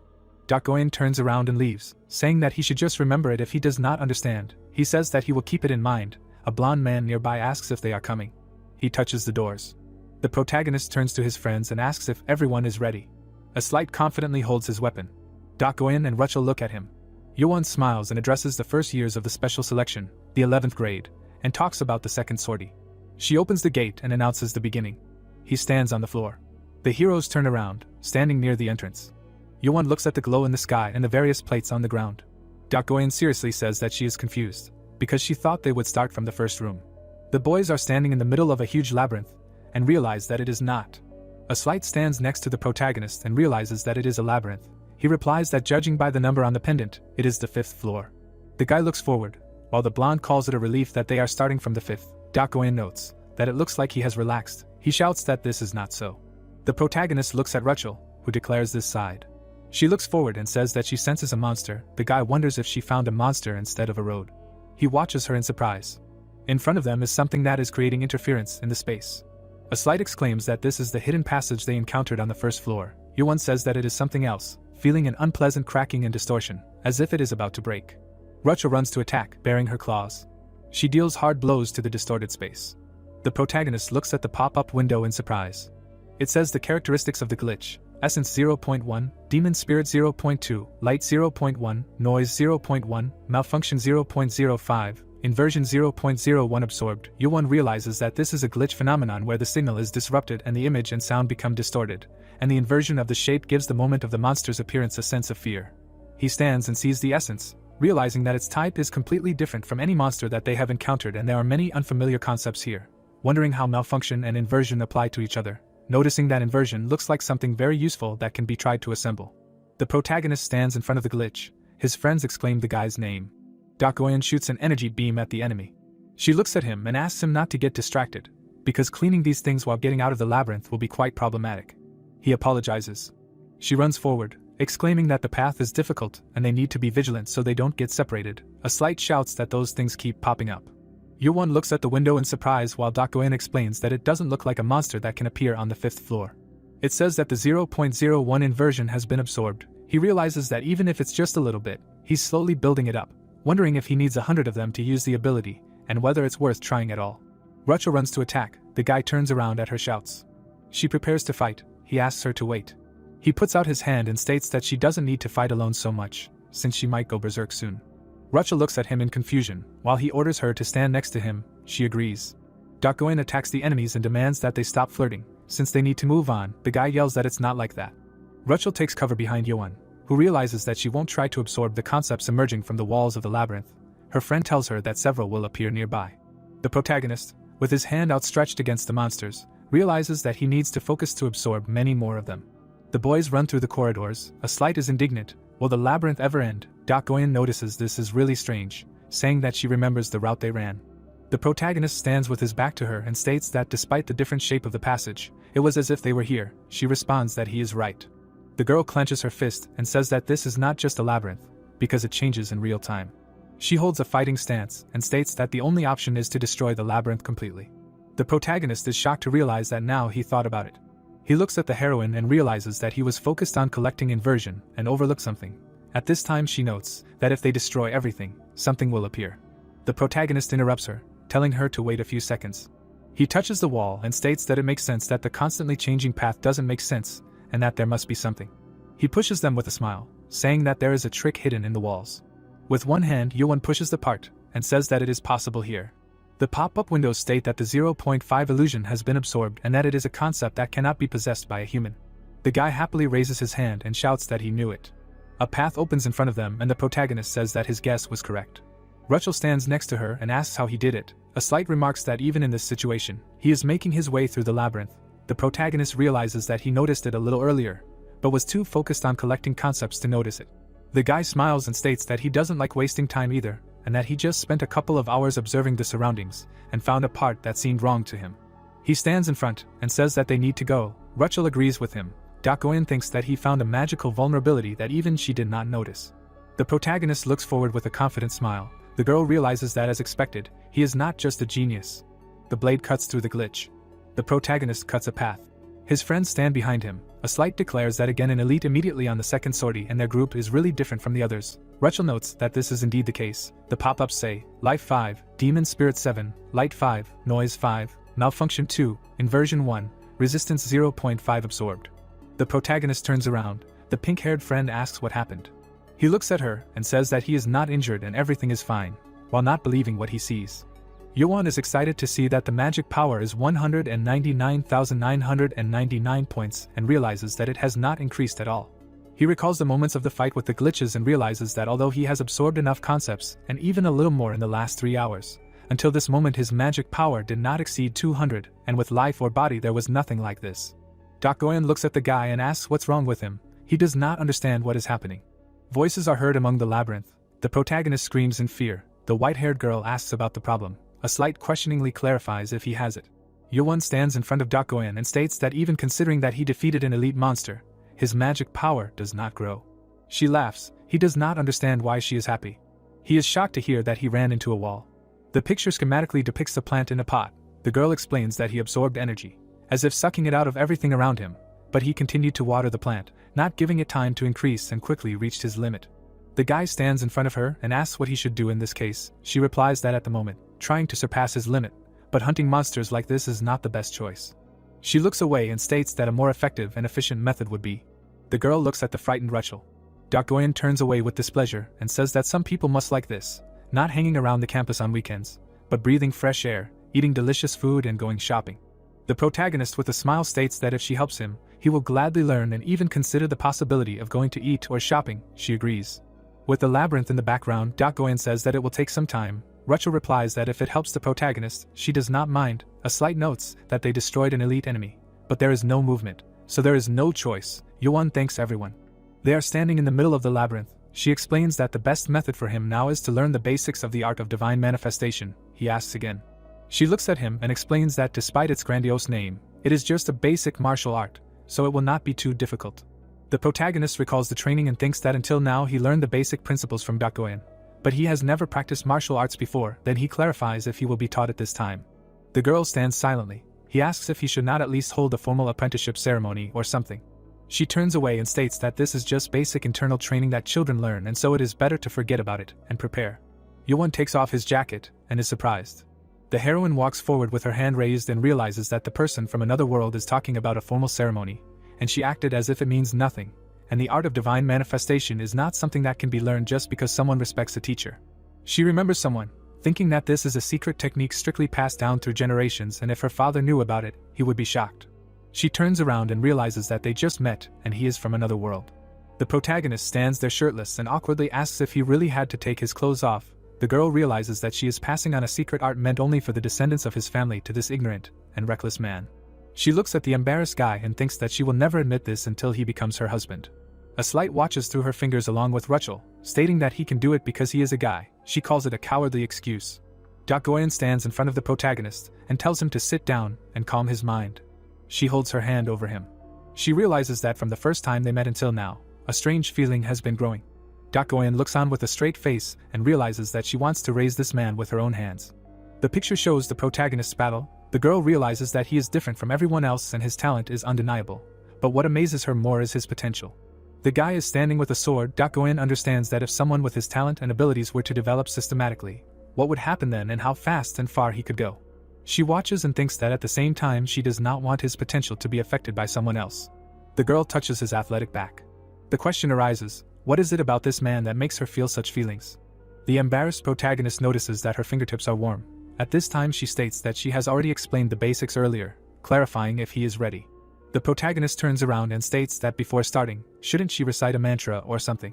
Dakoin holds on to him and starts laughing. She happily says that even if she recites it, he will not understand and explaining it in words will take too long. It is easier to implant it into his body. He hears about the initiation ceremony with a smile. She wonders where he actually got such knowledge of martial arts from. The protagonist looks ahead and thinks that if he said that he learned it from novels, he would just get beaten up. Dakoin suggests to start. Surprised, Yuan turns around and asks to wait. A flash occurs, enveloping them. The protagonist in the shirt stands next to Rachel. He has explained that the divine manifestation technique that she is going to teach him completely changes the nature of his chi, mana, and his body. Dakoin stands in front of him and explains that there is no need to worry, because when he trains his chi, it will naturally change its nature. He realizes that he thought that this is a basic martial art, so it will be easy to learn. But now he thinks that this is not the case at all. The picture shows a diagram. The girl explains that the mana change by the divine manifestation stimulates the body and it constantly consumes magical power to create pure chi, and since both the body and mana are trained at the same time, their vessel will grow naturally. Yuan notes that he is having a hard time understanding even after the explanation. He raises a finger and asks for one word, in simple language. He writhes in pain and screams that he is hot, thinking about how you simply filter the magical power and turn it into chi, into a purer one. He is sitting on the ground and realizes that the moment Dakoin touched him, it felt like a fireball was penetrating him. Blue spots are visible on his body. He thinks that it is devouring mana on an insane scale and moving inside the body.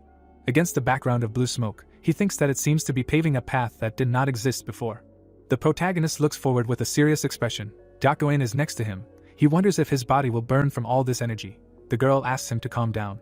She touches him and says that burning your way inside the body, constantly moving divine chi, over and over again is the basis. He closes his eyes and hears that when he completes the training, he will discover the further path for himself. He feels a blue flame inside his body. He feels that it is constantly moving inside. The protagonist is sitting in a lotus position. Blue veins are visible that pulsate throughout the body. He sighs and looks out the window, thinking that he is starting to feel much better, and he has realized that using mana directly is not always the best option. The pop-up window says that he has acquired a new martial arts concept, divine manifestation. His understanding level has reached 20. Through training, some negative concepts have been eliminated and a positive surplus has formed. It will accelerate the development of other ideas. He sees that his soul level has reached 440, resistance level is 7. Yuan thinks this is amazing, realizing that just like Dakoin said, the concepts in his body have been replaced by divine chi. He sits next to her and thinks about how the more he trains, the more he feels all of his concepts grow. The heroine asks if he is happy. He gives a thumbs up and states that it is divine manifestation, and says that it is great, and she needs to think about the gift she wants. Dakoin laughs and states that he is looking forward to it, but for now. He gets hit in the face with a towel and hears that he needs to wipe off the sweat if he doesn't want to conquer the tower alone. The guy is standing near his friends. He wipes himself off and feels that he feels strange, and if he concentrates on training a little more. The picture shows a glow. He understands that he will be able to feel the circulation of chi. He looks at the palm shining blue and realizes that the more the amount of filtered divine chi increases, the stronger his body becomes and his senses become sharper. He approached his friends, thinking about how such an effective martial art was transmitted for no reason. The hero apologizes to them. A slight asks if he is going to upload a video of what happened. He asks in response if they want it. Dakoin clarifies why. The guy thinks why she is asking. Against the background of the labyrinth, the main character says that it does not matter and they need to go. Rachel says that there would be a lot of views. A slight means training with a naked torso. Yuan asks to stop. The blonde looks at his colleagues and asks if it's time to have a snack, because they're probably all hungry. The protagonist replies that since he took so much time, then they really can eat. Dakoin refuses. She goes ahead and says that they've been on the 5th floor for so long and they won't get food until they get to the 6th. A slight thinks this is too much, because even in the army, meals are easier. She clarifies that if he has the strength to complain, why doesn't he quickly find the exit? The blonde looks ahead and states that as soon as he finished speaking. They stand in front of huge doors and he notices that apparently the exit has been found. They see them and a slight asks if this is really the road to the 6th. Dakoin says that most likely it should be so. Yowon raises his hand and asks to give him 1 second. He looks with his yellow eyes and thinks why this is happening, because he didn't even use anything. He sees that just beyond the door he can sense faint traces of another concept's presence. He turns around and wonders if it is behind him. A slight calls out to his friend. Dakoin walks forward and wants to see what is going on. A slight approaches and says that it seems like there is nothing here. He looks at him and asks if they went the wrong way. Yowon realizes that it only seems so. The protagonist glances forward and sees strange symbols, thinking that to his eyes this wall is densely filled with an illusion. He puts his hand forward. Cracks are visible in the space. They gradually collapse and crack, the fragments fly down. Yowon breaks the invisible wall, everyone is shocked. They look forward, a slight asks what is going on. Rachel exclaims that the protagonist has found a new passage. Dakoin speaks clearly. Yowon stands in front of the spiral staircase. She suggests that this seems to be a shortcut. The protagonist is surprised to see a pop-up window. It says that he absorbed 50 illusions. He is extremely shocked by this. The guy looks ahead with a smile, thinking that he finally found such a well-hidden path, and it is simply amazing. He turns to his friends and states that he managed to find the shortest path, and wonders what they should do next. A slight is standing nearby and asks again. Dakoin says that everything is obvious. They go through the cracks exclaiming, "Let's go." The protagonist gives Eve 50 illusions and wishes her to eat well and grow strong. She happily exclaims.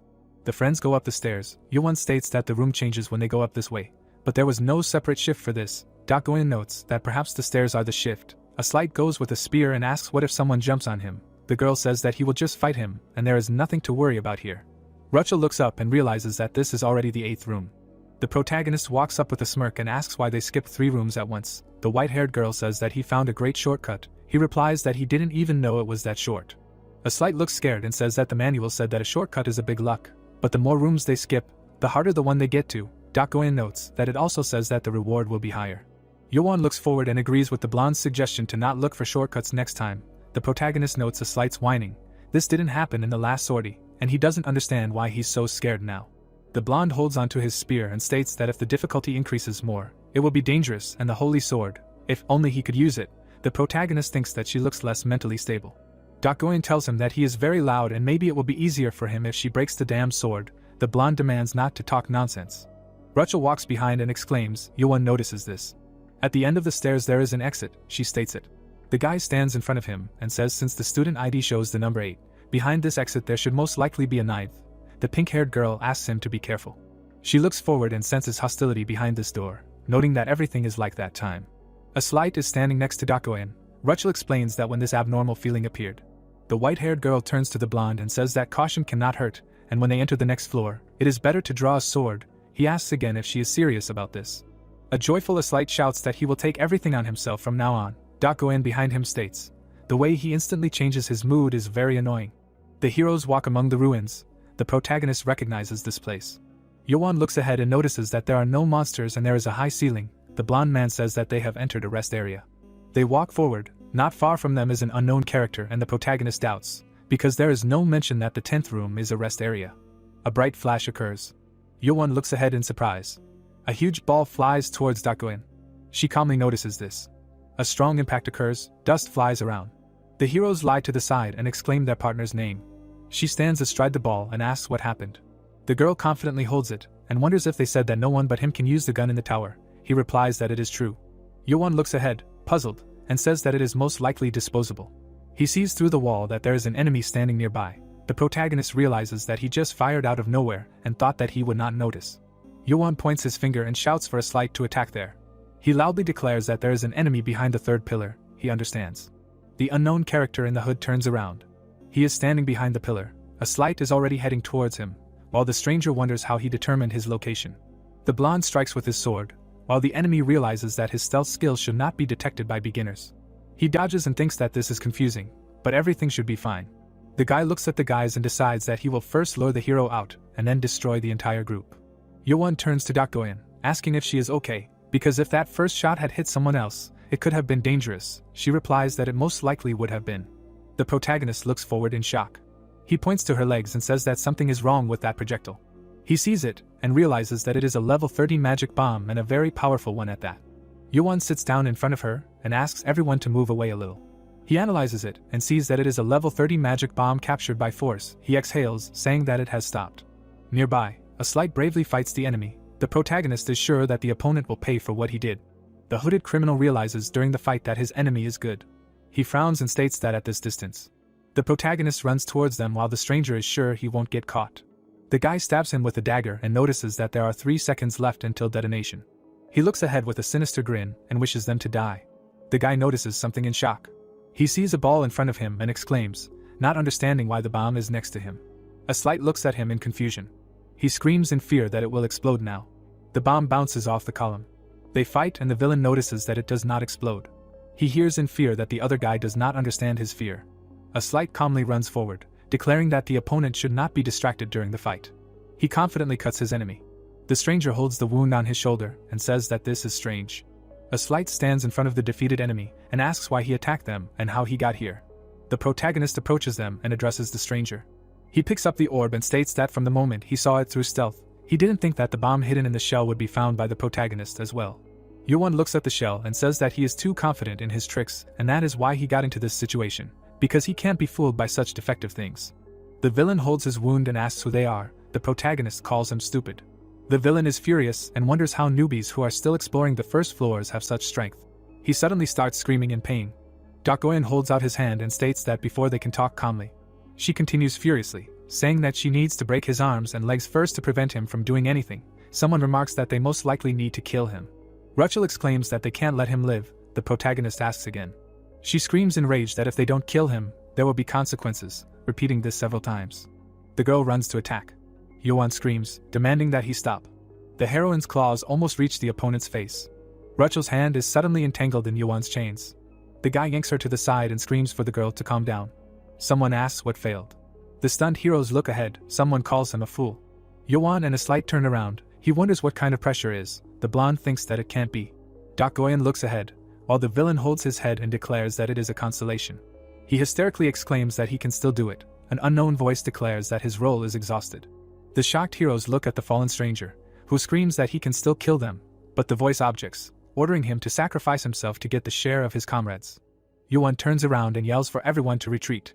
The stranger's body starts to glow red and green. The voice assures that a sacrifice is required for the outcome. The guy starts to run away. He sees this and realizes that it is too late. A large explosion occurs.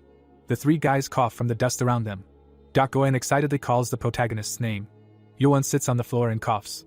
Near him there is a huge crater in the ground. He states that it was really close. He smirks, referring to the moment when he would have gone to reincarnation. He sits silently with a frightened grimace. Everyone shouts his name and the blonde asks how he survived that. A memory appears. He was sure that he would not be able to dodge, and he needed to find a way to stop it.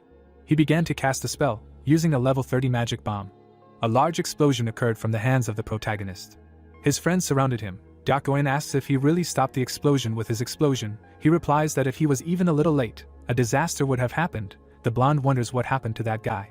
The protagonist says with a smile that he will be fine. These are the rules after all, and he must have returned to the beginning. An unknown voice says that he died. Everyone turned around in surprise and listened to him say that he was definitely dead, and the tower accepted his death while they were fighting him. Yuan furiously objects to the words that he killed him, stating that he was the one who pushed him to explode, and they acted to survive. Against the background of the ravine, the voice states that he sacrificed a valuable member, and got nothing, and he should have been careful when the tower started to treat them specially. A slight stands next to the protagonist and asks again. He asks not to dodge, but to tell him directly. The protagonist looks up and wonders what's wrong with that guy and what he is. Against the backdrop of the glow, an unknown voice is ready to say only one thing. The protagonist is shocked to hear that they are Exodus and are their enemies, while saying goodbye to the guy. Against the backdrop of the ruins, Rachel says that the energy has disappeared. Yuan notes the constellations. He stands next to his friends and states that they are never alike, either in words nor in actions. Rachel notes that he still said his name. A slight notes that this is the name of the organization, not the name. The blonde with a serious look says that this is a group of the most famous pirates among all dimensions, and this constellation is probably their sponsor. Stunned, Yuan understands that Professor Yarmina was talking about the pirates of the dimension. A slight notes that now these guys have opened a hunt for them. Dokoyan calls everything that is happening amazing. She states with a smirk that they would have encountered them anyway while climbing up, and what they just experienced was actually useful. Yuan agrees with her. A slight thinks that they really understand each other too well. He asks with a serious expression if everyone feels like something is wrong with this place, and that constellation just said that the tower has a special attitude towards them. Rachel looks at the pop-up in surprise while the blonde shouts that it was just a guess, but now it has been confirmed by the constellation. The protagonist replies that he doesn't really feel it. A slight, seeing the message, wonders why only they are being treated so rudely. Dokoin is also shocked by the pop-up. Yuan sees the friends looking at the notifications with confusion. The white-haired girl replies that it's not that, while the protagonist assumes that the message is from the principal. Yuan is shocked to hear that all three of them have leveled up. Dokoin looks at the window and states that this is the first time she has leveled up since joining, noting that the tower's reward is for repelling the constellation's attack. The blonde looks at his own and says that if that's the case, that's a bit disturbing. Rachel looks at the window with a smile and exclaims that her stats have increased significantly. The protagonist stands nearby and watches this scene. He smirks as he thinks about how they use the status windows too, and that means their levels haven't increased since they reached the threshold, realizing that they were already one of those with stats that were significantly out of the norm. He holds his head and wonders if the tower is ignoring him and if the lack of a pop-up means there is no reward. His eyes begin to glow yellow as he activates his all-seeing eye. He looks ahead and notices something in the fog, stating that of course it's not. There is a mysterious object ahead. The main character believes that a strange sphere remains in the place where the guy disappeared. He looks at the glowing ball and thinks what if his guess is right. He touches it with his palm and guesses that this is his share. A bright flash occurs, illuminating everything around. Various golden signs entangle his hand. He states that as expected, the information written in the pop-up window is Life 79, Body 46, Magic 39, Soul 11, Metamorphosis 1, Spatial Control 2.5, Stealth 5.6, Star Scar 0.1 absorbed. He reads it in surprise and thinks how big a number for Life 79 is, because it even managed to absorb concepts that he has never seen before.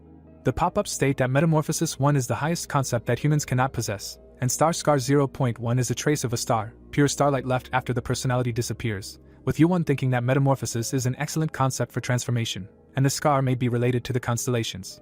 He pokes the window and muses that he has received something that he does not even know how to use. The snake hisses on his shoulder after he asks if it wants metamorphosis. He gives it a small light particle, saying that it is not something he can use anyway and that the pet can take it. Eve eats happily, but begins to glow. The surprised heroes turn around at the sound. Rachel excitedly asks the protagonist what is going on. A frightened Yuan holds up the egg and states that Eve has turned into him. The pop-up states that the subject has mastered a lower-level concept. A source mutation is occurring. Rachel stands in front of him and asks if this hasn't happened before. The protagonist replies that it hatched right away then, but not this time. A slight suggests that it might be because it's the second evolution and needs more time. Dokoin stands next to Rachel holding the egg and states that the baby has also leveled up. The other replies that she can feel the warm energy from the egg. Yuan looks very nervous. Rachel smiles at the egg while the protagonist says that they've lost the only way to calm her down in emergencies.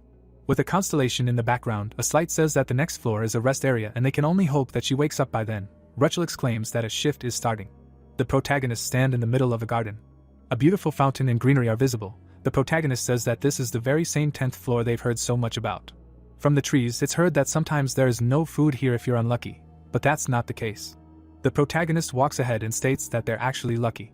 A slight picks up some fruit and says that they are called the Fruit of Eden because they relieve fatigue and enhance abilities, and the protagonist should definitely eat them while in the rest area. Yuan bites into the fruit and chews. He looks at it in surprise while standing next to Dokoin. The protagonist points at it and says that it is delicious and that he has never tasted anything better. The girl remarks that it is the sweetest thing she has ever eaten and can even feel a slight increase in her inner strength. Rachel holds up some grapes with a smile. Dokoin wonders if they should eat everything there is before heading out. A slight states that it is unlikely since it was said that the fruit's effect only works once and disappears when you leave the floor. Dokoin states that these are the restrictive rules. The protagonist eats it and feels very sorry that they can't take it with them. The pop-up window says, "You have eaten the one and only fruit of Eden, the fruit of knowledge, and from now on the all-seeing eye can discern sins." He looks at the fruit and wonders if this is because he ate something that looked like a fig. He points his finger at the window and thinks about what the standards are for discerning sins. Rachel runs to his friends and exclaims that there is a mysterious chest there. They ask again. Dokoin, crossing his arms, says that if this is a reward for achievements, then even a low-ranking one should be different, and what they went through was not quite ordinary. They recall their adventures. Yuan states that they met the constellation twice. A slight claims that almost all the time there were elite monsters. Rachel remembers about the traps. The protagonist rolls his eyes and realizes that they seem to have encountered all the difficulties that other teams hardly encounter, in which case there must be something useful there. The heroes stand near a wooden chest. Yuan is surprised and says that it must be a reward for achievements that he has heard a lot about. Rachel asks again. He explains that in each rest area there is a treasure that will summarize their efforts, and how like a chest of this kind, with a gold mount, probably some clothes of the lowest level will be there. The protagonist explains the scheme with the chests, saying that the boxes with treasure in the rest area have a gradation based on the material they are made of, and from wood, copper, silver to gold, the better the material, the better the content. A slight touches it and wants to open it quickly. Dokoin asks to wait. He is surprised when the girl offers to open Yuan. The blonde is frightened to hear that he will definitely be unlucky if he opens it. Rachel agrees with this. The protagonist opens the lid, while a slight exclaims that he does not deserve such treatment. The white-haired girl explains that he is just a loser. Yoan looks inside the chest with admiration. His girlfriend is very surprised.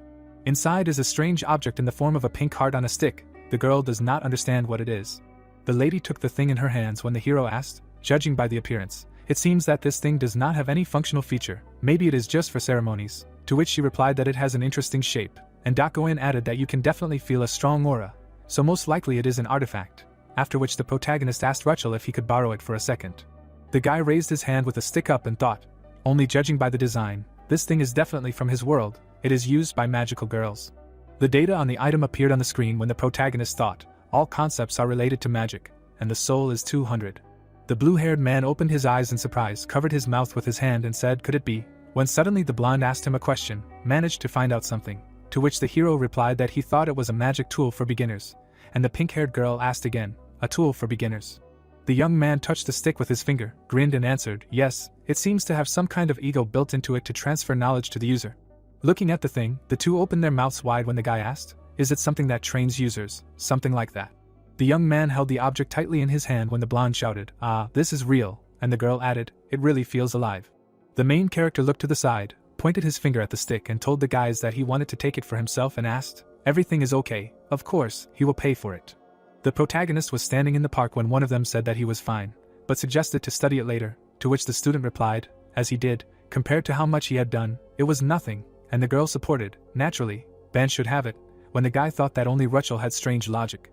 The wand hung over the protagonist's hand when he thanked his friends and said that he felt that this thing would help him in many ways. Under the bright night sky, the blue-eyed one called Yuan and shouted that he said that there was no point in choosing anymore, to which he replied, yes, he got it, I got it, just let them go. The blonde held a plate of fruit in his hands and asked what he was going to do with all this. Didn't they discuss that everything would disappear as soon as they left there? To which the protagonist replied, of course he was right, but... The girls watched as the guy put the jar on the floor and said that it was still worth trying. Yes, there was nothing to lose. After which he stretched his shoulder and added, okay, then he will pay for it now, and the heroine asked, will he pay for this artifact? The young man had an empty plate in his hands when he looked at the girl, who asked, will he pay in cash? And he answered, of course not. The student threw the basket to a slight and told him to take it and follow him, to which he asked, the basket. The ladies opened their mouths wide and one of them said, that bottle, and the second loudly gasped. The red-eyed one remembered a moment from the past and shouted, this is that jam. The blue-eyed one frowned when someone began to snatch the basket from his hands and asked if he found it strange. Sitting on the floor, the hero said, since the use is counted for each, and the fruits will disappear if you try to take them out. Yuan smiled and added, what will happen if you perform a merge with another object? What will happen if they combine them? Then he used the division of the concept of the fruits of Eden. The guy put his fingers out and said, if no one has tried it yet. Then he reached for the jar and added, no harm in trying, right? The bottle began to glow, and the transcendental fusion of the fruits of Eden and the base elixir began. The two looked at what was happening in surprise.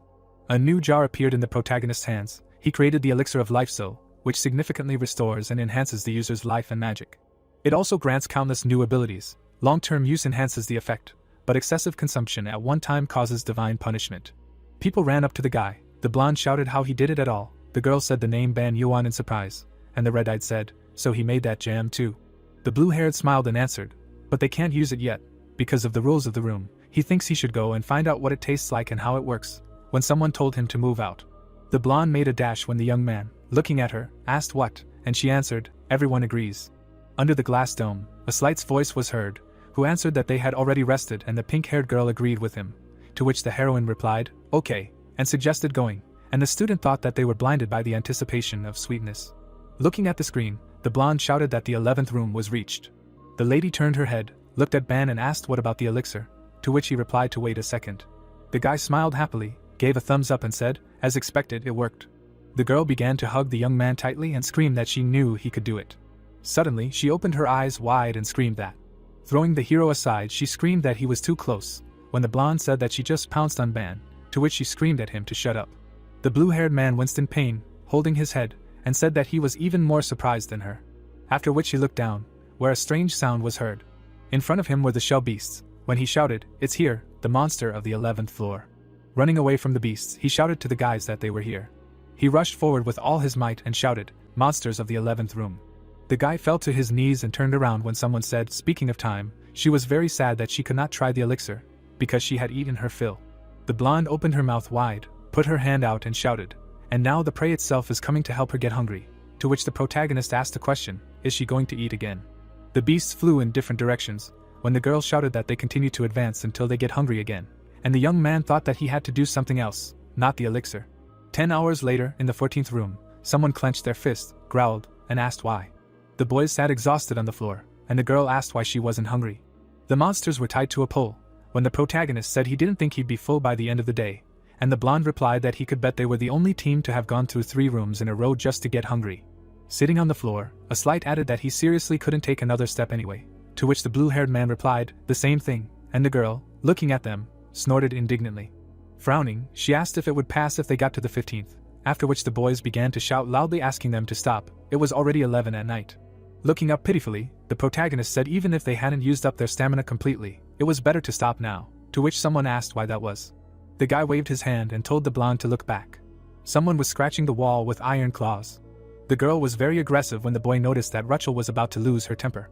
Rachel stood with burning eyes. The blonde said that in such a state it would not be surprising if she broke down at any moment. The protagonist replied that this is exactly why he was against moving on. He turned his head and said that it was not necessary to eat, and suggested that they just wash up and rest today, and start from the 15th floor tomorrow. The others agreed with him. The guys looked at the shower stall, and the protagonist suggested using it to wash up. Goyen asked if he would go. The blue-haired guy pointed behind himself and said that he would tidy himself up a little later, and now he wanted to focus more on the manifestation technique. The girl looked away and said that it was a pleasure to teach him. The effectiveness of the manifestation technique depended on how hard one practiced it, so he should continue like this. She then grabbed Rachel by the collar and dragged him away, saying that now, in order to not be distracted by other factors, they would go to the shower first. The boy pointed towards the girls who were leaving and asked the slight why he was standing there. He could go and take a shower too, to which he replied that he was a guy. The blonde opened his mouth and screamed, "How could you tell him, a guy, to go to the shower with girls? What nonsense." The protagonist froze in bewilderment. His pupils narrowed, and he wondered if it was possible that he still didn't realize that he had been found out. He really was that stupid. The boy turned away and waved his hand, saying that in that case, he could just take off his clothes and wash up here. Putting his hands on his hips, he said that if not with girls, then with a guy it should be fine. Why was he making so much noise? In response, he heard that even if they were both guys, he could not expose himself to everyone in front of others. The blue-haired looked at him carefully and asked what he wanted from him. Then, the blonde asked him to turn away. He began to take off his armor and said that if the protagonist were to peek, he would get angry. He replied that he understood. His eyes widened in surprise. He looked at a slight and saw a necklace on his neck. The next day, they were all sitting together in the tower. The blonde jumped up from his seat and shouted, "Were they really telling him not to fight with a sword anymore? How did it even come to this?" The blonde looked at him calmly and said that he held up well without a sword until the rest area of the 7th room. And she said this because she saw that he was getting better at fighting. The protagonist said that he had the same thoughts. The blonde replied that it might seem so from the outside, but he could not continue like this any longer. Rachel enthusiastically ate noodles. A slight looked down at the floor and said that there were not enough strong monsters on the 7th floor, so everything was fine. But they did not know what was waiting ahead. They did not know when elite monsters might appear like last time. It was impossible to fight further without a holy sword. Something was bound to happen. The girl listened to what he was saying with interest. And then she answered, "Okay, the possibility is confirmed, so they will do so. He can wield the sword again." A slight jumped up in place with joy. He began to hug the sword, saying that he would never let it go again. The protagonist and the blonde turned away from him and began to discuss. The guy asked if she really did not mind. She answered that they had no other choice, because one look was enough to understand that he was on the verge of severe psychological trauma, and for now they would have to be content with this. Then Rachel suddenly appeared in front of them.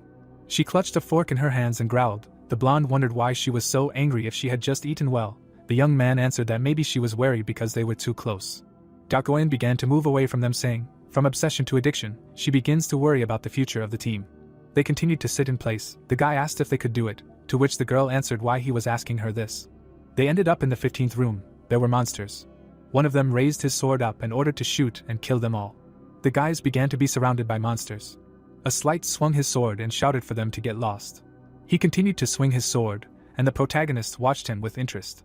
He cut the enemy's bark and said that if they did not return his sword to him, he would be in trouble. The girl asked if it was time to think about others. The guy looked surprised.